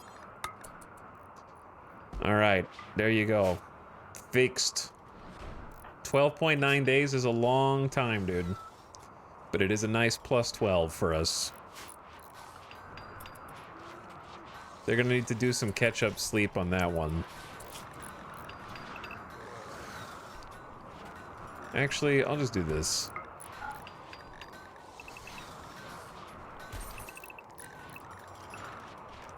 Shorten their workload, give them a little extra anything time, that kind of stuff.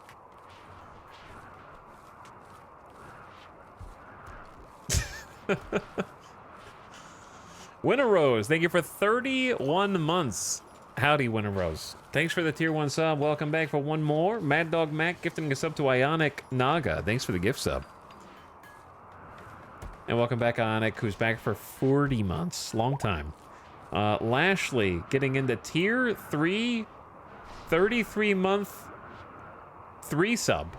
3 subs, 5 subs. It's actually 5 subs in one. But thanks for the tier 3 for 33 months. Huge sub. Core Healer, thanks for 41 months. Core Healer is back on the menu. And then Whoop89 also for sharing your Prime. Thanks for the Prime slub.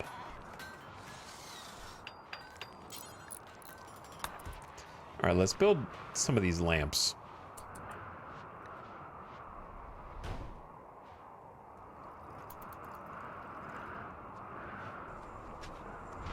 Umbra Moon is the sole source of steel in this colony at the moment. Oh, Randy, I just need a little more time, Randy. I just need a little more time. You don't understand. We're doing so well.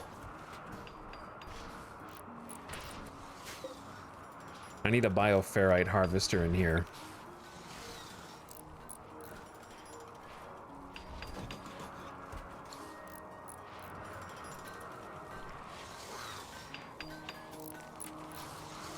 Have a light late, LJ. You'll build so much faster. Huge construction. We need some heaters in here too, don't we?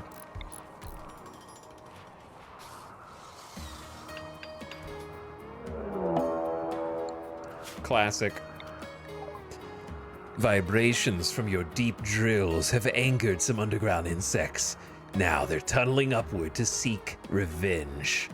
Beware, they have been angered and will try and destroy your base. Okay,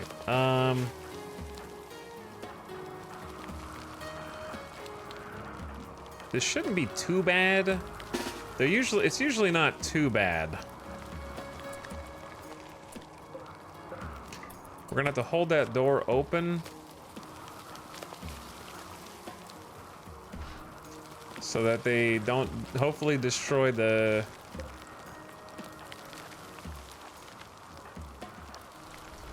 actual deep drill in there. This is the downside of the deep drills.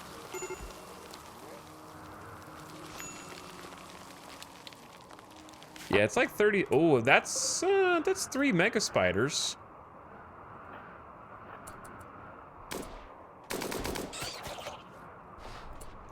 Okay, hold up.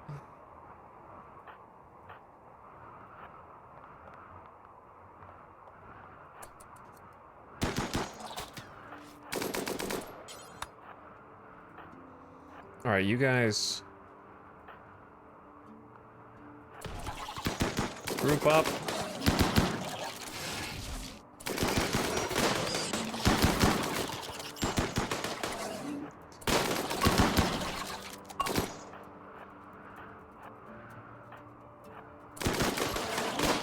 Get in there, loser.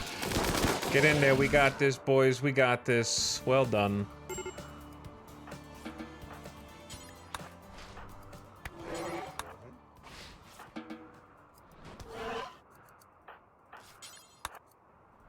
Well struck. Oh. There was one more.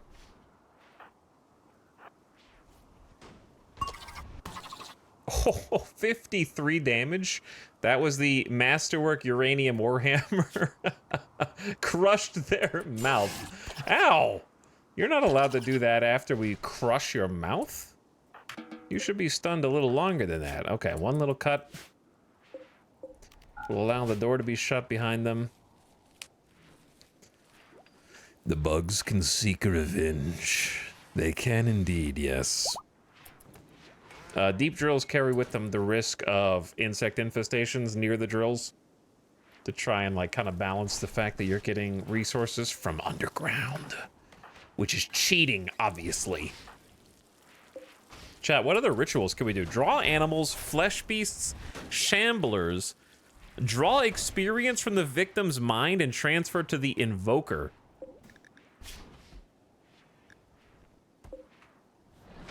Crafting and melee, maybe? Psychophagy is increase your sensitivity for a period of time, but cause the other person to suffer brain damage. What was the brain damage that they suffered? They already have... Oh, they have itchy psychic scarring. That's not too bad. Right? That's not too bad. We haven't tried skip abduction in a while. Provoke the void also.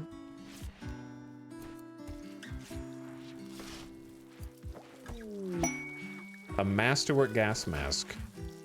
Let's wait until after the psychic drone passes, I would say, and then maybe try some more rituals.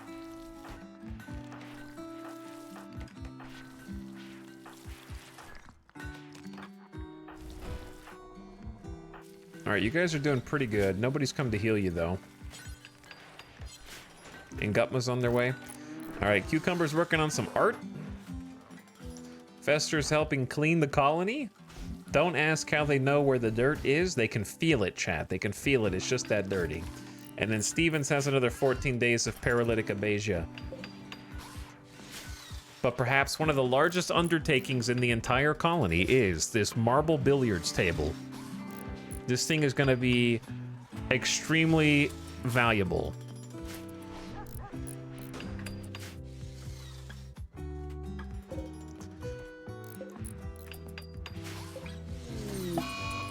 Loser is in a daze and will wander around for a while because of the psychic drone. Understandable. Yep, late LJ's just taking a quick lunch break. 19 construction, 30,000 XP to get to level 20. They're a planet-leading master. And this is just a basic, good quality table. That's all you can give me? After... Oh, it's good. Yeah, it's good. Not good enough. Try harder. We need this to be a shining example to the rest of the world. Tear it down. I can't tear it down because it takes 80 cloth. So we kind of have to let it go.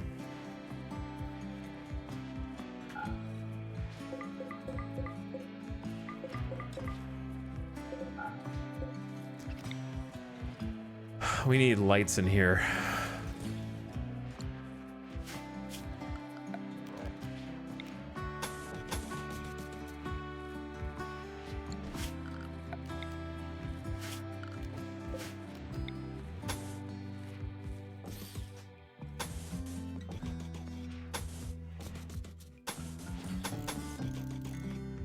Some redundancies would be good here because some of these power lines have broken.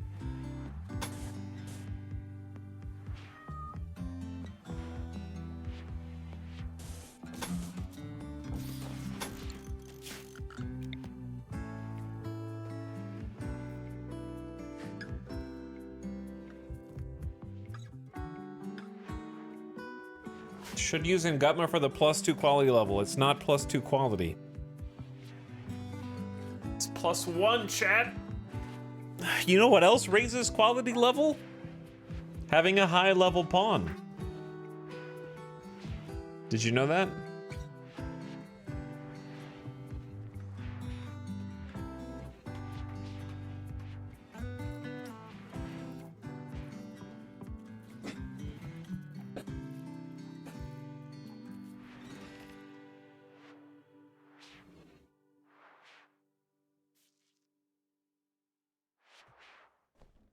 What if I told you that it's just a mere chance a level 20 legendary master has a 37.4% achieving a good quality item, and a 50.56% chance at an excellent, and a 9.5% chance at a masterwork.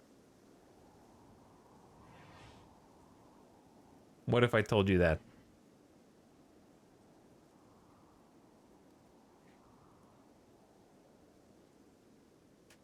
And what if I told you that RNGesus can just take the wheel? Because a level 14 master has a over about 12% chance more to make a normal than a planet leading master does, and Gutma could have easily made a normal and turned it into a good. But also it would have taken much longer, and Gutma's doing other things. So what I'm trying to say is, shut up. Cry more.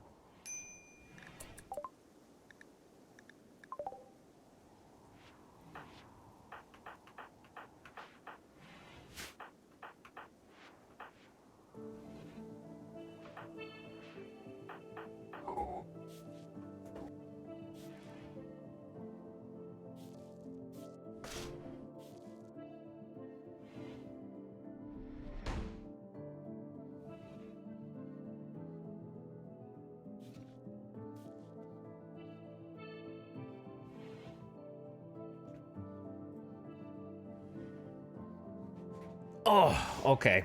Where are we?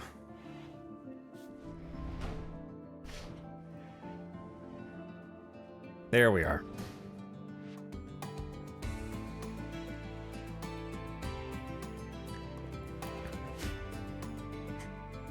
Yo.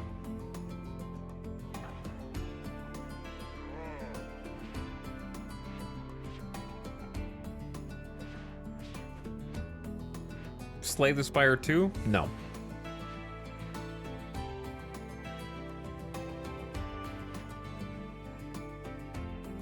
No.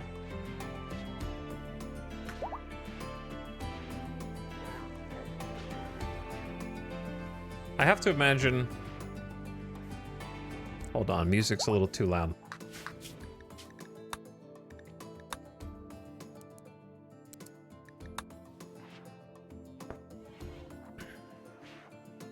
Understandable. I have to imagine that most of their motivation is just making Slay the Spire on a different engine.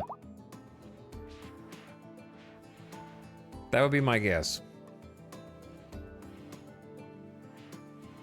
I feel like if I have this conversation, we've already had this conversation, and I can't say anything that I haven't already said. Chad, when was the last time you played Slay the Spire? Unity burned a lot of bridges? I don't think it was Unity.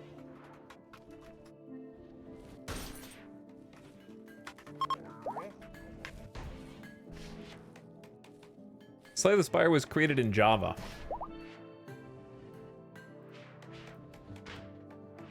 I believe. It's going on my phone right now. I never played it. That's not what I asked. Last year, I got every achievement.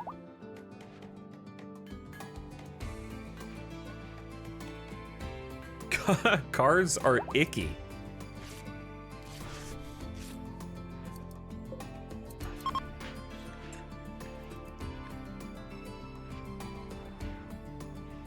They were planning on using Unity for their next game, but switched to Godot. But were they planning on making Slay the Spire in Unity? Slay the Spire 2 in Unity? I don't know.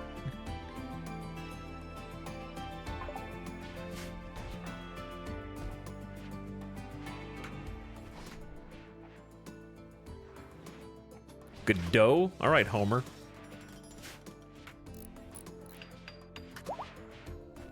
Godot. How come you're not interested in it? Just because it seems like it's just gonna be more than like just more Slay the Spire 1, and I don't have any desire to play Slay the Spire 1 anymore. because it was a lot of fun for a few hundred hours. Got a great time with it, and I've kind of moved on.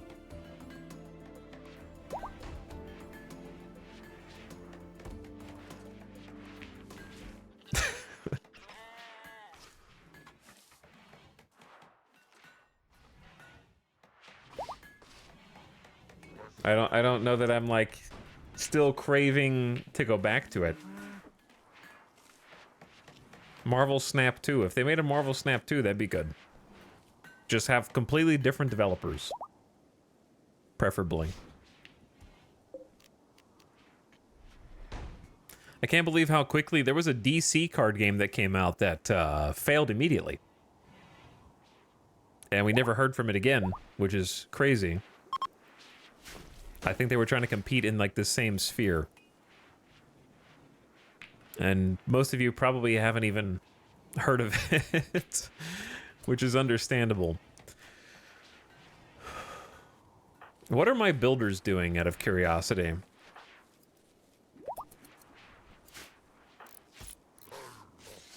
Okay, no, this is fine. You're doing good. I just feel like everything's going so slowly. I loved Snap for a good amount of time, eventually fell off though, not sure why. Oh, I can think of a lot of reasons why.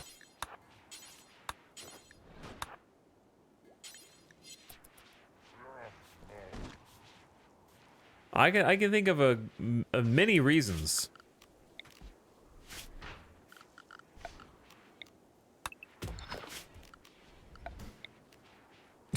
Marvel Snap is dead to me. Yeah, I would agree. It's dead.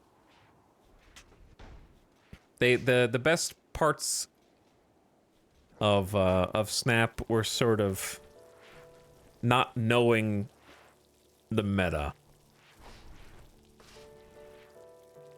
Will you share a couple? Well, I mean, the fact that problematic cards that were obviously problematic when I stopped playing were still continuing to be problematic to the point where they were eventually nerfed multiple times over. And it became apparent that the devs were not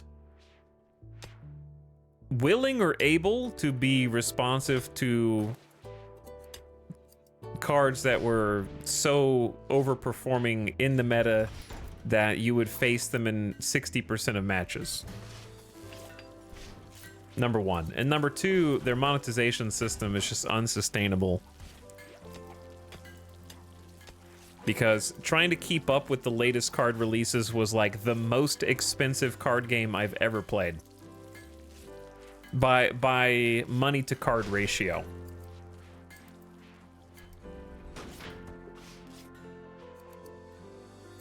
And also, I whether they were doing it or not, it certainly felt like they were reluctant to...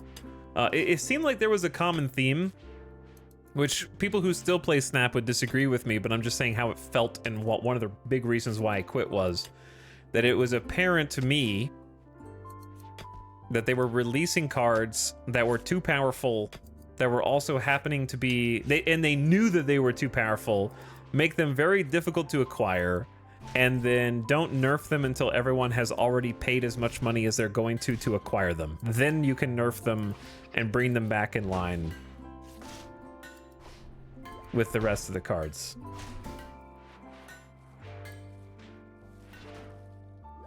Looking at Thanos, who took over a year to get a proper nerf.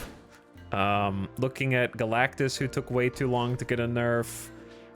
Looking especially at Darkhawk, who the day that that card was supposed to become more accessible, they decided not to release it at their tier 4 category, down from tier 5, and then simultaneously sell a $100 bundle that included Darkhawk. Like, come on.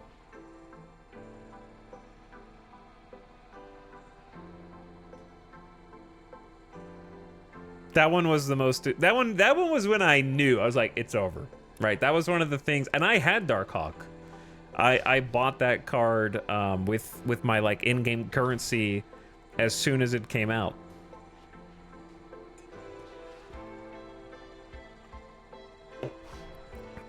But they had a system to make cards more accessible to the masses, and on the day that that one pretty powerful card was supposed to become more accessible, they were like, actually, we're canceling this entire system. There they are. The clan of Wooshwooit. Ooh.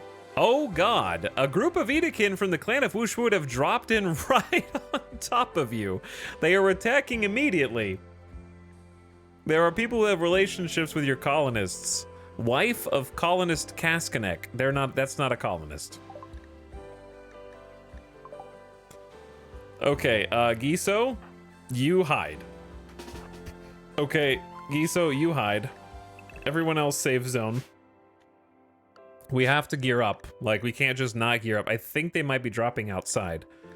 The one, yeah, I don't think they can drop in here. We need to gear up.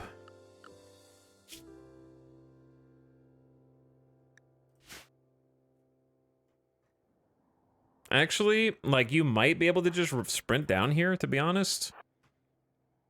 Because you have a more direct path than they have.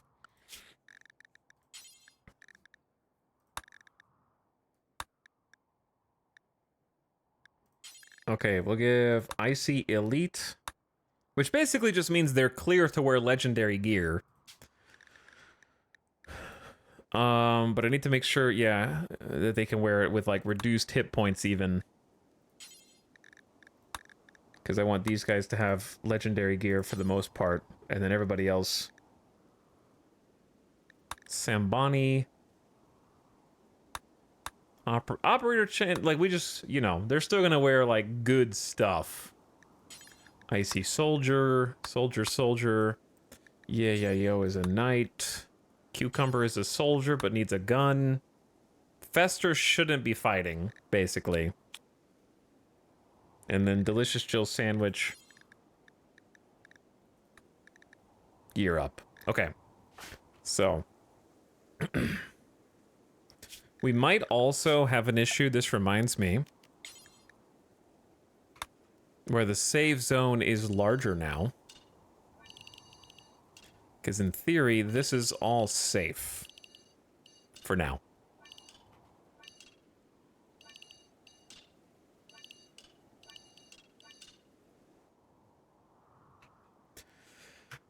Okay, yeah, it looks good. Looks good.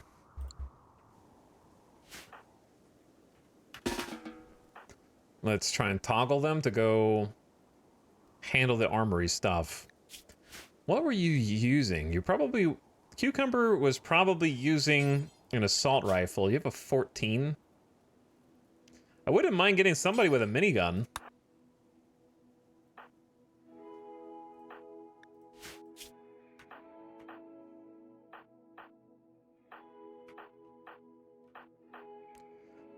Late LJ, why don't you go ahead and grab a minigun?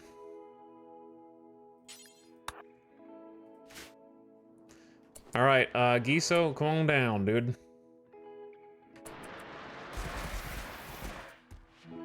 You're gonna need to go fast, because they are about to pop out. We got pretty lucky here. Oh god. Or did we? Why are you blue? Why is there a Smurf?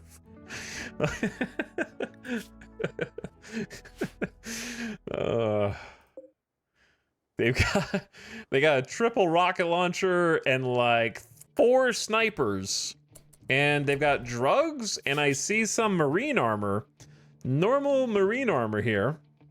Go juice gamer gods, dude.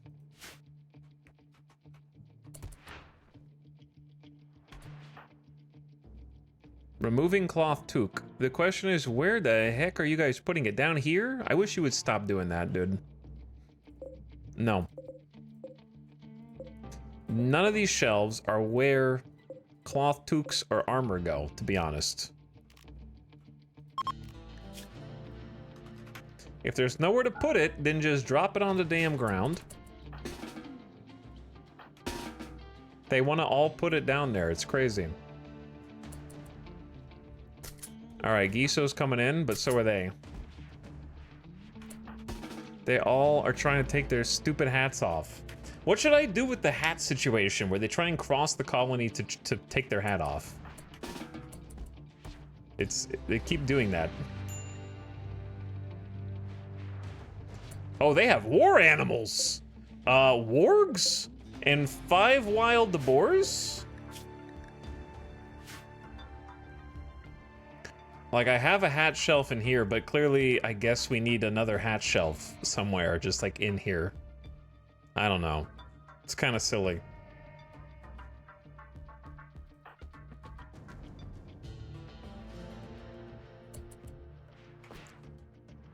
All right, you guys are gonna have to gear up like fast, dude, because they are... The door's open! Wait, what?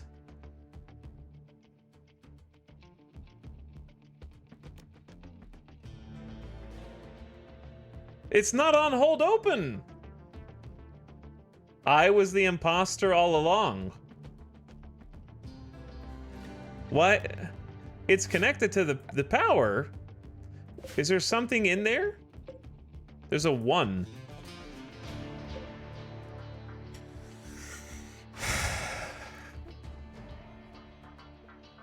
Why is there a meal in the door? Why is there one simple meal in the door, dude?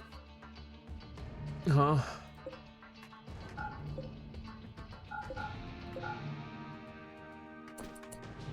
Who did that?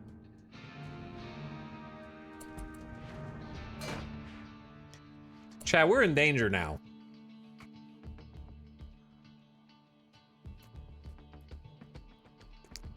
Your reinforced bunker doors refuse to close because someone left a snack on the ground. Okay, there's gonna be a mod for this that closes security doors and just destroys whatever is sitting inside of them, because that's what security doors should do. There's security doors. There's not like an exception where in the fine print. Close them and destroy whatever's in the way. If the colony dies because of one simple meal, I will be very upset. That's all I'm saying. Chat, they've got access to my machining tables, my fabrication benches, my advanced components.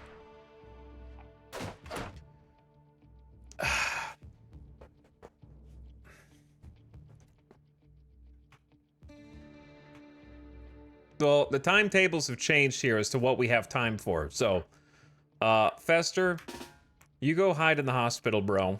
And Gutma, you hide in the hospital. Loser is on a break. Dragobot, we don't have time. The tables have changed.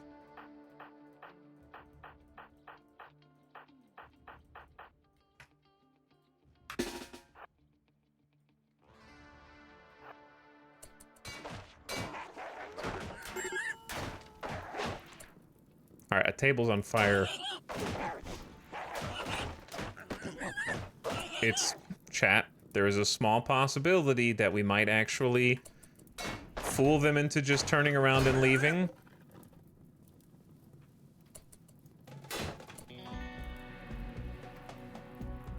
This hallway freaking sucks. Do we have any more vulnerabilities around the outside of the base? Tiny door is closed. Go around.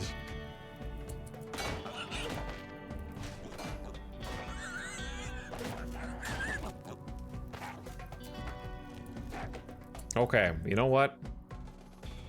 We got this, chat. I don't know what happened here, but we got this.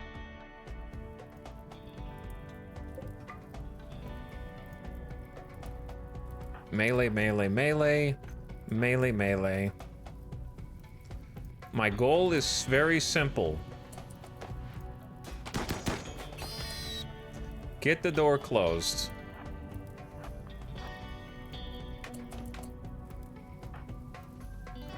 Put out the fires.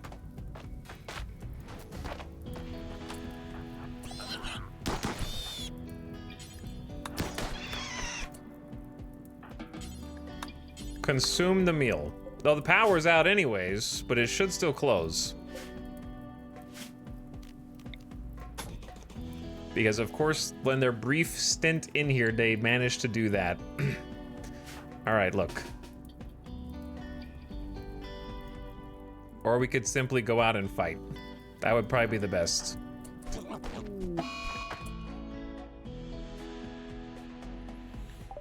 Sambani has fixated her rage on Operator Chan and will follow Operator Chan around due to being a tortured artiste. You're not even in a bad mood. You have 35% mood, dude. It's a little toasty in here, yeah, because it's 100 degrees because of the fire.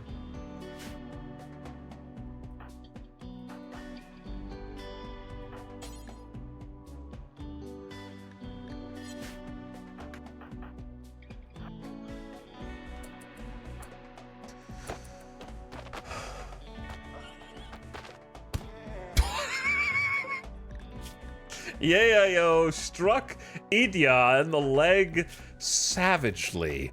6 melee, Idakeen with a Masterwork Uranium Warhammer. Just doing Masterwork Warhammer things, chat, that's all. Go. Okay, relax.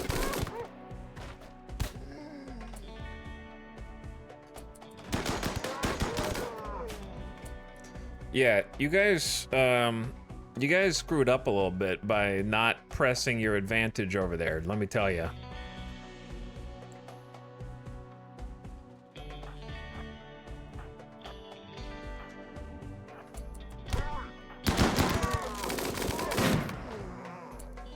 Damn, okay, let me separate the melee from the not melee.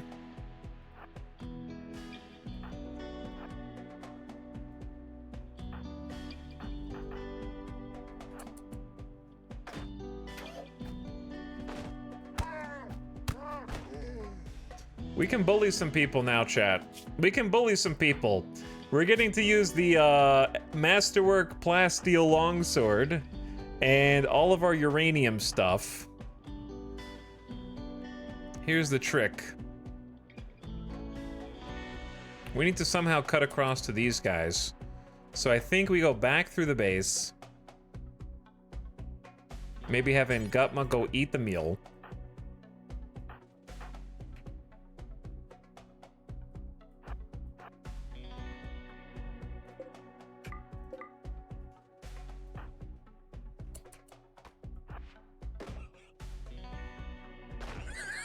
Wait, where's the pig? Pig. Why are you doing this, pig? Sambani, get back inside, dude. You're embarrassing us.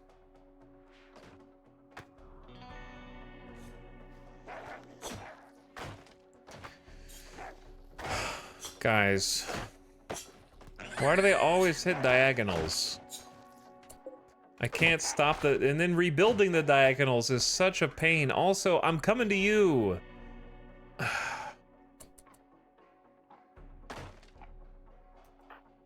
Standing. Door. Is it not closing? Because of the power? Okay, thank you. It's slowly closing.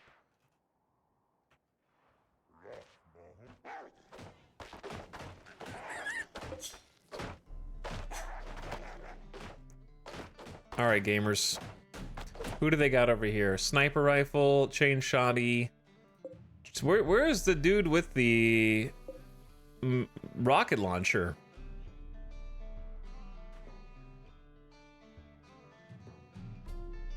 I don't know where the rocket launcher guy is. Did we already kill the rocket launcher guy?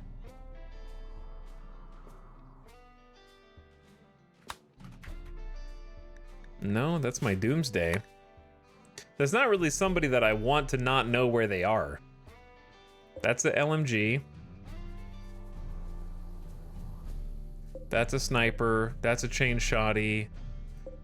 That's a sniper. I feel like I've seen fixed diagonal attack exploit. Is it an exploit? I just thought it was the way the game was intended to be played. Interesting timing. A trade ship. Oh, it's a trade ship. Okay, never mind. Okay, you guys go there. You guys go here. You guys go here. There he is! Uh-oh. Does anybody have a jetpack? Yeah.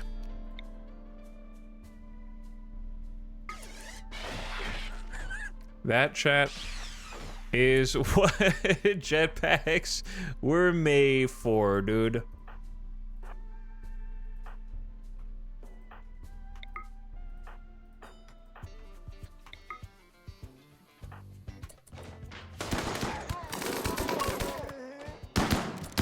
Oh god, Nightbot. I'm so sorry. Hold up. Nightbot, run! Run!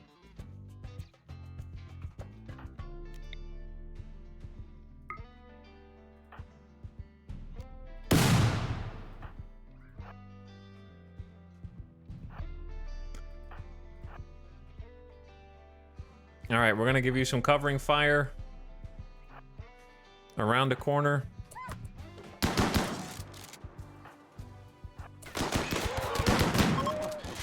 Oh yeah.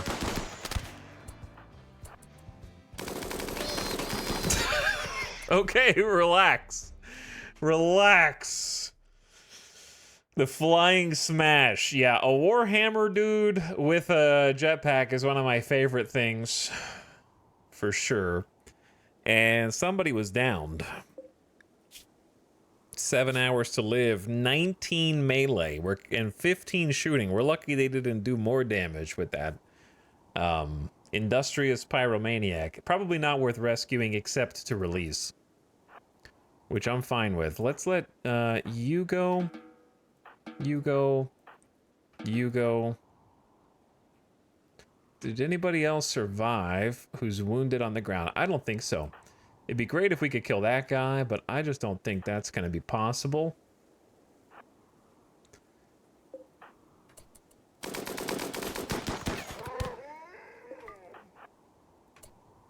Cucumber, can you go capture the unwaveringly loyal pawn that we wouldn't want to recruit anyways? There was a dude there that I didn't know that I didn't kill, but then we killed them, so good job.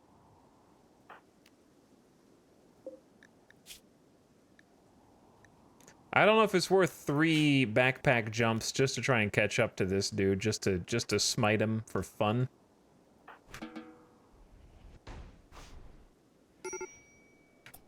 All right, goodbye, Peegs.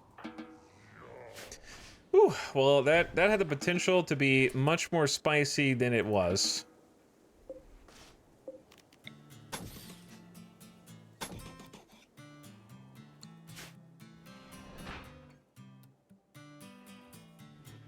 For sure, could have been worse. I need to talk to the exotic goods trader, but Loser is not helping, and then we still have people who are on, well, you guys just changed clothes, but why don't you go ahead and change back now?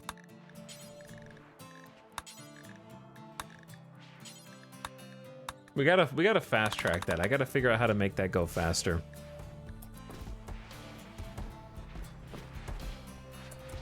I tried, like, we have a clothing area here and here, but I don't have enough shelves for hats. They have so many toques.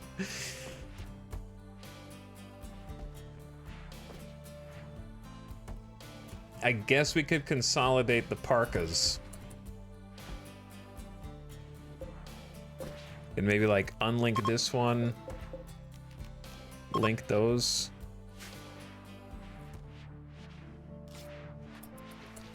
But yeah, that could have been bad. Sorry, Fester, you're free to go. Loser is back. And then it's trade time. Oh yeah. It is trade time, but this is a problem. They kind of just walked in and then blew up my stuff. Guys. Saha Muse is gonna have a tantrum with a plasteel masterwork longsword in their room.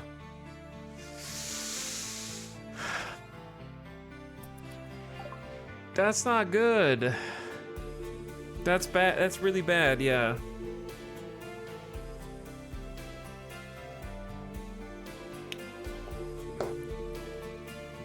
What if you had shelves for only armor and toques? Because they have more toques than they have armor, I think.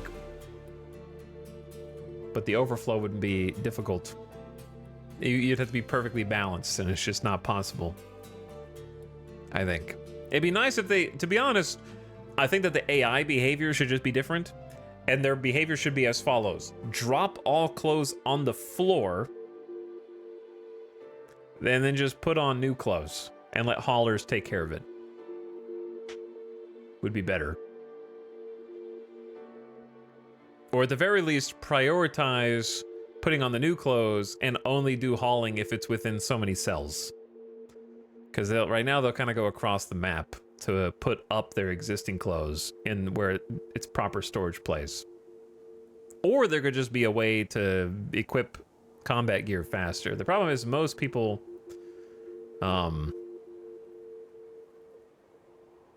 will just wear their combat gear 24/7. If you lock them to an armory zone, that's what they'll do. Yeah, but if you have to make an armory zone and switch everyone's zone and then unswitch it afterwards, then what's the difference in that and just recruiting them when they're taking off their toque to make them drop it? Like, it's just as much micromanagement. This problem took quite a while to solve. Nice. Yeah.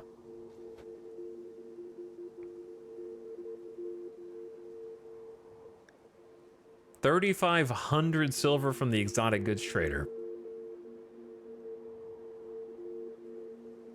We still got the orbital beam targeter for a rainy day.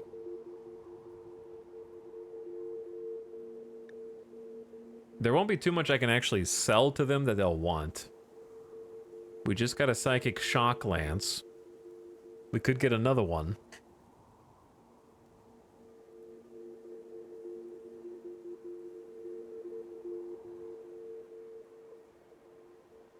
Architect leg is $4,000, but that would be insane.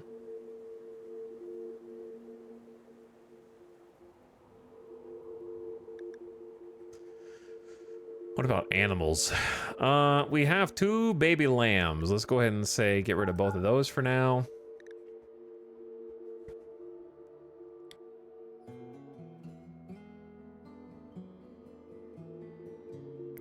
Always buy components. We probably want to buy advanced components too, just because I'm lazy. It's useful. We have like almost 400 neutroamine already.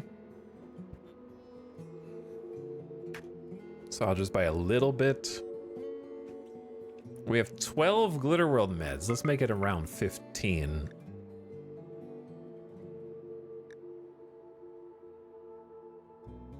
Mind Numb Serum is excellent. We can craft our own. I need to start crafting serums today. That's what I need to do. They're selling plasteel, which for now we still have 600, but that'll go pretty fast. They have a lot of psychic soothe pulsers, some tech prints. Global learning factor up 20%. Research speed up 20%. Actually could be cool. Gene packs, great melee gene, some good gene packs in here. Side trainers, we don't have any psychics. Basic skill trainers. Word of inspiration is a good one.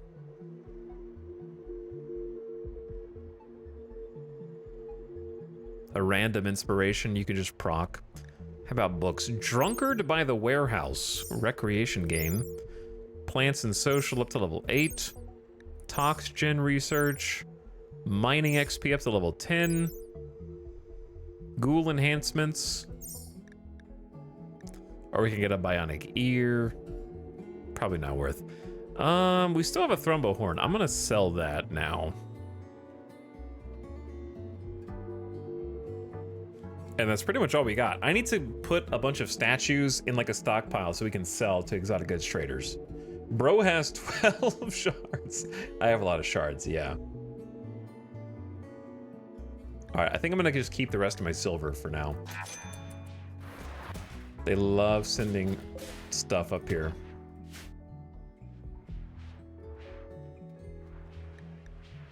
John Centration is tired and is going to eat some food. Cucumber. Is Sale just bleeding out? No, we actually patched them up. All right, we're going to have them set to be released.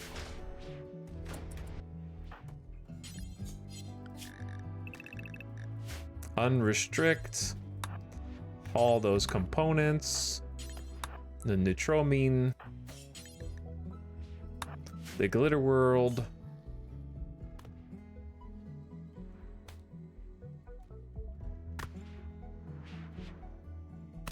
You scare me. Zaha, please. Don't do this.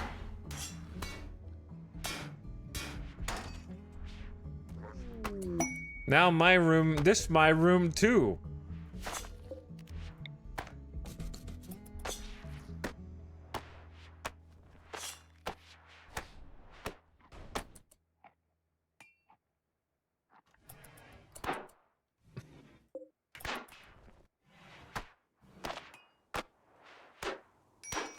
Now this my room.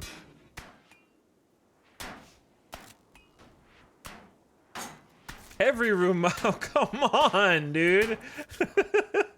Workers for caving. What a menace with a plasteel sword. Prime Decider Kit Schlatter of Cavium needs extra hands to help contain an outbreak of infection. She's asking you to lend her 7 colonists for 12 days. She will. That's a long time, man. 7 colonists for a psychic sooth pulse? What? No. That's like so much out of my colony. Are you done? Thank you. Good God, man. Look what you did.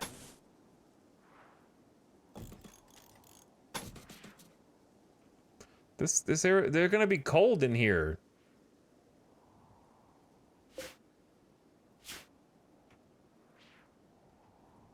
Okay, we unironically have to fix this one.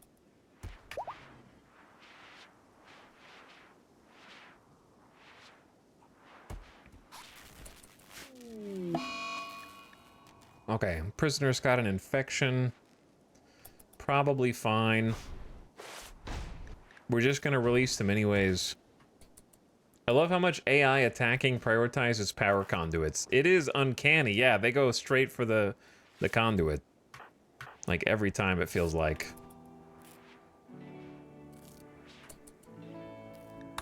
But yeah, we got really lucky on that raid, to be honest. That they didn't launch in at a different angle.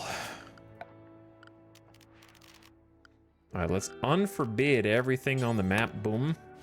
So we can do some hauling. There's still some bugs outside. They're frozen for now. How are they able to get the conduit if it's in the wall? I don't know. It's been that way for a long time. Hidden conduits are stronger right now, but it costs twice as much steel, and it's probably gonna... I think hidden conduits will be nerfed. I don't know, maybe not. Maybe this is totally intentional, but I'd be surprised if they weren't. Especially with the BIST, the way they act with the BIST event.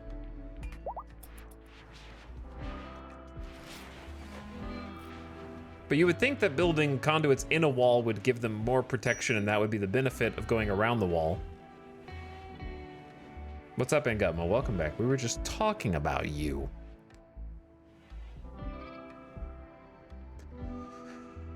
I cannot believe this door was held open by a single meal. That is crazy.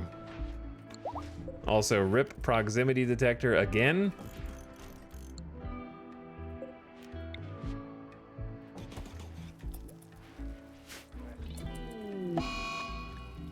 All right, Sale's not feeling too good.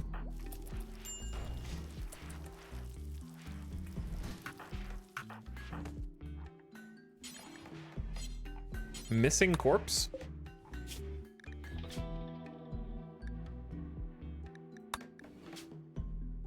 Do we not allow... We don't allow fresh people Okay, do forever, but only... Wait, what is this bill? This is for entities. Yeah, we don't want fresh entities. Are these two of the same bill? Hold on, I'm confused. Entities and animals that are rotten. And this is entities but not animals that are rotten. What? How about just human corpses that are strangers that are fresh or rotten? How about that? That would make more sense, I think.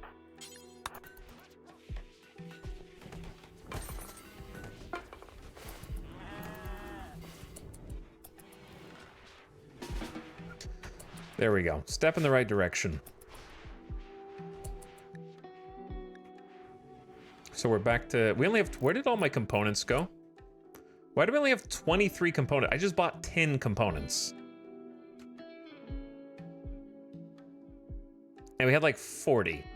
And I just bought 10.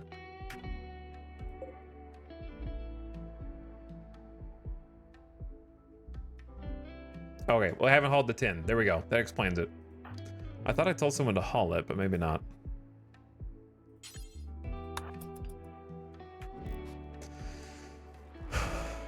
Because, yeah, that makes more sense. I knew we were missing some. So that means the drill arm's complete. Which I think we should, since we just got attacked, go ahead and do right shoulder drill arm.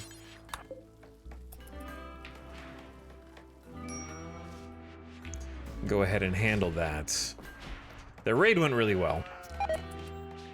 Concentration has collapsed due to extreme exhaustion and is no longer picking out food.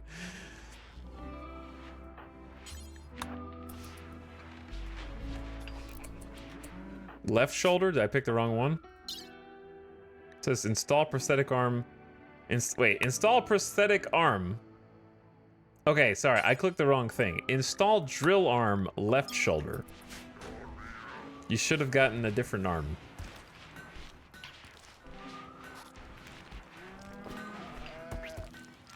But imagine how funny it would have been if I replaced your drill arm with another prosthetic arm and then did another double surgery to give you 2 drill arms.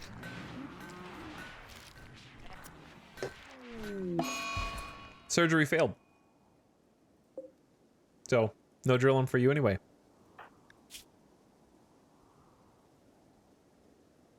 If you didn't change history, you might not have failed. You know what I mean? You just final destination this, by the way. You should have just not backseated, and you wouldn't be here right now because he would have done a different surgery, and then Gutma would have done it instead of Mostly Lost, who's got a 14 medical with a flesh tentacle for more manipulation using good quality medicine in a steel hospital bed of masterwork quality with 128% surgery success chance offset. Now we just lost 8 components and a whole drill arm. You're dead in 4 hours because they just cut your neck. Somehow. So there you go. You get to keep your prosthetic apparently.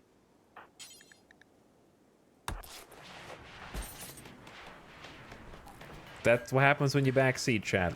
You change history for the worse.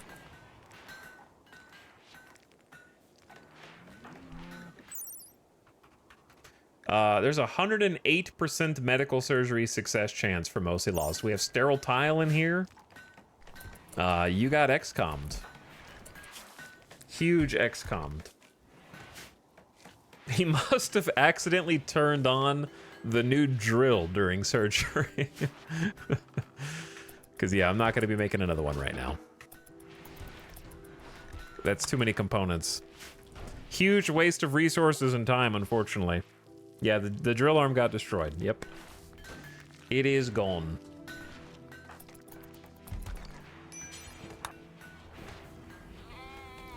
Deleted. Huge failure. You could have been killed. So I guess it could be worse. Surgeries are dangerous, chat. Research finished on brain wipe. Perform a psychic ritual which erases much of a person's episodic memories. Traumatic events will be forgotten. resistant prisoners become easier to recruit, and allows the recruiting of unwaveringly loyal prisoners.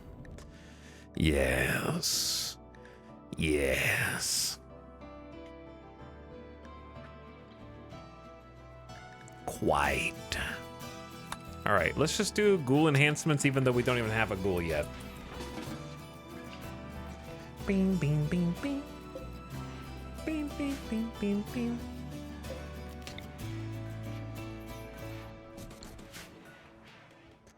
All right, we're gonna need you guys to get some heaters in here.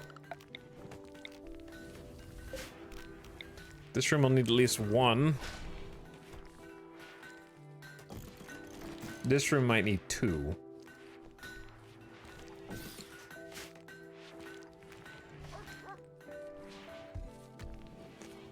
It looks like the food situation's doing better, but I can't tell how much of that is bug related. Chronophagy is ready.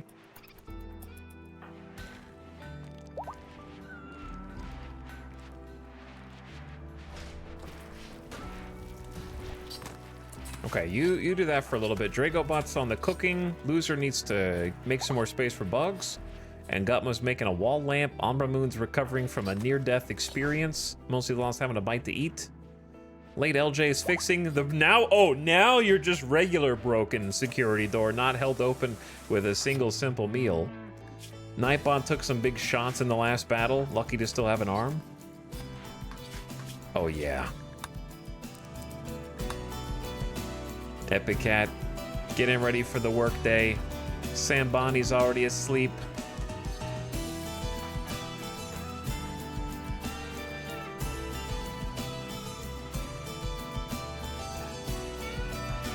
This colony's going places, chat. We're going places.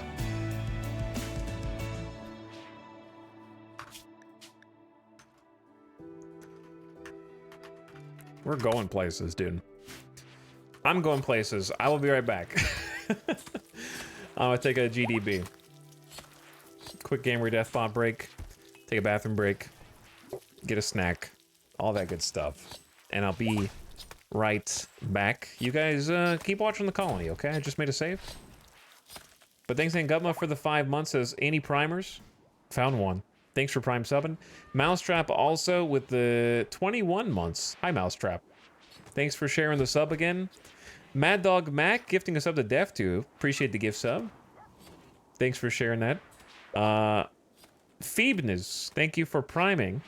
Who is the donkey of the stream? They are actually the donkey.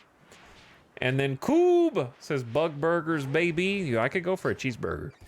Cheeseburger sounds good. I have some leftover Indian food though, so I probably need to finish that first. But not right now. All right, be right back, chat. Take a good look at the colony. Make sure everybody's having a nice sleep. BRB.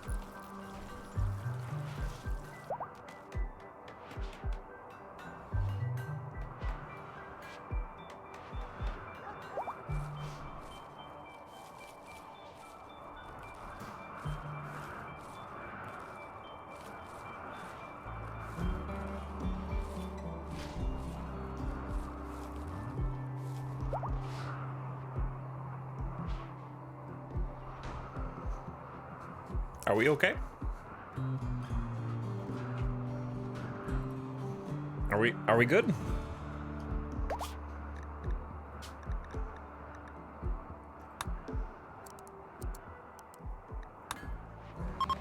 Late LJ is on a fire starting spree. She'll wander around for a while because pyromaniac. What where was it?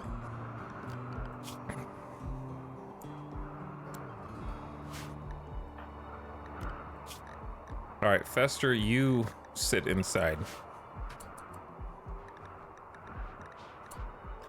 Oh, loser needs the roll again. Because they tried to abandon the colony. 8 people have to show up. All right, Giso, Dragobot, Mostly Lost, Operator Chan, and Gutma, Delicious Jill, and Cucumber, and some newbies. Yeah, yo. Become the randomizer once again. I forgot that that was a thing that happened once you tried to abandon us.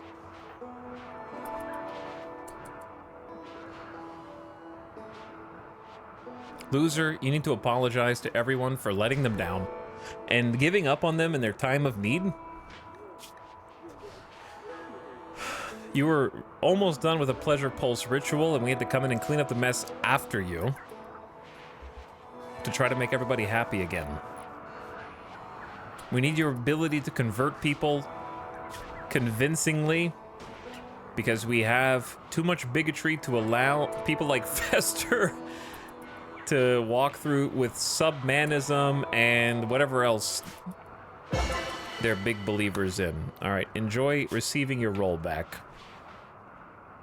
I know that you're tired, but Fester needs a talking to.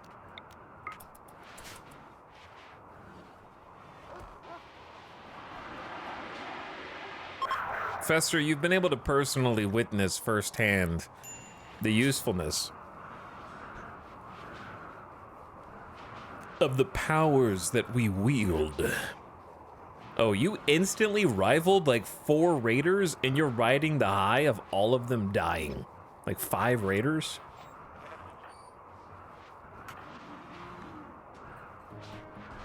Loser has supreme expectations. My importance here is uncontested, so my comfort must be a critical priority for my people. Okay, chat, question. Should people who are ascetic get supreme expectations? Or should it at least be like half as potent?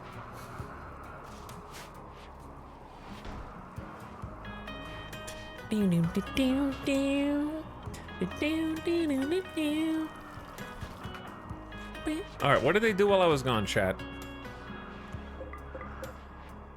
We gotta let them make some more beds. These are 45 each. They got jobs. They know what they're doing. Now that late LJ is not setting fire to the base, nothing blew up, right? Oh my god, cucumber. Look at your mood. How... Insulting spree like this?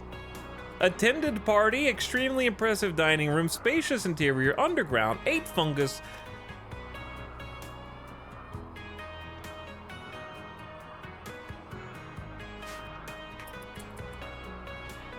Why do you guys have to try and ruin everything?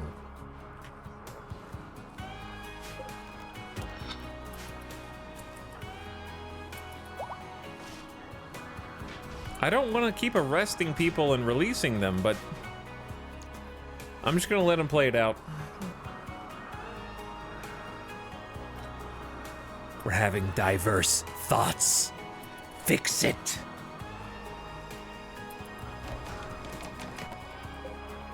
Boom, chat.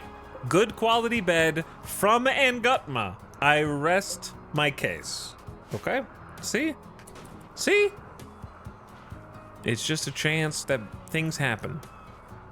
There's a chance that bad things happen to you. And you might have some god-tier colonists. But sometimes that's not good enough.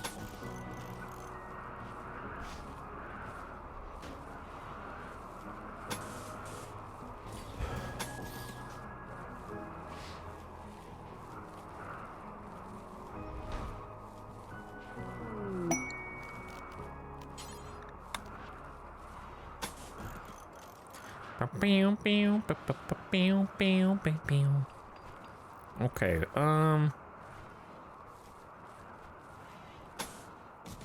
do that one.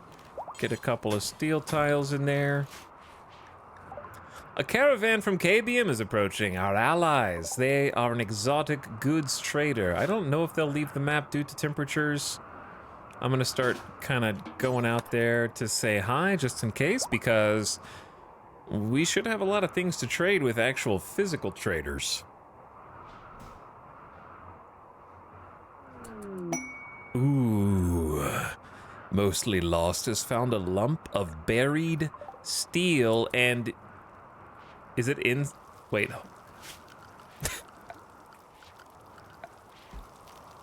It's inside the ritual room. It's... The best spot is where the horseshoe pin is. You know what? We need to move this stinky horseshoe pin anyways. There's nowhere that's good to put it, in my opinion. What kind of recreation is this? Dexterity. What is pool? Dexterity. I'm deconstructing, or at least uninstalling. No, just uninstall it. That's actually a good find. Having like some steel right inside the base. Unfortunately, it's a very ugly thing to build, but it's in a convenient location.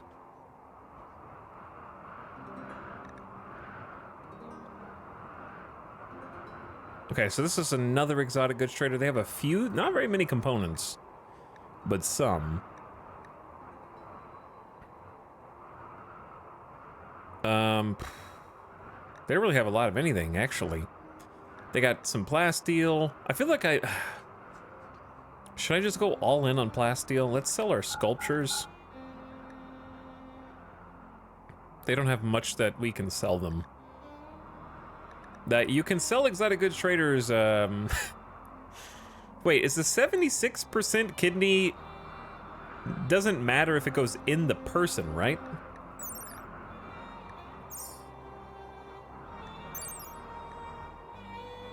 Big recreation gain multiplier. Sloppy sculpture. Artistic training.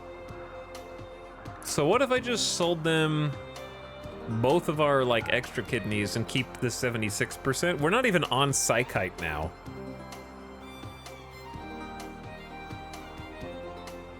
They don't have any reinforced barrels. Unfortunate.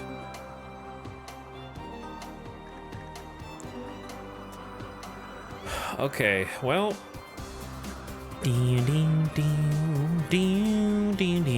What do I want to buy? We could sell some high explosives. We have 61. Oh, I'm gonna use those. I'm gonna use them. I swear I'm gonna use them, chat. All right, this song's kind of loud. So what you're saying is always buy plasteel? Is that something I should always do? Since we're approaching the end game now?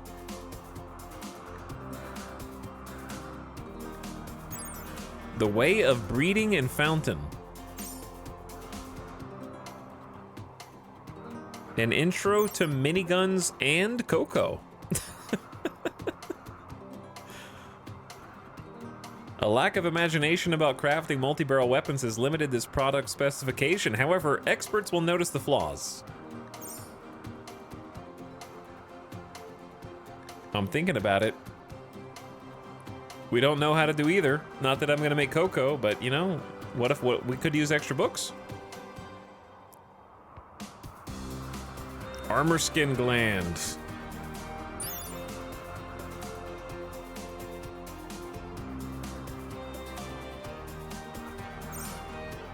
I don't know, dude. There's a lot of cool stuff.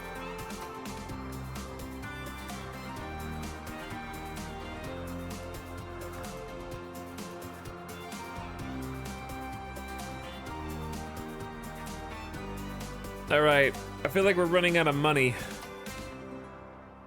But once we hit a bulk goods trader, we'll get the money again. I say we just go ahead and buy the plasteel, buy the components. We have 6 advanced components. Armor skin gland equals more social fights, but we can survive them better. True.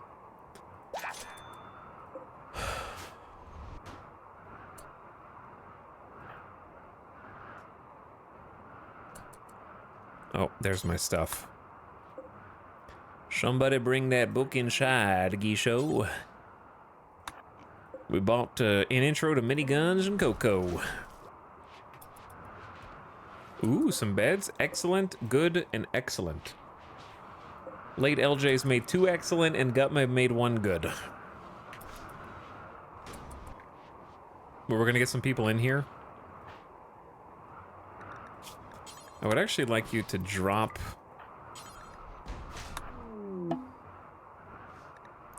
A paramedic with a few items to trade is visiting the colony. Let's go say hi.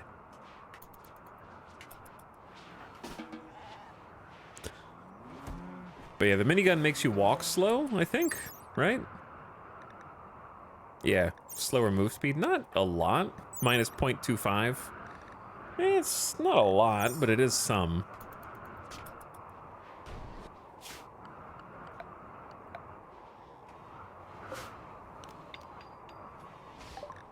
Hello. What do you got? 98 bucks and 5 components. I'll take them. And 2 reinforced barrels. Oh. Now we're talking. This is like an exotic goods trader who doesn't have any money.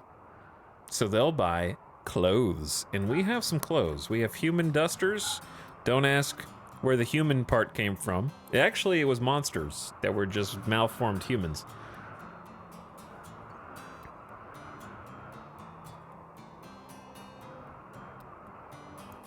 I'm just gonna sell the bandoliers. We can't afford bandoliers where it's this cold. Poor quality. Under 50%. Poor quality. 50% are under. Oh, this is gonna clean up some storage space for sure. It's been a while since we found a vendor who would just take all this stuff.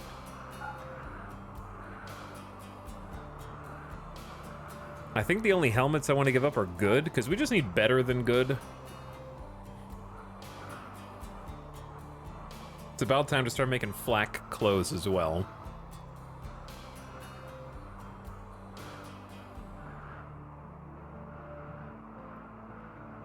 Masterwork gas masks. Because gas masks are steel and chem fuel. The steel is kind of annoying, and so is the chem fuel, so I honestly can't afford to sell those right now.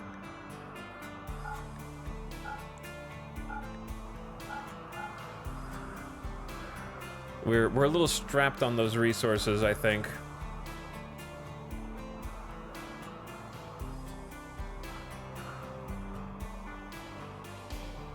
Normal snipers, I guess we have used them, that's true. Tox bomb launcher.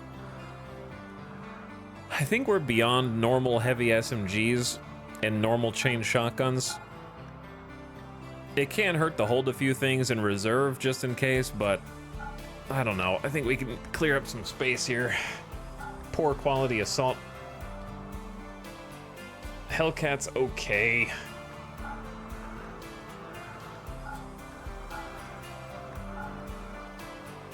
Yeah, I think it's time for a little armory cleanup. Okay, we're almost break even on all this stuff. It's pretty good, dude. Good trade. Yeah, I don't know.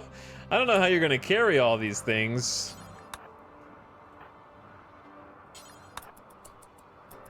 But thank you for the reinforced and the components, and for freeing up basically all of this inventory space. All of my stuff is spread out too far. We need too many orbital trade beacons. That's a me problem, not a game problem. It'd be better if we just use this one and move the silver somewhere else. And I don't know what to put on that. More uranium across the hall.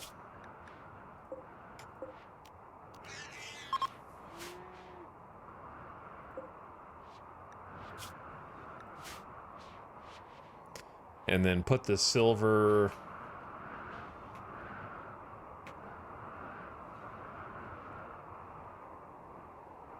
I don't know where to put the silver, to be honest.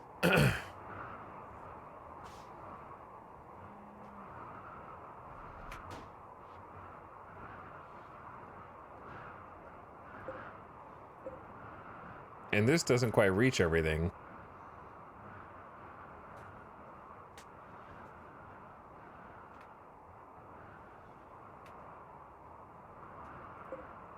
How much silver are we ever gonna have? This base is organized but disorganized at the same time. At the same time. What does this shelf even hold?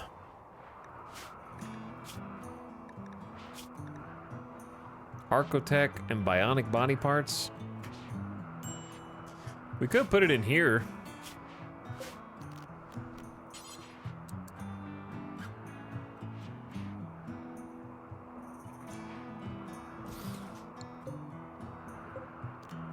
But then we'll need a thing in here anyway.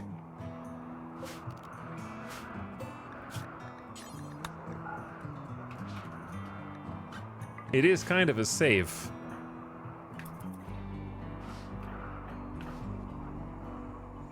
Cucumber, why are you doing this? Why are you ruining Umbra Moon's mood? Cucumber derided Umbra Moon's hair. Umbra Moon slandered Cucumber's way of speaking. Cucumber derided Umbra Moon's friends. Alright, you said your piece. You got a -23 for 2 full days, and you're gonna go home now. It's very mean, though. Very mean.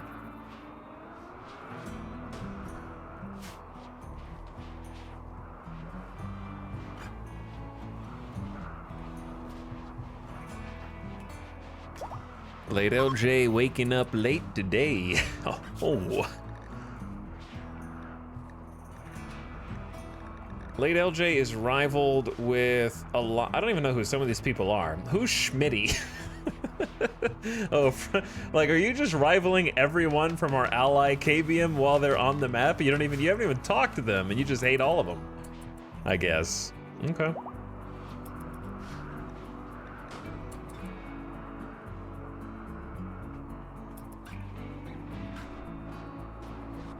Guys, you're banned from playing horseshoes, okay? Banned. You will play billiards, and you will like it. You know what else you're gonna play? You're gonna play some freaking poker.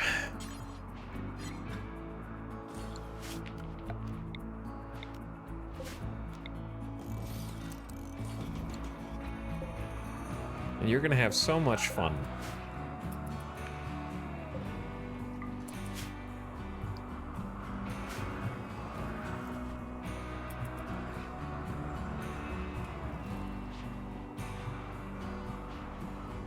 Just in front of the door? Yeah, you walk in and there's poker. What of it? This is the rec room. There's poker, billiards, food, TV corner.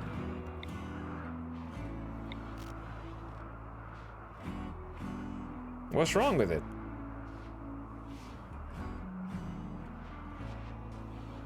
There's a whole space to walk around, everybody.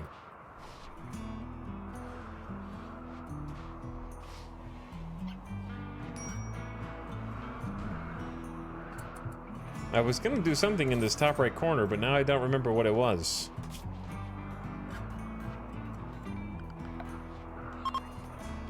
We need chess somewhere as well. Well, I guess we have chess. Do we have chess? We did have chess. I don't guess we do anymore. Maybe I was gonna do chess on this side. A marble chess table.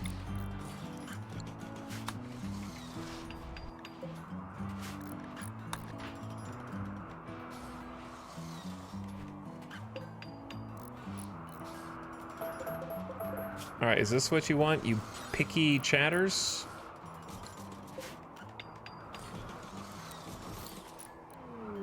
Umbra Moon. Cease every 2 days. Umbra Moon started a social fight. Umbra Moon's hospitalized, watching TV. Umbra Moon is going on a pigging break. They're gonna go eat all the food, little piggy. Boink, oink. It's like, just relax. You're the most, like, often snapper in the entire colony. It's crazy. You eat so much.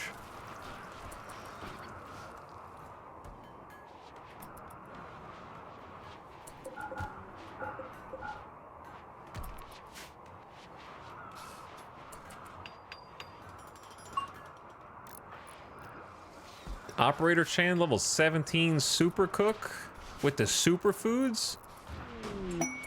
Masterwork helmets. That's the replacement for the good helmets that I want to see, which I'm very excited about.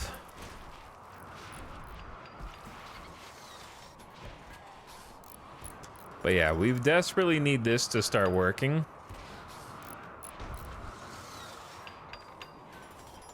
And then we're gonna get some floor in here, but I just need to get them some heat.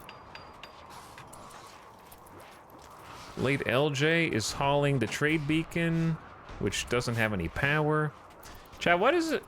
This is, wait, did you fail? Dude. Yeah, you have 10 construction. 91% manipulation's not the worst. It's a 99% construction success chance, and you botched this. We don't have the spare resources for you guys to be screwing these things up so much.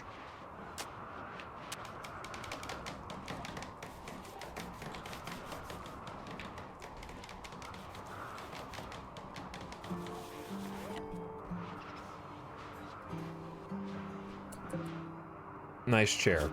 This furniture is engraved with an image of Ngutma elbow deep in Operator Chan. Wait,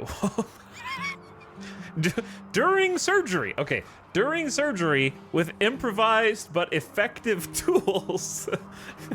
Operator Chan is shaking and writhing. If you squint your eyes, the well-balanced composition of the image reveals the outline of a pigeon.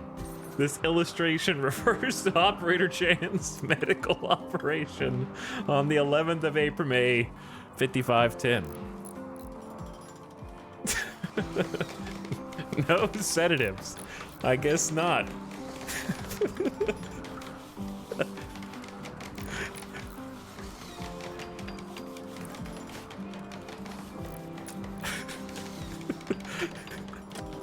It's Alex. Read the whole sentence before you pause dramatically. I almost snorted my tea. As you should. Oh, that's so funny.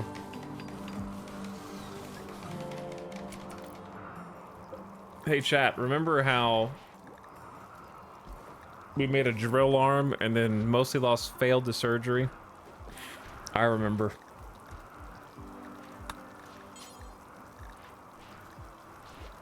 You know what we haven't made? An assault rifle. We have some normal quality ones.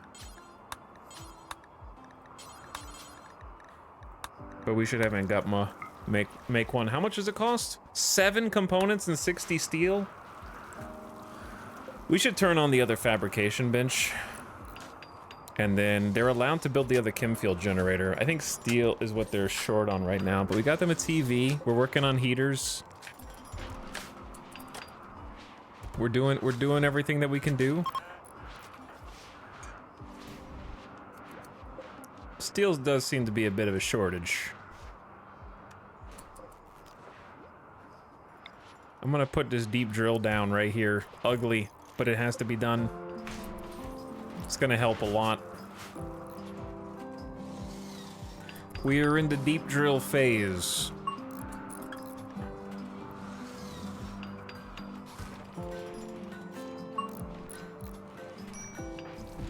Mostly Lost? Weren't you already level 19 intellectual? Maybe you drop back down. You're dropping, yeah, you go drop pretty fast, actually.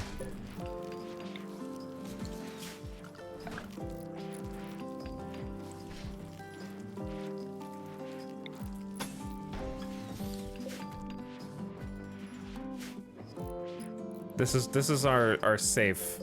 I don't know if it's actually safe, but it is our safe.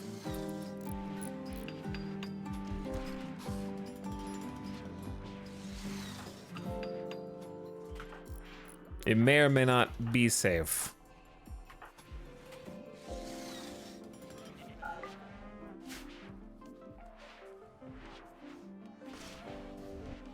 How come in RimWorld chat so many days pass by and things are definitely happening and progressing, but they don't feel like they are? Like, we have some beds and we have a billiards table and we started moving everything, but maybe it just happens so subtly that it feels like we have a million things left to do, because we do. We just do.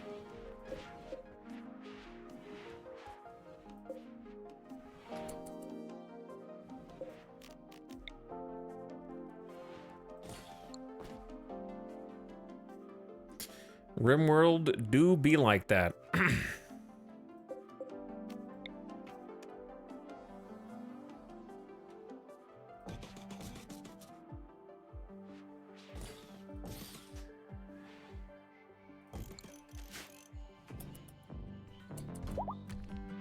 This base is very mega. It is very mega, but now we have a mega amount of people in it. 4, 8, 9, 10, 11, 12, 13, 14, 15, 16, 17, 18. We actually have 18 colonists, and then Stevens will be 19 when he wakes up. I mean, he's technically 19 now.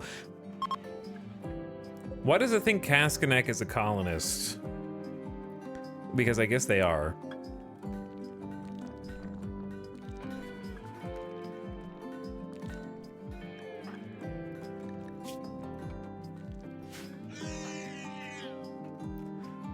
I've noticed the Gore Hulk getting burned a lot by the Electro Harvester. Let's go up here and open the Crypto Sleep casket. This is super satisfying to watch, colony story and planning wise. I'm glad to hear it. The base is manifesting, and then it'll be time for refinement once we have all the basics down. They're not a colonist, right?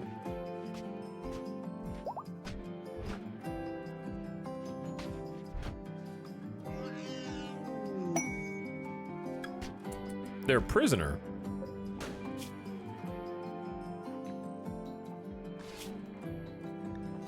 Incapable of violence, wimp. We used Kaskanek to get them to clone before. I really don't want this pawn, but also maybe we use them for other things, such as rituals.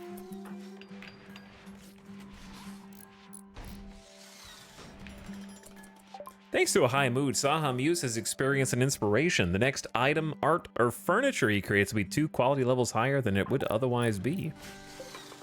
Speaking of quality levels, Late LJ, you're gonna do us right this time, right? With the marble chess table? You're gonna do it right, I think. I believe in you. I'm not quite at the point where I feel like this colony is going like a well-oiled machine, but it definitely is making huge strides.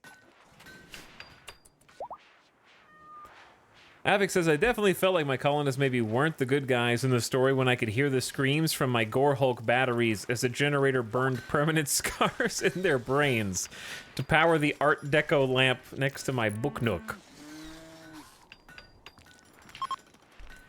Look. Just because someone else made this person a monster doesn't mean that they're not a monster. They're definitely a monster, okay? And I only captured this Gore Hulk because this Gore Hulk tried to destroy my colony and kill everyone in it. Okay, I didn't send an unsolicited email to get this Gore Hulk to agree to sign a mysterious contract. You know, they could have simply stayed away.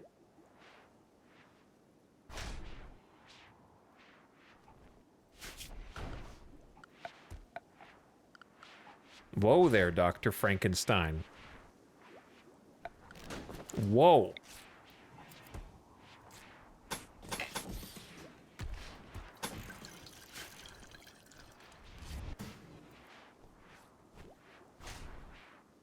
Unlike the herds upon herds of animals driven insane by faulty rituals. Listen.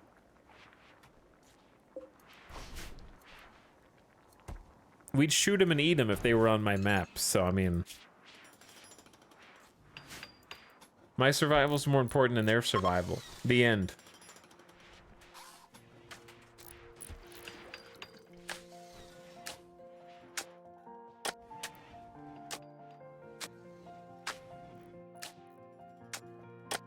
Those animals canonically already had scaria. Yeah, right? Like it's not that we turned animals into insane animals, we just attracted already insane animals. That's why it failed. The animals already had scaria. If anything, we're doing the world a service by attracting the insane animals and then killing them so they don't attack other people. So I would consider that a service. Also, Late LJ has struck out again with both a good billiards table and a good marble chess table, but how good is good, really? 13 beauty. It's pretty good.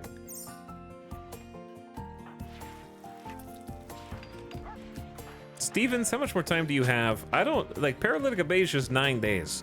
We could use Fester to heal you, but you're just gonna come in 9 days anyway, so why not? Just leave that alone. I would like to use Fester's abilities on someone else, potentially.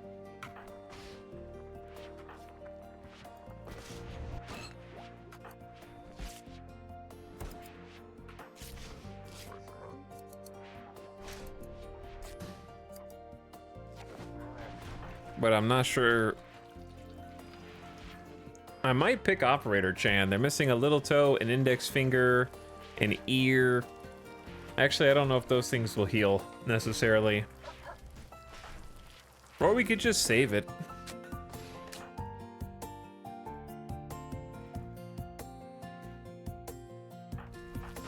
Or we could try fixing the permanent cracks.